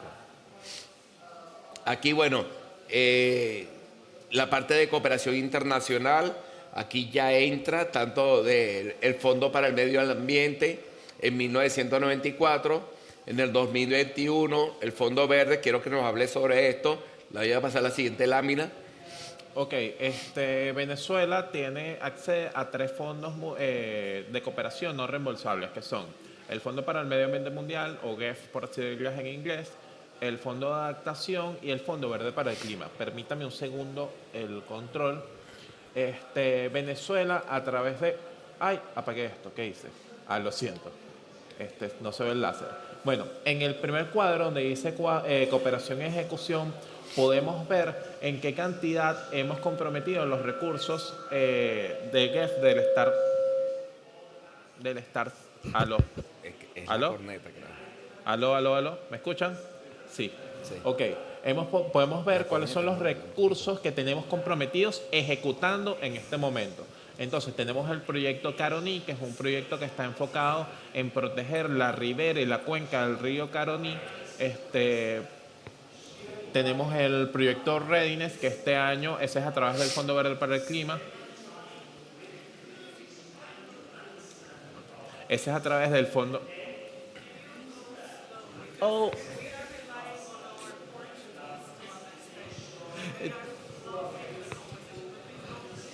Que hables lento. Yes, no. Excuse me. Ok. En el primero tenemos los proyectos que están en ejecución. Tenemos el proyecto Caroní y el proyecto Andino, que son a través del Fondo para el Medio Ambiente Mundial, del GEF. El proyecto Caroní comprometió $8.700.000 y el proyecto Andino comprometió $5.329.000. El proyecto Andino tiene como objetivo la plantación de café y cacao bajo sombra. Asimismo, producto del cambio climático, los productores han ido ejerciendo presión sobre los parques nacionales. Entonces, con este proyecto estamos creando zonas de amortiguamiento a los parques nacionales y cambiando la forma de producción de la producción tradicional a producción de café y cacao orgánico, que se ha comprobado de que tiene unos rendimientos mayores. Y ya que cuando se hizo el levantamiento de línea base, se demostró que con las formas que estaban produciendo los productores, estaban teniendo un rendimiento decreciente de los cultivos. Se identificó este problema, y se estableció este proyecto. En la cuenca del río Caroní se estableció un proyecto, pero está principalmente en conservación de la cuenca, porque esto es una de las fuentes de agua más importantes del país. Y el proyecto Readiness, este es un proyecto del Fondo Verde para el Clima, que es para fortalecer capacidades de las instituciones. Porque, ¿qué pasa? Las instituciones tienen la personalidad de quien las encarna. ¿Qué quiero decir con esto? De que la institución, el Viceministerio de Cambio Climático y Preservación de la Vida, ahorita tiene la personalidad de José Pereira, y la coordinación de asuntos internacionales de proyectos tiene la personalidad de Carlos González. Entonces, si nosotros no fortalecemos la capacidad de funcionarios, como nosotros en este caso, se pierde todo el trabajo. Entonces, este tipo de proyectos es sumamente importante. En cooperación por fondos, vemos la totalidad de fondos que tenemos comprometidos. Tenemos en el Fondo del Medio Ambiente Mundial, o GEF, tenemos $43.958.000 comprometidos. En el Fondo Verde para el Clima tenemos $7.600.000 comprometidos. Y en el Fondo de Adaptación tenemos $10 millones comprometidos. La cooperación aprobada, que sería el detalle de lo que tenemos arriba, en el plan de adaptación se comprometieron $3 millones. En las evaluaciones tecnológicas, $328.000. En el proyecto ProCaribe Plus, $330.000. En el proyecto Lago de Maracaibo se comprometieron $16.800.000. En el proyecto Amazonas, $5.900.000. En el proyecto de especies exóticas, $673.000. Y en la tercera comunicación, $632.000. Aquí es lo que les estaba conversando de cómo las medidas coercitivas unilaterales nos han afectado al acceso de financiamiento no reembolsable. Y es que podemos ver, el STAR 6, ese desembolso lo hizo el GEF cuando estaban más fuertes las medidas coercitivas a Venezuela, y ni siquiera las agencias de cooperación multilateral se atrevían a comprometer fondos no reembolsables con el país.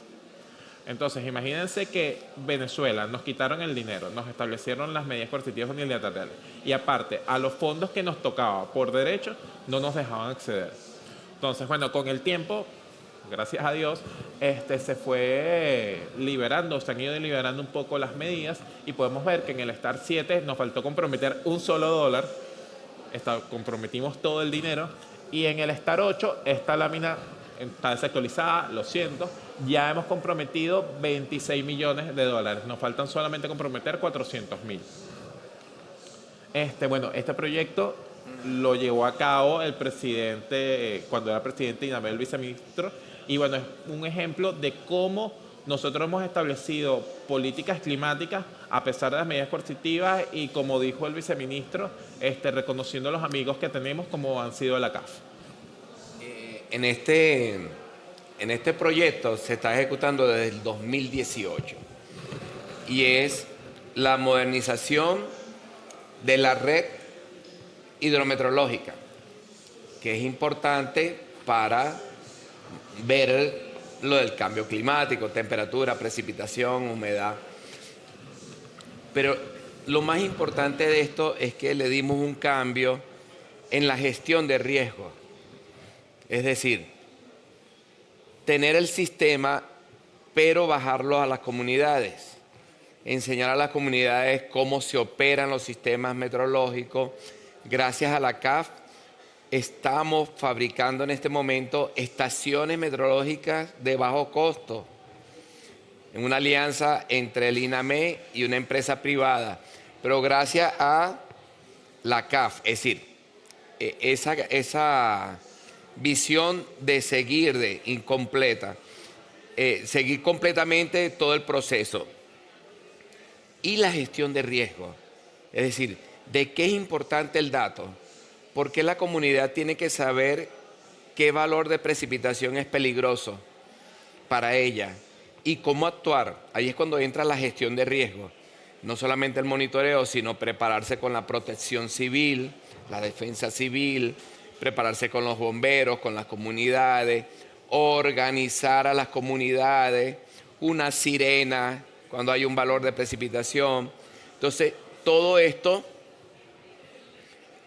se fue modernizando. Radares, estaciones, equipos de radiosondeo, equipos para el monitoreo de sistemas hidrológicos. Todo un sistema completo, integrado, como le dije, al sistema de protección de riesgos, al sistema de defensa civil, de protección civil. Y principalmente, entonces, también a través de este proyecto hay un aporte local. Con ese aporte local hemos ido desarrollando estaciones meteorológicas de bajo costo. Es decir, no depender también, porque hay multinacionales, lógico, hay empresas internacionales que fabrican estas estaciones, un costo de 20.000, 25.000 dólares. Y resulta que nosotros integrando estas estaciones con componentes de varios países, un costo de 5.000 dólares. Es decir que 5.000. ¿Me escuchas? ¿En cuánto tiempo? La estación.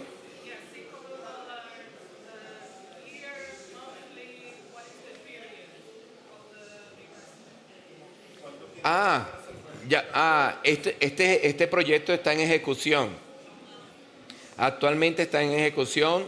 Aquí me acaba de llegar el presidente del INAME. Está todavía en ejecución lo que dice las medidas coercitivas. En un momento no permitió de que la CAF bajara los recursos a Venezuela, siendo de gestión de riesgo, siendo los momentos de lluvia fuerte para sistemas de monitoreo, no nos llegó los recursos.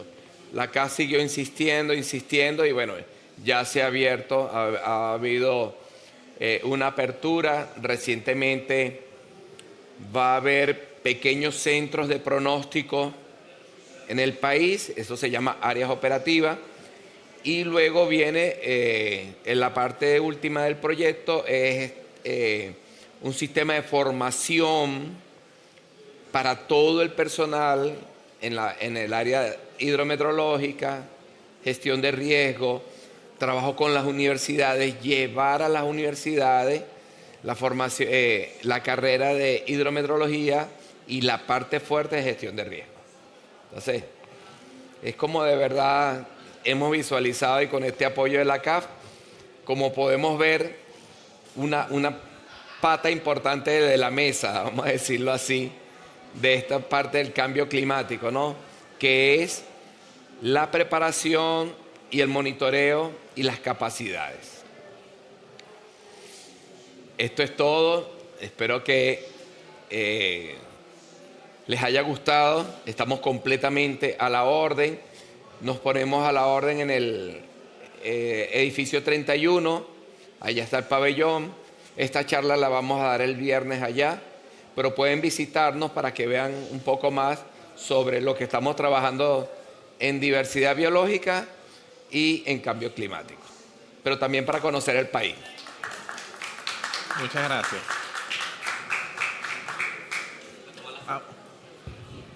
Igual, bueno, aquí está el presidente de INAME. Si tienen alguna pregunta del proyecto, de cómo está la ejecución actual, le pueden hacer con toda confianza la pregunta.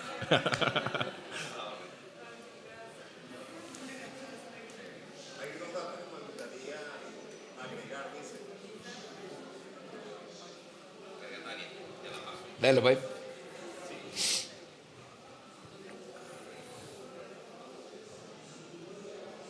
Franklin es de gestión ambiental.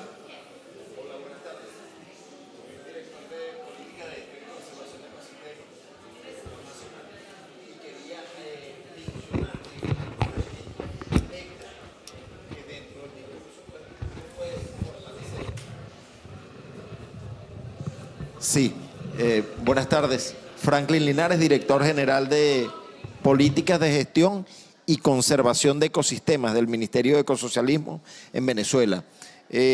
Quisiera mencionar, agregar al debate de los compañeros, algunos puntos que son bien interesantes y que algunas veces los pasamos desapercibidos o lo convertimos en rutina dentro del país y no lo mencionamos. Es que el 75% de la energía eléctrica que se produce en Venezuela, que usamos, viene de fuentes hídricas, es hidroelectricidad. Lo que consumimos por quema de combustible para generar energía es muy poco.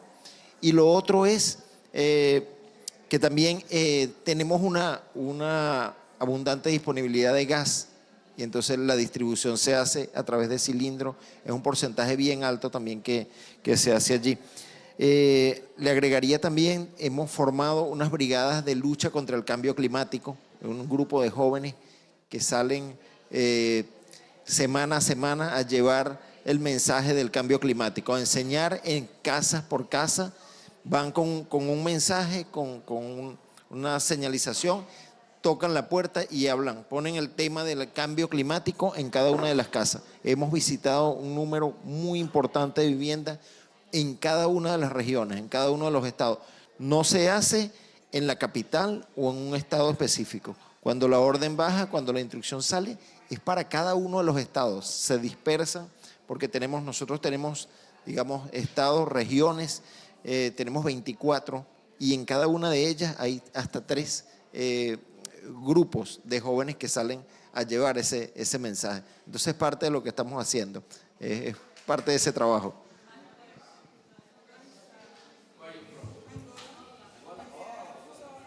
Secretario.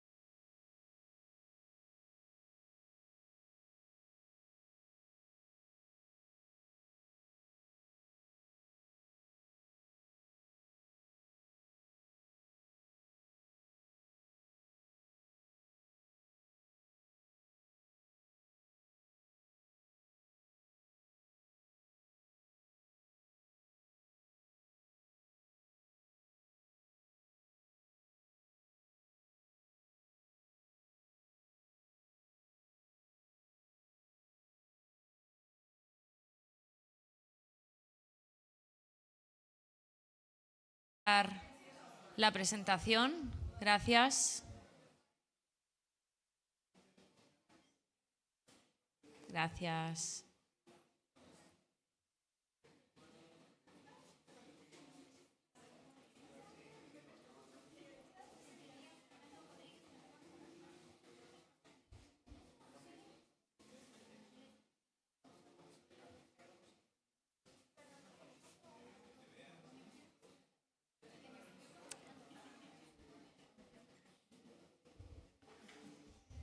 Listo.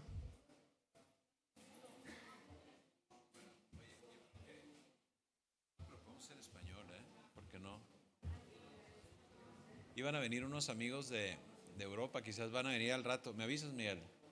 Si llegan ellos, nada más les pido disculpa de que lo hagamos en inglés, porque ellos fue la idea de que lo hagamos en inglés. Si llegan tú me avisas.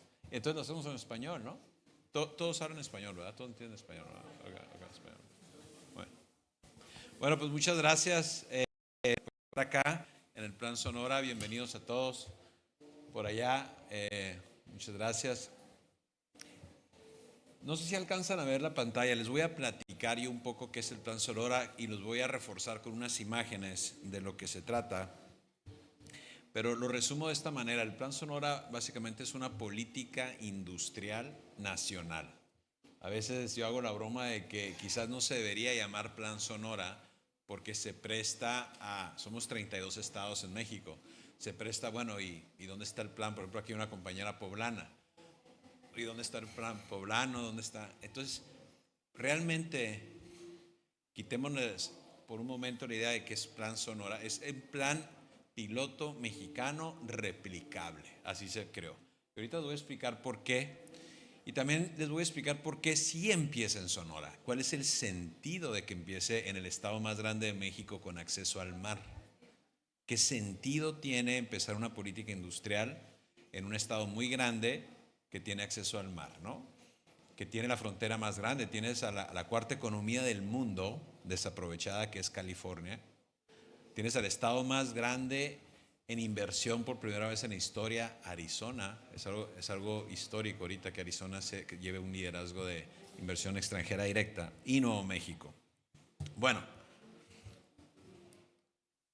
la presentación está en inglés. Bueno, los que sean mexicanos de la audiencia conocen muy bien este tema, pero a veces se nos olvida el hecho de que México es uno de los países más abiertos en el mundo al comercio. Esto basado en nuestros tratados de libre comercio y nuestras alianzas internacionales. Somos de los países más abiertos. Ahorita en la relocalización de inversiones es un tema muy valioso para nosotros porque muchas de las empresas asiáticas tienen una gran ventaja en México para relocalizarse hacia Norteamérica. Entonces, ese es parte del contexto, no solamente de Sonora, de todo México, ¿ok? Que es la apertura del país en ese sentido. Y bueno, para los que no sean mexicanos, paciencia con los mexicanos, ese es Sonora, ¿no? Entonces, Sonora tiene eso que les comentaba. Para que sea en un contexto, es alrededor de 9 veces el tamaño de Israel. Tienes ahí a la frontera de California, de Arizona, toda la de Arizona y parte de Nuevo México. Está conectado con el este de Estados Unidos, con el oeste de Estados Unidos también y obviamente con el resto de México. Entonces tienes una conexión muy, muy buena. Tienes una historia ahí muy antigua de la manufactura de México. En los 60s se empezó la famosa maquila grande en México, para bien y para mal, ventajas y desventajas, no voy a entrar a eso, pero empezó en los 60s y empezó ahí en Sonora, fue donde más se fortaleció al principio y después se fue expandiendo. Había siempre maquila antes, pero realmente cuando empezó fuerte. Y eso creó 6 sectores muy fuertes en esa parte de México, que es todo lo automotriz. La operación más grande ahorita de Ford en el mundo está ahí. Tiene 40 años, fuera de Detroit. Y eso creó un modelo en México, especialmente en Sonora, que se llama Just in Time. Y eso ahorita lo estamos viendo como una gran ventaja para todo el tema de electromovilidad, ¿no? También aeroespacial, electrónicos, semiconductores. Los semiconductores son la fuerza motriz ahorita del suroeste de Estados Unidos, más de $100,000 millones en Arizona. Ahí está Intel, TSMC, la empresa más grande del mundo en semiconductores. Todo lo que es temas médicos, energía limpia y minería. El tema minería es bien importante. ¿Por qué? Porque cada kilómetro que te alejes de los minerales te eleva el costo de producción. En México, ahí en ese estado, tenemos alrededor del 38% de los minerales estratégicos del país. Entonces, el hecho de que puedas tú tenerlos ahí te reduce el costo de producción. ¿El problema cuál es? Y no solamente de Sonora. El problema, el reto que tenemos en México, área de oportunidad, es que todavía no le damos valor agregado a los minerales. Entonces, el darle el valor agregado a los minerales te crea más riqueza. Te crea más riqueza, te hace más competitivo. Entonces, ya estamos entrando al porqué del Plan Sonora. Entonces, somos el productor, por ejemplo, más grande del mundo, el segundo más grande del mundo de cobre. Pero lo sacamos de ahí en cobre. No lo transformamos. El valor está en la transformación, no en la extracción nada más. Y así nos podemos ir con otros minerales estratégicos que tiene el país, donde los sacamos, pero no los transformamos. Pues ahí es donde se crea la riqueza de un país. Entonces, ¿cómo le hacemos para crear esa riqueza? Entonces, el presidente, ustedes lo han oído más en el tema del litio. Eso es donde se ha escuchado, los que somos de México, más el tema del litio, que es un mineral muy estratégico, pero no es el único, porque hay minerales para los semiconductores que están ahí también. Hay minerales para las baterías como el grafito. Es el único productor de grafito de México. Entonces, empezamos a entrar a la idea de cómo queremos crear un país que no sea de la manufactura del siglo pasado, sino la manufactura de nueva generación. Y ustedes podrán preguntar, bueno, ¿y eso cómo se traduce en la vida diaria de los jóvenes mexicanos, por ejemplo? Somos unos países con más jóvenes. Ahorita vengo a una reunión de la Unión Europea que la media ya es de 60 años y más en los países más desarrollados de Europa. En México no, está en sus 30. ¿Qué significa entonces para estos jóvenes mexicanos? Bueno, significa que si logramos meter a México a estas transformaciones del Plan Sonora y otras, que estos jóvenes van a tener una potencial aspiración a un proyecto de vida de mucho más desarrollo, de mucha más valor, de mucho más ingreso, etcétera, etcétera. Entonces, la importancia del desarrollo y la transformación es crítica para la seguridad nacional del país. Entonces, en ese sentido, dice el presidente, bueno, necesitamos movernos en eso. Entonces, empieza el Plan Sonora. ¿Cómo le haces para que puedas transformar? Bueno, conéctate mejor primero. Te tienes que conectar mejor al mundo, ¿no? Ahorita lo ven aquí, no sé si han estado usando el metro, cómo llegaron aquí. Yo me perdí ahí con la senadora en el aeropuerto antes de que se golpeara y vimos la infraestructura que se tiene. Bueno, es muy importante la infraestructura. La infraestructura te reduce el costo de producción por unidad. Total Production Unit Price. Ahorita todo el tema de relocalización es, bueno, ¿cuánto me cuesta relocalizarme por unidad? Y ahí hacen sus Excel y hacen todas sus conexiones. Pues me voy a Bangladesh, me voy a Vietnam, me voy a México. Todo eso se analiza. Entonces, ¿cómo lo analizas? Por ejemplo, aquí están hasta 40 días. Los barcos han estado esperando el último año. Hasta 40 días. No sirve esto. Hasta 40 días ahí en las costas de Estados Unidos. Cada día cuesta como $1 millón. Bueno, eso es una oportunidad para el puerto de Guaymas, que es el puerto que está más al norte de México. Está en Ensenada, pero Ensenada no tiene tren a Estados Unidos, porque está la sierra. Entonces tienes ese puerto, ¿cómo lo aprovechamos para complementar el este de Estados Unidos, al oeste y a Asia? Luego tienes esa carretera a Texas, ¿cómo la ampliamos? Tienes las 6 entradas a Estados Unidos, ¿cómo las aceleras? Entonces, empiezas a analizar de manera objetiva cómo reduces los costos de tu transformación. ¿Okay? Entonces, el presidente dice ahí, bueno, ¿cómo esto lo puedo hacer en otros estados? ¿cómo creamos un modelo para ser más competitivo otros estados? Empezando en uno, empieza en Sonora. Ahora, así te vas a varias cosas. También Sonora tiene uno de los potenciales de generación de radiación más grandes del mundo. Ahí en Sonora. Todo Sonora, especialmente es unas áreas que se llaman Caborca, etc. Entonces el presidente dice, bueno, desde el 2012, el gobernador y él, en aquel entonces no era gobernador y no era presidente, pero se comprometió públicamente, el entonces candidato en 2012, a que Sonora iba a ser un centro solar. Y hace unos par de años, pues tuvieron esa discusión de nuevo y el presidente dijo, sí, cierto, yo dije eso. Entonces empezó a construir la planta más grande. Ahorita la planta solar más grande de América Latina se está haciendo ahí a raíz de eso.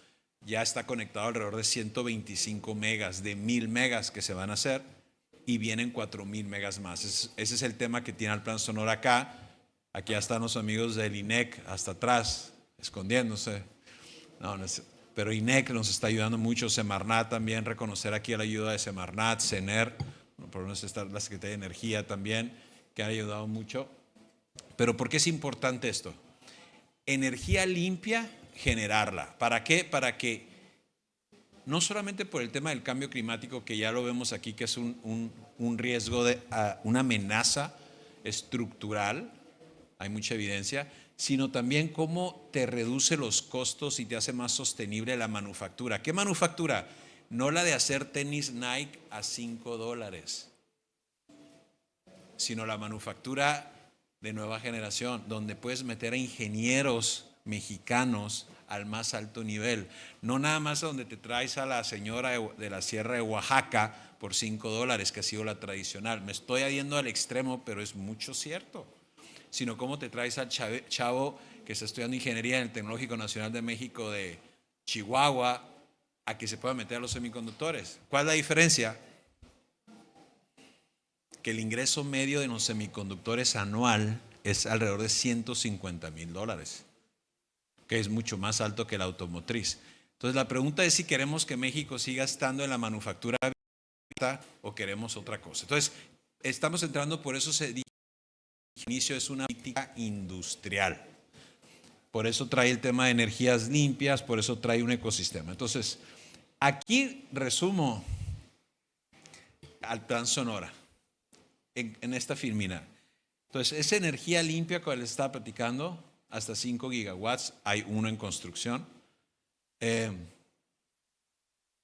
Pero la pregunta es ¿para qué? ¿Para qué? Bueno, para esta industria que queremos atraer, esta industria que queremos pasar del modelo que no le gusta a mi equipo que lo mencione, pero es cierto, del modelo de manufactura de $5 de tenis Nike, que ni son $5, puede ser menos o más, a una manufactura de ¿qué? De temas de automatización, que es inteligencia artificial, etcétera. Electrónicos, semiconductores, que es la que les acabo de mencionar, y electromovilidad. ¿Okay? Esas tres áreas es el sector donde entre $500 billion y $1 trillón está buscando relocalizarse de Asia a Norteamérica. ¿Ok? Necesitan energía limpia esas industrias. Los tenis Nike de $5 no necesitan energía limpia, ¿eh? Pero si tú vas a hacer semiconductores o automatización o electromovilidad, sí lo requieres. Pero también vas a tener salarios mucho más altos, etcétera, etcétera. Bueno, luego, ¿qué más necesita hacer esa política industrial? Una infraestructura estratégica. ¿Qué es la infraestructura estratégica? Pues que tu puerto esté funcional para que le reduzcas costos a todos estos productos y estos insumos. Pero también requieres parques científicos. ¿Qué son los parques científicos?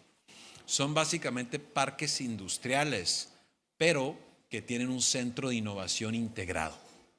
Es decir, no llegas al parque donde están haciendo el tenis Nike textilero de hace 100 años, sino llegas a un lugar donde tienes innovación in situ, como la tienen en Taiwán, como la tienen en Singapur, como la tienen en Japón, donde el ecosistema de empresas que están ahí está siendo beneficiada por innovación de universidades y de jóvenes locales, y hay transferencia de tecnología local. ¿Qué quiere decir eso? Que hay más soberanía. A veces la soberanía es muy abstracta. No, aquí es real. Si logras esa transferencia de tecnología, creas más riqueza local, creas más know-how local. Eso no sucede en los parques industriales tradicionales. Entonces, estamos creando esos parques científicos con energía limpia alrededor de estos parques, ¿no? Está el CONACYT, está la CEP, está el Tecnológico Nacional de México, etc. Sigo en español, ¿no? Bueno. Luego están los minerales estratégicos que ya les platiqué, ¿no? Que es muy importante, que los tenemos en México, pero no les damos valor. Casi sigue siendo un modelo cuasi colonial, pues, en el sentido de que tienes un mineral, pero no le das valor. Así era hace 500 años. Queremos transformar, necesitamos darle valor. ¿Cómo? Es toda una estrategia, ¿no? No me voy a detener en eso, pero ese es parte del plan. Y finalmente, para mí el más importante, de más impacto a largo plazo, es el talento humano. Entonces, México es de los países entre el 1 y el 2 que más jóvenes tiene per cápita estudiando ingenierías. Pero ¿qué problema tenemos? 2 de cada 4 ingenieros en México no se dedican a lo que estudiaron. No se dedican. En Sonora, pues andan de taqueros, andan de otra cosa, ¿no? No se dedican a lo que estudiaron. Y no quiere decir que no sean talentosos, ¿eh? Hay por ahí una anécdota que a mí me impactó mucho en un proyecto que estábamos haciendo en unas universidades hace unos años. En Michoacán, unos chavos de Michoacán, del tecnológico, creo que de Morelia, de Michoacán, sí, le ganaron al MIT en Alemania una competencia robótica. Al MIT, el Instituto Tecnológico de Massachusetts.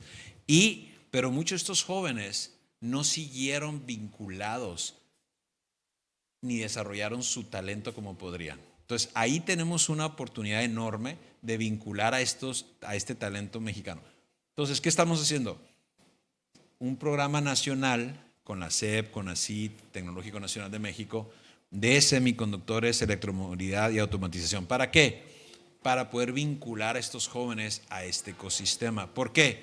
Porque un estado no tiene los números, ningún estado en México tiene los números per se para proveer ese potencial de números que se requieren. Entonces es la primera vez que se lanza algo así. Ahorita, por ejemplo, hay 5,000 chavos mexicanos estudiando un diplomado de semiconductores en inglés. ¿Y quiénes están en ese curso?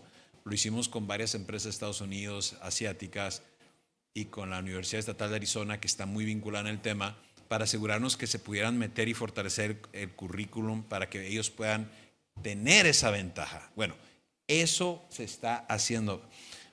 ¿Y qué ventaja le da eso a México? Bueno, le da la ventaja de que el suroeste asiático, que está muy avanzado en ciertas cosas, podamos competir contra ellos. Que México se pueda posicionar y sus jóvenes y la industria mexicana en eso. Y esto no es para el Plan Sonora nada más, obviamente. Este modelo de capacitación pues es replicable para todos los estados, ¿no? Por eso es una política industrial, porque tienes que vincular a todas las áreas estratégicas para que puedan sumar, ¿no? Y bueno, ahí ya les platiqué el Plan Sonora. Voy a entrar en unos detalles muy generales, si me aguantan tantito, más de complemento al Plan Sonora, ¿ok? La energía limpia que les comentaba, pues es 1 gigawatt, el proyecto más grande de América Latina. También hay gas. Sonora se convierte en un hub de gas actualmente. Hay 3 factores, ¿no? Está todo lo de Ucrania, está todo post-COVID. El precio se fue hasta casi hasta $20.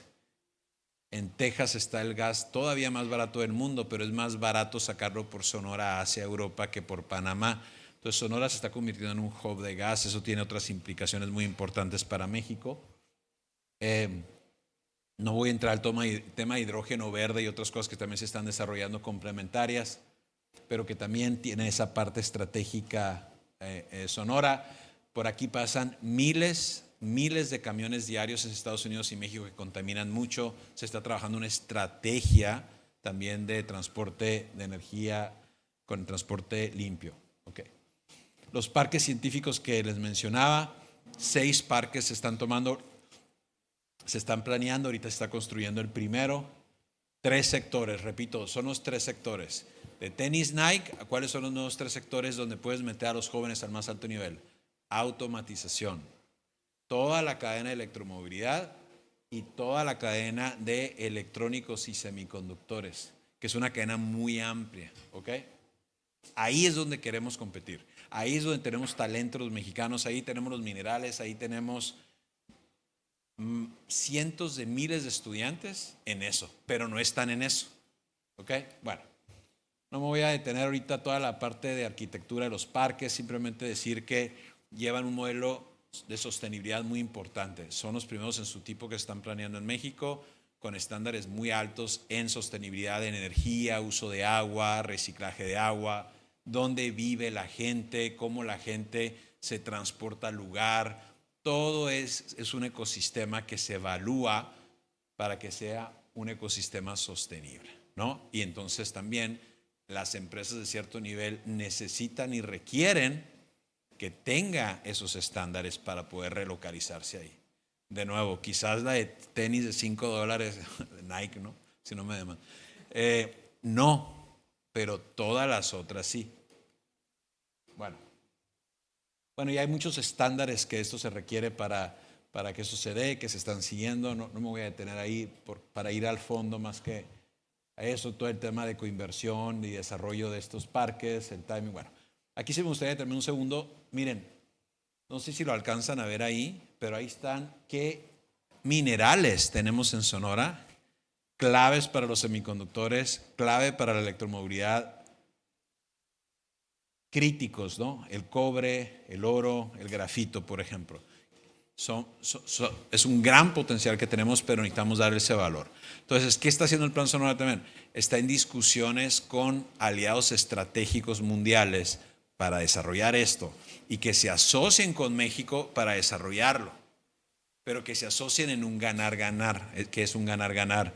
Que básicamente parte del valor agregado importante sí se queda en México. Y ahí es donde tenemos que ser muy inteligentes en estos sectores, ¿no? Y es lo que está pasando ahorita. Todo esto ya se está haciendo. Esto es un carro eléctrico. Todo eso que ven a la derecha ya se está haciendo en Sonora de un carro eléctrico. Okay. ¿Por qué? Porque recuerdo cuando llegó Ford hace alrededor de 40 años se fue creando esta cadena de valor. Y Sonora no es el único estado que tiene esto. También tienes automotriz desarrollado en muchos otros estados, ¿no? Chihuahua, Nuevo León, Coahuila, Puebla, Estado de México, etc. Entonces es un modelo replicable, ¿ok? Muy importante eso, la replicabilidad del modelo. Bueno, algunos de las empresas de electromovilidad que ya están trabajando, de la cadena de proveedores de ahí que ya están trabajando, y hay alrededor de 20 empresas asiáticas de electromovilidad que están explorando relocalizarse en Norteamérica. Estamos en discusión con algunas de ellas. Entonces, esto es muy importante, ¿no? Ahora, algunos de ustedes preguntarán, bueno, ¿y por qué semiconductores, automatización y electromovilidad? Bueno, lo que sucede es que están vinculadas. Todo lo que es un carro eléctrico tiene al menos 3,000 semiconductores. Entonces, si tú logras crear una industria, una política industrial que vincula electromovilidad con las partes críticas que son los semiconductores, tú estás creando un ecosistema más atractivo, más competitivo, más eficiente para las empresas, ¿ok? Y por lo tanto, donde puedes participar con más miles de jóvenes y más talento mexicano. Entonces volvemos a la idea de la política industrial, que es hacerlo más atractivo a las empresas, pero que puedas vincular a más jóvenes y bueno, y empiezas a hacer todo ese ciclo positivo para tu industria, ¿no? Ese es lo del talento que les platicaba. Seguramente aquí los que vienen del Senado de México, etcétera, conocen bien estos datos, que es el tema del potencial de nuestros jóvenes mexicanos, el bono demográfico, el número de ingenieros que tenemos, la universidad más grande de México, el Tecnológico Nacional de México, que es una escuela que está en todas las partes rurales del país, 650,000 estudiantes e ingenieros, es de los más grandes del mundo. Entonces, todo ese potencial, la UNAM, todas las universidades estatales, autónomas, los que son de los estados, entonces, tenemos un gran potencial ahorita, ¿no? Entonces lo estamos vinculando. Se está creando un centro de innovación en cada uno de los temas, el Centro de Innovación de Semiconductores, que me gustaría invitarlos, yo creo que la mayoría de la audiencia es mexicana, y los que no sean también. Aquí estamos haciendo este centro en Hermosillo, el primero, con varios centros de innovación mundiales. Empezó con la Universidad Estatal de Arizona, pero hay otros taiwaneses, etcétera, obviamente con una coordinación muy cercana. ¿Qué pasó, Jason? Tú también entiendes español, ¿no? Ok. Aquí está Jason del Atlantic Council. Un amigo de Francisco. No sé. Entonces, el tema, y por ejemplo, Jason, es un experto, perdón pero es un tema importante, es un experto en migración, Jason. Por ejemplo, aquí hay alrededor por Sonora, pues es la dinámica de la migración, hay alrededor de 200 cubanos, venezolanos, etcétera, con doctorado, con maestría, cada semana, cada mes, gente muy talentosa. El plan está viendo, bueno, ¿qué podemos hacer con esos seres humanos tan valiosos que están ahí? Bueno, no me voy a meter a la parte de migración, Jason. Pero el centro de innovación es muy importante. Es lo que diferencia a una bodega, a un bodeguero, como decimos, versus a un centro de innovación o a un parque científico. Entonces, una bodega la rentas y a ver, ahí haces gallinas, ahí haces los tenis Nike, y un centro de innovación es otra cosa. Un centro de innovación es a ver, yo quiero estar ahí porque ahí está el que hace los químicos del carro eléctrico, porque ahí está el que hace la parte de los semiconductores del carro eléctrico. Yo quiero estar ahí porque es el ecosistema, entonces le da mucho valor, ¿ok? Le da mucho valor a tu ciudad, le da mucho valor a tu industria. Por eso es importante el centro de innovación. Bueno, obviamente, al final de cuentas, a la gente lo que le interesa, le importa y con muchas razones. Bueno, ¿y esto qué impactos va a tener en la gente de a pie? Pues, o sea, ¿cómo traducimos esto? Y ese siempre es el reto de política pública. ¿Cómo traduces todas estas ideas muy ambiciosas en cómo vas a transformarle la vida a Juan Pérez? O sea, al final de cuentas, tenemos que lograr comunicar eso. ¿Qué se está haciendo? Bueno, ya ahorita en Sonora se están viendo resultados de esto. No para hacer un jolgorio de eso, pero sí se está midiendo qué impacto se tiene. Nos va a ayudar allá nuestro amigo el INEC, ahora con unos indicadores que se están comprometiendo. Muchas gracias a Marnat por eso. Pero les adelanto algunos. Por ejemplo, Sonora, que tenía un liderazgo hace muchos años, se cayó por X o Y razón en inversión extranjera directa. Durante muchos años, así lo recibió el gobernador Durazo. Ahorita Sonora tiene liderazgo en crecimiento industrial en el norte de México. Tiene el crecimiento más grande de inversión extranjera directa en la historia reciente de México. Tienes una migración positiva de talentos al estado de Sonora que no teníamos hace tiempo. Y así lo estamos midiendo. Tenemos el crecimiento de producción de manufactura más alto de la frontera. Entonces, se están midiendo ciertas cosas que son muy útiles para poder darle un valor a lo que estás haciendo para ajustar, ¿no? Entonces, toda la política pública debes irla midiendo y ajustándola. Bueno, y finalmente, ¿qué representa esto? Bueno, esto representa una producción, una generación muy grande solar que va a dar México, una reducción en temas de impactos a la salud, obviamente, al pasar de energías limpias, dejar energías fósiles, etcétera, etcétera. Esta parte, no es una audiencia de inversionistas, pero por ejemplo, mañana tenemos una reunión con inversionistas.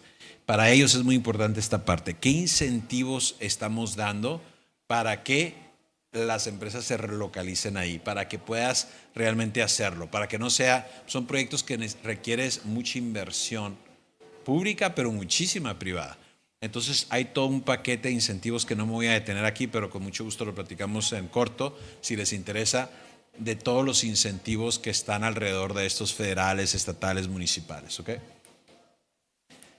No voy a detener eso. Entonces ahí la voy a dejar ya.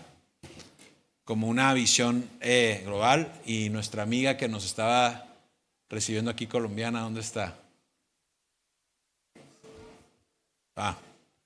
Bueno, entonces ella me platicó que lo dejáramos acá para abrirlo a preguntas y comentarios, si les parece, ¿ok? Entonces, adelante, Sí. No sé si hay un micrófono, pero adelante, adelante. Nada más preséntate, ¿no? ¿De dónde, Lázaro? ¿De dónde? Hola. Mucho gusto, Lázaro. Hola, me llamo Lázaro. Mucho gusto. Soy de la Ciudad de México. Estudié Derecho en la UNAM. Y bueno, la verdad se me hace muy interesante todo el proyecto. Creo que puede ser una gran oportunidad. Pero sí, como que me surgen varias dudas. Primero, o sea, mencionaste que tienen un objetivo social también, pero siento que no me quedó muy claro cuáles son los objetivos sociales y cómo esta política industrial sí se va a transformar en verdad en un incremento en el bienestar de las personas. No sé si Sonora lo tenga ya contemplado, si hay inversiones mayores públicas en su sistema de salud, en su sistema educativo. ¿Qué van a hacer con el dinero que entre, si lo tienen planteado? Y cómo evitar que caiga este plan en otros modelos de desarrollo previos, los que mencionabas de la maquila que ya tuvimos en México, que tuvieron muchos, pues sí, generaron mucha desigualdad, mucha pobreza. O sea, ¿cómo evitar caer en lo mismo? Creo que es un gran riesgo. Y luego, por ejemplo, ¿cómo reconciliar el discurso verde? Esta es mi segunda pregunta. El discurso de energías renovables, de transición energética, con algunas cosas un poco controversiales, como convertir a Sonora en un hub del gas natural, por ejemplo. Cuando muchos países están hablando de descarbonizar, aun cuando el gas natural sigue siendo un combustible pues, bastante utilizado y del cual depende nuestra matriz energética, ¿por qué invertir o permitir inversiones en gas cuando en unos años... en unos años yo esperaría, y lo mejor sería que tendrían que empezarse a retirar? Y por último... Lleva 5, No, llevo 2. Hay un No es tema, cierto, no, adelante, tema que yo he leído mucho y que he visto mucho en medios de comunicación, que también se me hace un poco preocupante sobre el Plan Sonora, que son estos proyectos que bueno, no sé si lo tengan contemplado porque tampoco se mencionó en la presentación, de desalinización de agua. Todos estos procesos industriales que mencionas requieren mucha agua. Incluso la minería requiere mucha agua, si es que va a haber más minería de litio, etcétera, que puede ser que no haya, y en realidad no hay en el estado. Y se ha planteado desalinizar agua del Mar de Cortés, pero eso podría afectar el ecosistema, un ecosistema único con especies endémicas. Entonces, bueno, esas serían mis preocupaciones. Sobre todo, ¿cómo reconcilian la parte industrial con la parte ambiental que pretenden comunicar? Yo creo que... son preguntas muy de fondo y muy buenas. Trato de contestarlas. Sí, tienes razón, no se plantea aquí toda la parte de cómo se busca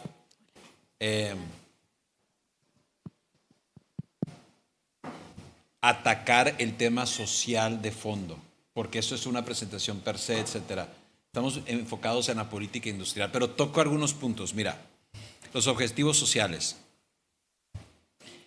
Si no hicieras nada, si no tuvieras ningún objetivo social escrito, que no es el caso, si no tuvieras una estrategia social, que no es el caso, simplemente por atraer este tipo de inversiones, vas a elevar automáticamente una franja de jóvenes que están migrando. Y si me empujas, voy a hacer una declaración un poco fuerte, vas a salvar a presicarios de ser sicarios, porque no hay una narrativa para ciertos jóvenes de algo más allá en algunas zonas de México, especialmente en la sierra. Y en Sonora tenemos ese tema que se está atacando. Esta es una alternativa para esos jóvenes muy de fondo. Los jóvenes, muchos jóvenes que están explorando temas de ilicitud, lo hacen porque falta una narrativa atractiva. Muchos jóvenes no quieren ser electricistas o plomeros, por más legítimo que sea y digna ese trabajo, no quieren ser eso. Pero sí están muy atraídos a una potencial área de alta tecnología. Eso está medido, El hecho de que puedas tú, como un Estado, una sociedad, crear una narrativa alterna a estos jóvenes, que es un reto de a de veras, es muy poderoso y tiene un impacto social que podemos platicar en otro tema, que es fascinante ese tema. Pero por ahí va todo esto. ¿Cómo atraes a eso, no? El tema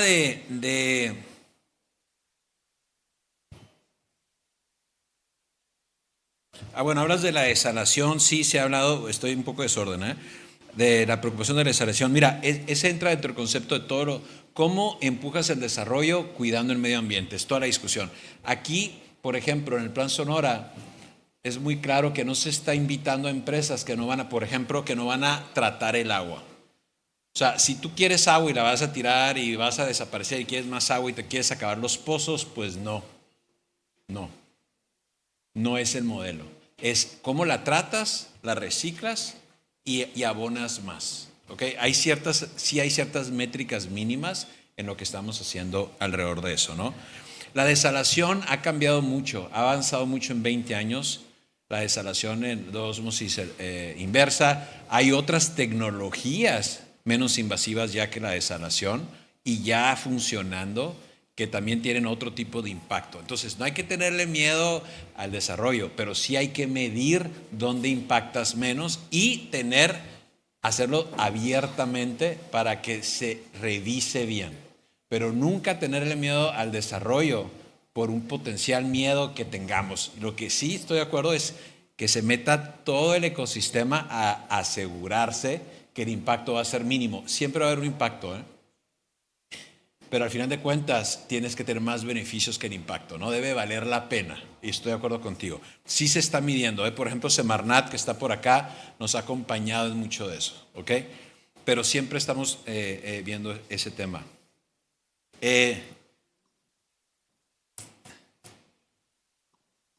El discurso verde controversial, bueno, a ver, ahí no podemos ser más papista que el Papa. Toda Europa, Japón, etcétera, están a favor del gas como una energía transicional. ¿Por qué? Porque lo requieres. ¿Por qué se desarrolló Nuevo León en los 60 antes que el resto del país? Porque tenían gas.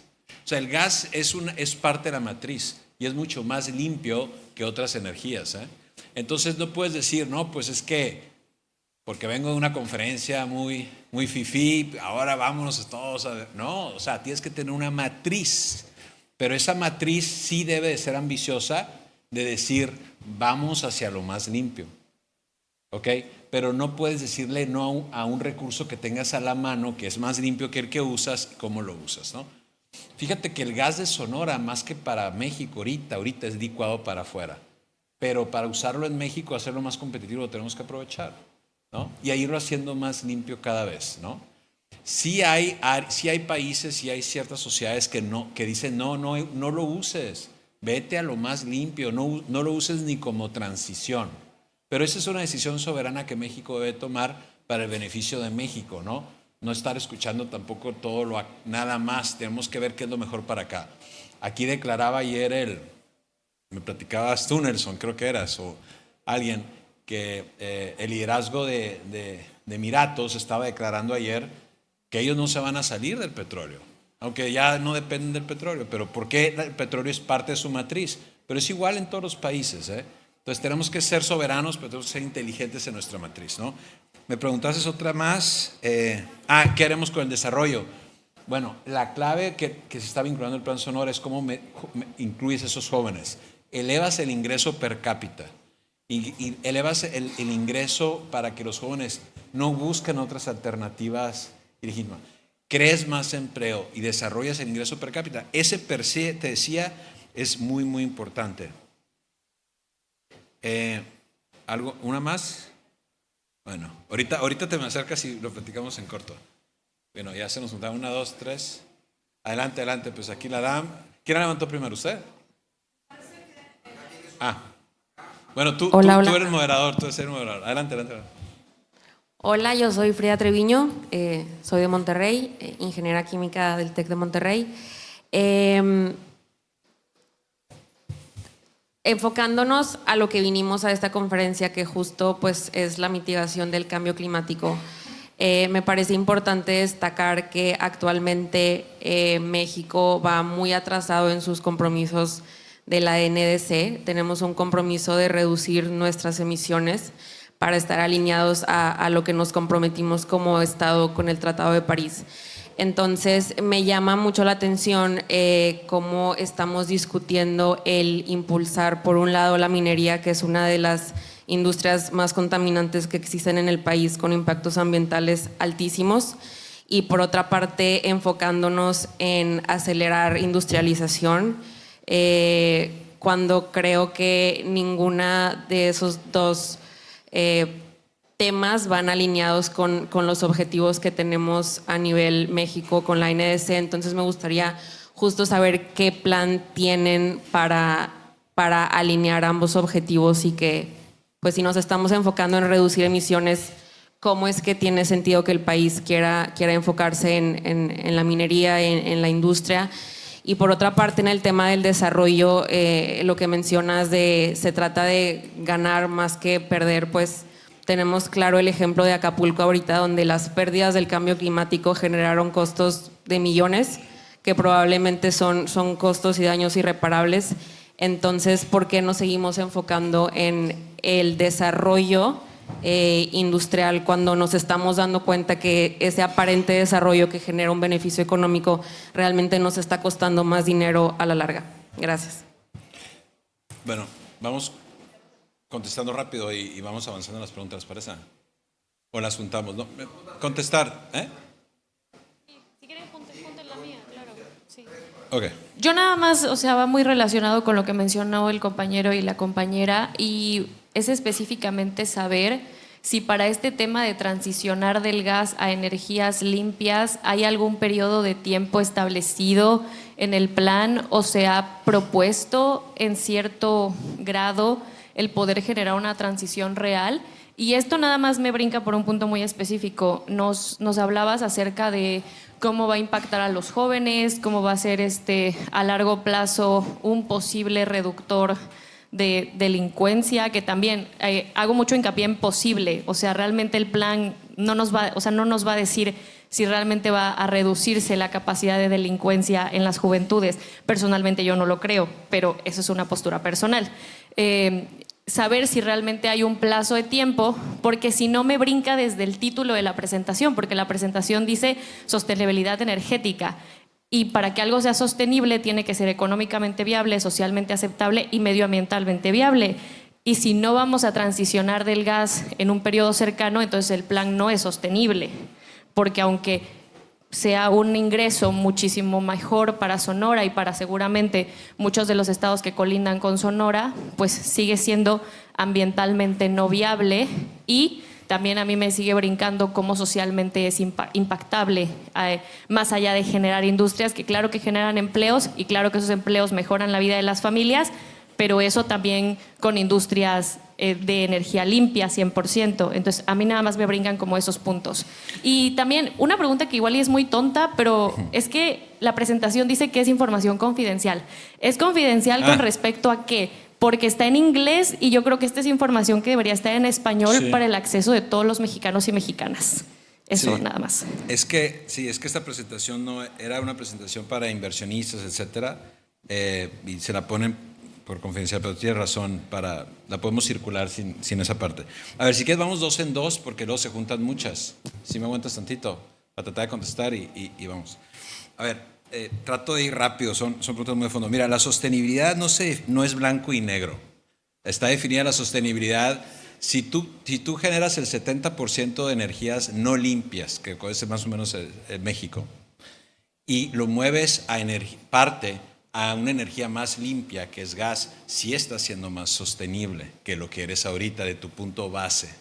Entonces, la pregunta de fondo, creo que lo que quiero decir, o si no corrime, es cómo nos vamos acercando a ser más sostenible. No vas a poder, ningún país en el mundo va a ser del 70% de energía sucia al 100% de energía limpia. Nunca nadie lo ha hecho ni lo va a hacer. Lo que sí puedes hacer es cómo lo aceleras, y eso es lo que está haciendo aquí el Plan Sonora. O sea, lo importante aquí es que estás quizás en una meta muy ambiciosa, esa sí te de tener el 40% de la producción de energía solar en un país es mucho. O sea, puedes cuestionar eso, oye, ¿cómo está la red, etcétera? La transmisión tienes vulnerabilidades, pero no puedes cuestionar que se tenga una ambición de ir hacia allá.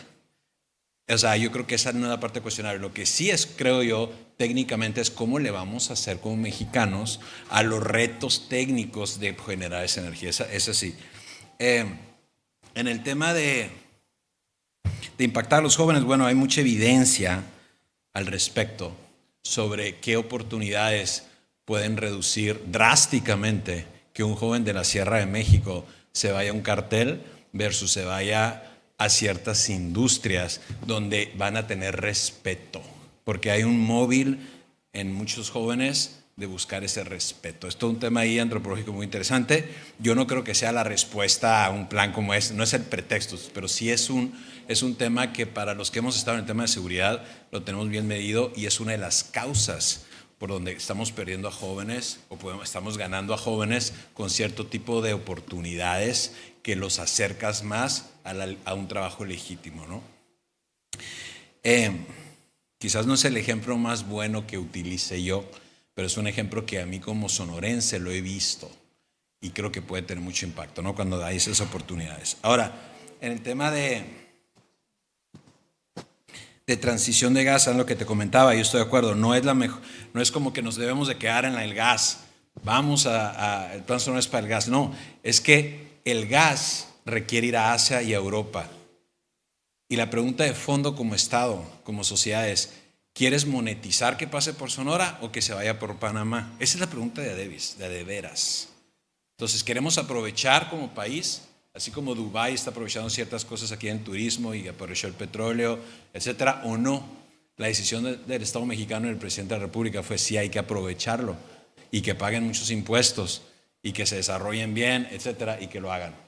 ¿Queremos quedarnos ahí? Absolutamente no. Yo estoy coincido contigo, no es el lugar donde queremos llegar, pero nuestra matriz actual de energía sí se vuelve más limpia con el gas. Eso o sea, sí nos mueve a ser más limpio, pero no es la meta, ¿ok? Y hay que decirlo también, creo que en el punto de vista financiero muy importante también es cómo se hagan esos proyectos. Asegurarse que el Estado y la sociedad tengan un equity, que tengan participación de los proyectos que se hagan y que no sean proyectos que se hagan donde sea extraer, hacer un gasoducto, se lleven el gas a otro lado y paguen un poquito nada más. O sea, aquí el tema es cómo el Estado crea condiciones para que tenga un porcentaje importante de eso y que eso se reinvierta en cosas productivas, ¿no? Y eso sí está pasando en el Plan Sonora con los proyectos de gas, ¿eh? Hay una participación de equity que se está reinvirtiendo. La mitigación del cambio climático, sí. De hecho, yo creo que este es uno de los proyectos que cuando se presentó el año pasado con John Kerry y el canciller, fue de los proyectos que más se reconocieron en la COP27 por el tema binacional, era de los pocos binacionales, pero donde reconoció John Kerry que precisamente era uno de los proyectos donde estaba utilizando un ecosistema muy completo. Y no porque lo diga John Kerry, lo digo como, entonces esa es la razón de mi respuesta, no. Pero sí te digo que quizás por el tiempo no se plantea aquí todo el ecosistema, pero sí empiezas a amarrar cosas para que puedas garantizar que reduces los riesgos crediticios de que se haga el proyecto. Y no lo dependes todo de presupuesto público. Al final de cuentas, la sostenibilidad ambiental solamente funciona si hay sostenibilidad financiera, como lo dices tú. O sea, que realmente se pueda pagar, se pueda financiar, haya un retorno y se siga financiando por sí mismo, ¿no? Y esto tiene ese elemento, o sea, no depende, oye, pues va a ver si los diputados y los senadores nada más, ¿no? Tiene su modelo financiero rentable, pero que haya soberanía, o sea, que ganemos los mexicanos, pues básicamente con la transferencia de tecnología, etcétera, ¿no? Bueno, ¿te contesté todas o te dejé una en el aire? Más o menos. Ahorita me quedo para platicar en corto, si quieres. Bueno, transición. Ok. Bueno, hola, mi nombre es Pepe, yo soy de Chiapas, de un pueblo llamado Mapastepec.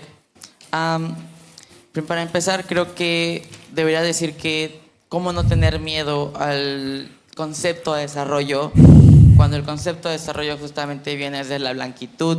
Este mismo concepto de desarrollo es el que ha empujado que a muchas comunidades, cuando estos proyectos los desplacen al narcotráfico, a los carteles, son sus mismos proyectos que originan esto. Y nada más para terminar esta parte es, no por ser en la sierra, no por ser moreno, vamos a terminar en los carteles. Moreno no es igual a criminal y blanco es igual a bueno.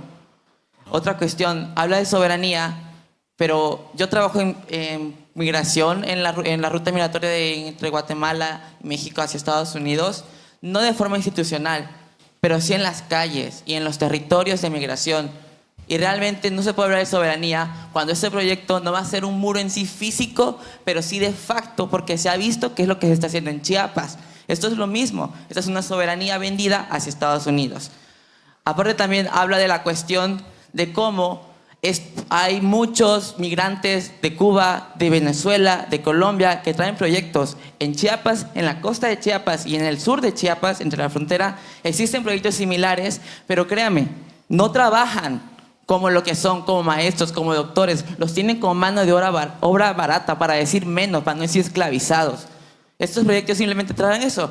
Y aparte también, este está hecho más de un punto de vista totalmente hacia una élite de las personas de Sonora y de las personas que están ahí, porque están despojando al pueblo. Está el pueblo justamente Tojodam, que ha sido desplazado totalmente de sus comunidades y lugares ancestrales. Entonces, no hay una energía limpia si está manchada con sangre de los pueblos, manchada con la sangre de las personas racializadas y manchada con la sangre de las personas migrantes.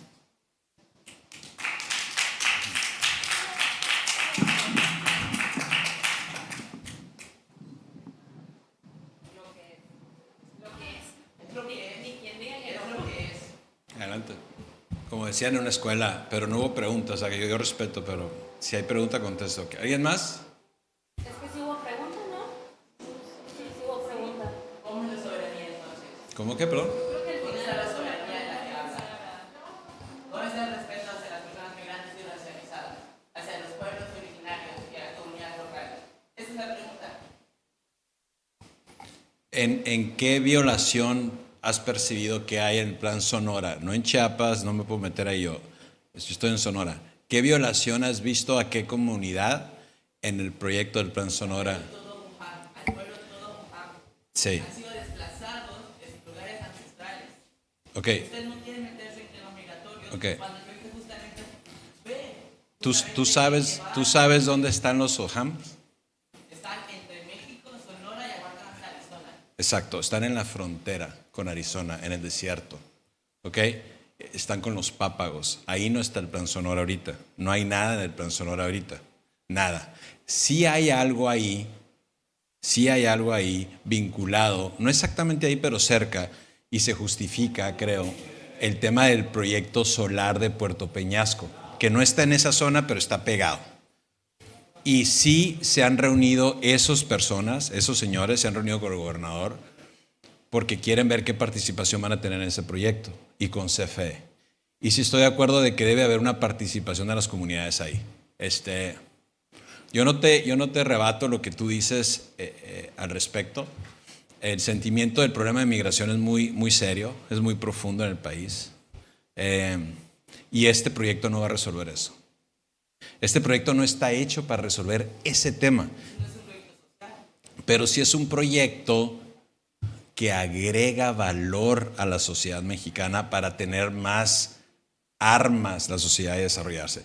Podemos cuestionar muchas cosas de cualquier proyecto, y es muy válido. Pero yo creo que es tanto ese reto humano de migración. Por cierto, Sonora es el estado donde están pasando más migrantes ahorita. Sonora es, bueno, aparte que es muy grande, pero es un estado que la palabra no es tratado mejor a los migrantes, pero es un estado que ha sido más fácil para los migrantes cruzar. Y hay un problema muy fuerte ahí, de falta de albergues, etcétera, etcétera, etcétera. ¿Cómo podemos humanamente integrar? Yo creo que la pregunta de fondo, y es una pregunta menos título personal, es cómo lo comencé hablando al principio, Ahorita hay alrededor de 200 cubanos, digo cubanos porque es el dato que me llegó, con maestrías y doctorados ahí ahorita tratando de pasar. La pregunta que yo me hacía y le hago al equipo es, oye, ¿y cómo podemos integrar? O sea, ellos quieren llegar a Estados Unidos, no les interesa quedarse en México. Pero ¿cómo podemos integrar a gente valiosa? ¿Y qué hay que hacer para integrarlos? Yo creo que al menos esa es la pregunta de fondo de cómo los integramos para tengamos ese valor de manera digna hacerlo. Yo sí estoy de acuerdo que eso lo tenemos que atender, si no, no es un proyecto humano en ese sentido, eso estoy de acuerdo. Y el tema de fondo que cuestionas de que todos los proyectos tienen que estar vinculados a resolver o atender esa parte y que no sea un modelo sofisticado de simulación de otra cosa, también es válido, ¿no? Pero yo creo que esto no lo es eso. Pero respeto mucho tu punto. No, espérame, faltaba alguien, ¿no? Sí, ahorita. Gracias, Paco. A mí me interesaba muchísimo escuchar esta presentación porque como presidenta de la Comisión de Desarrollo y Bienestar Social del Senado de México, me parece muy importante este tema, sobre todo del asunto de los conectores. Y voy a tratar de explicarme porque en realidad lo que yo quiero es hacerte una propuesta que por supuesto que iré a platicar con mi querido amigo el gobernador Durazo, a quien siempre le mandamos un gran saludo. Mira, yo tuve curiosamente se está hablando del tema social, de cuál es el impacto social, no solamente en términos de la materia que nos toca, ¿no? Que es el cambio climático, pero sinceramente es que la pobreza no es sostenible climáticamente, de ninguna manera. O sea, no puedes hacer que la pobreza sea sostenible, no existe. No hay forma, pues. Entonces, si yo lo que quiero hacer es una propuesta en términos de lo que pasa, por ejemplo, con la inclusión laboral real de personas con discapacidad. Y ese es un modelo que se estableció en el País Vasco, con Guriac. Después de Guriac se fue a Soltra, que está en León, en la zona de España, y de ahí viene a México a través de Cinia, que me gustaría muchísimo poder acercar a la gente de Cinia con ustedes. Y ahí voy a tratar de cerrar ya la idea, y tiene que ver con que, sobre todo en tema de conectores, si la gente con discapacidad, sobre todo visual y con discapacidad intelectual, son muy buenos haciendo tareas repetitivas. El tema de conectores, me parece que por ahí puede haber también un cariz social y darle un plus al plan Sonora. Pero me acerco contigo porque me interesó muchísimo cómo se está preguntando sobre el impacto social, y me parece que hay un área de oportunidad grandísima y por eso me interesaba tanto venir a escucharlo, porque el gobernador tiene que conocer a la gente de Cinia para el tema de la inclusión laboral plena de personas con discapacidad, porque de verdad que son tiene un potencial grandísimo. O sea, lo estaba escuchando y no es que todo lo que dijeron quienes me antecedieron en el uso de la palabra, me parece muy importante lo que dijeron, pero creo que en el tema del plan Sonora, el asunto de la inclusión laboral para personas con discapacidad podría estar de verdad haciendo la diferencia, sobre todo por la cantidad de personas que tienen ustedes en la zona, que son 6 millones más o menos, y estamos hablando que en Sonora más o menos hay como 900,000 personas con discapacidad. Pero bueno, es más una propuesta y me acerco con quien tú me digas. Sí.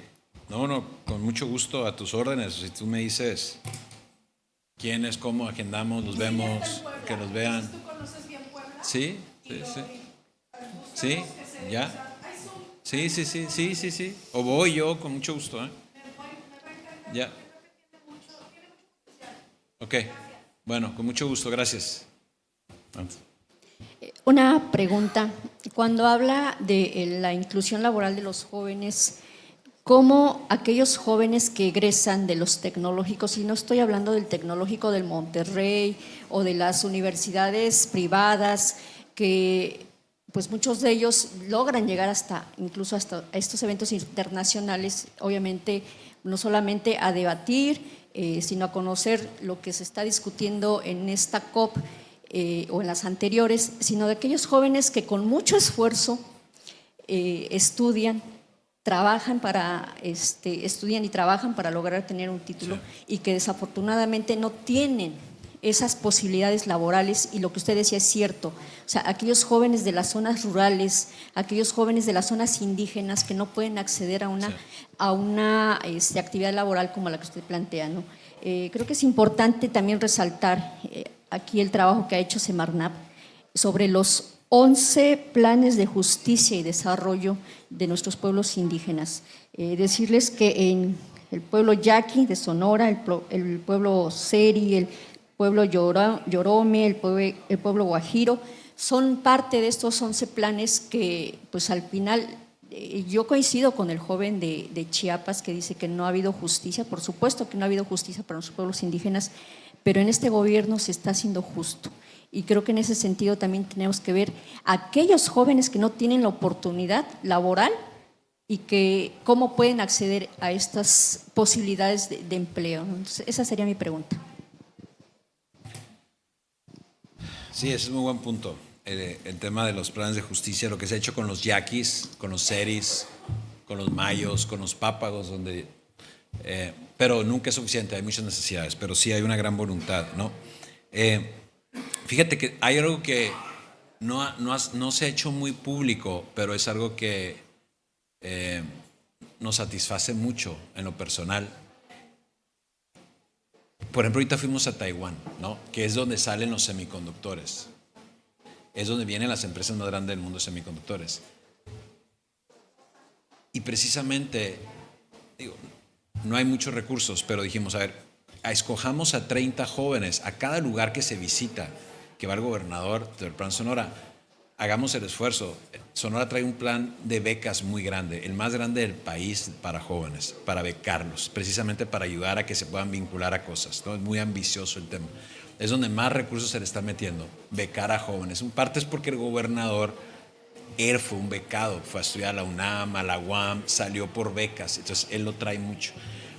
Entonces el gobernador dijo, ok, vamos a mandar a 30 jóvenes de la Sierra, del Tecnológico Nacional de México, de la Sierra, etcétera, a Taiwán. Oye, entonces fuimos con la Universidad de Tsinghua y otras, las más grandes del mundo. Ya estamos ahí, necesitan saber un poquito más inglés. Oye, ¿que no saben inglés? Pues apoyarlos con inglés.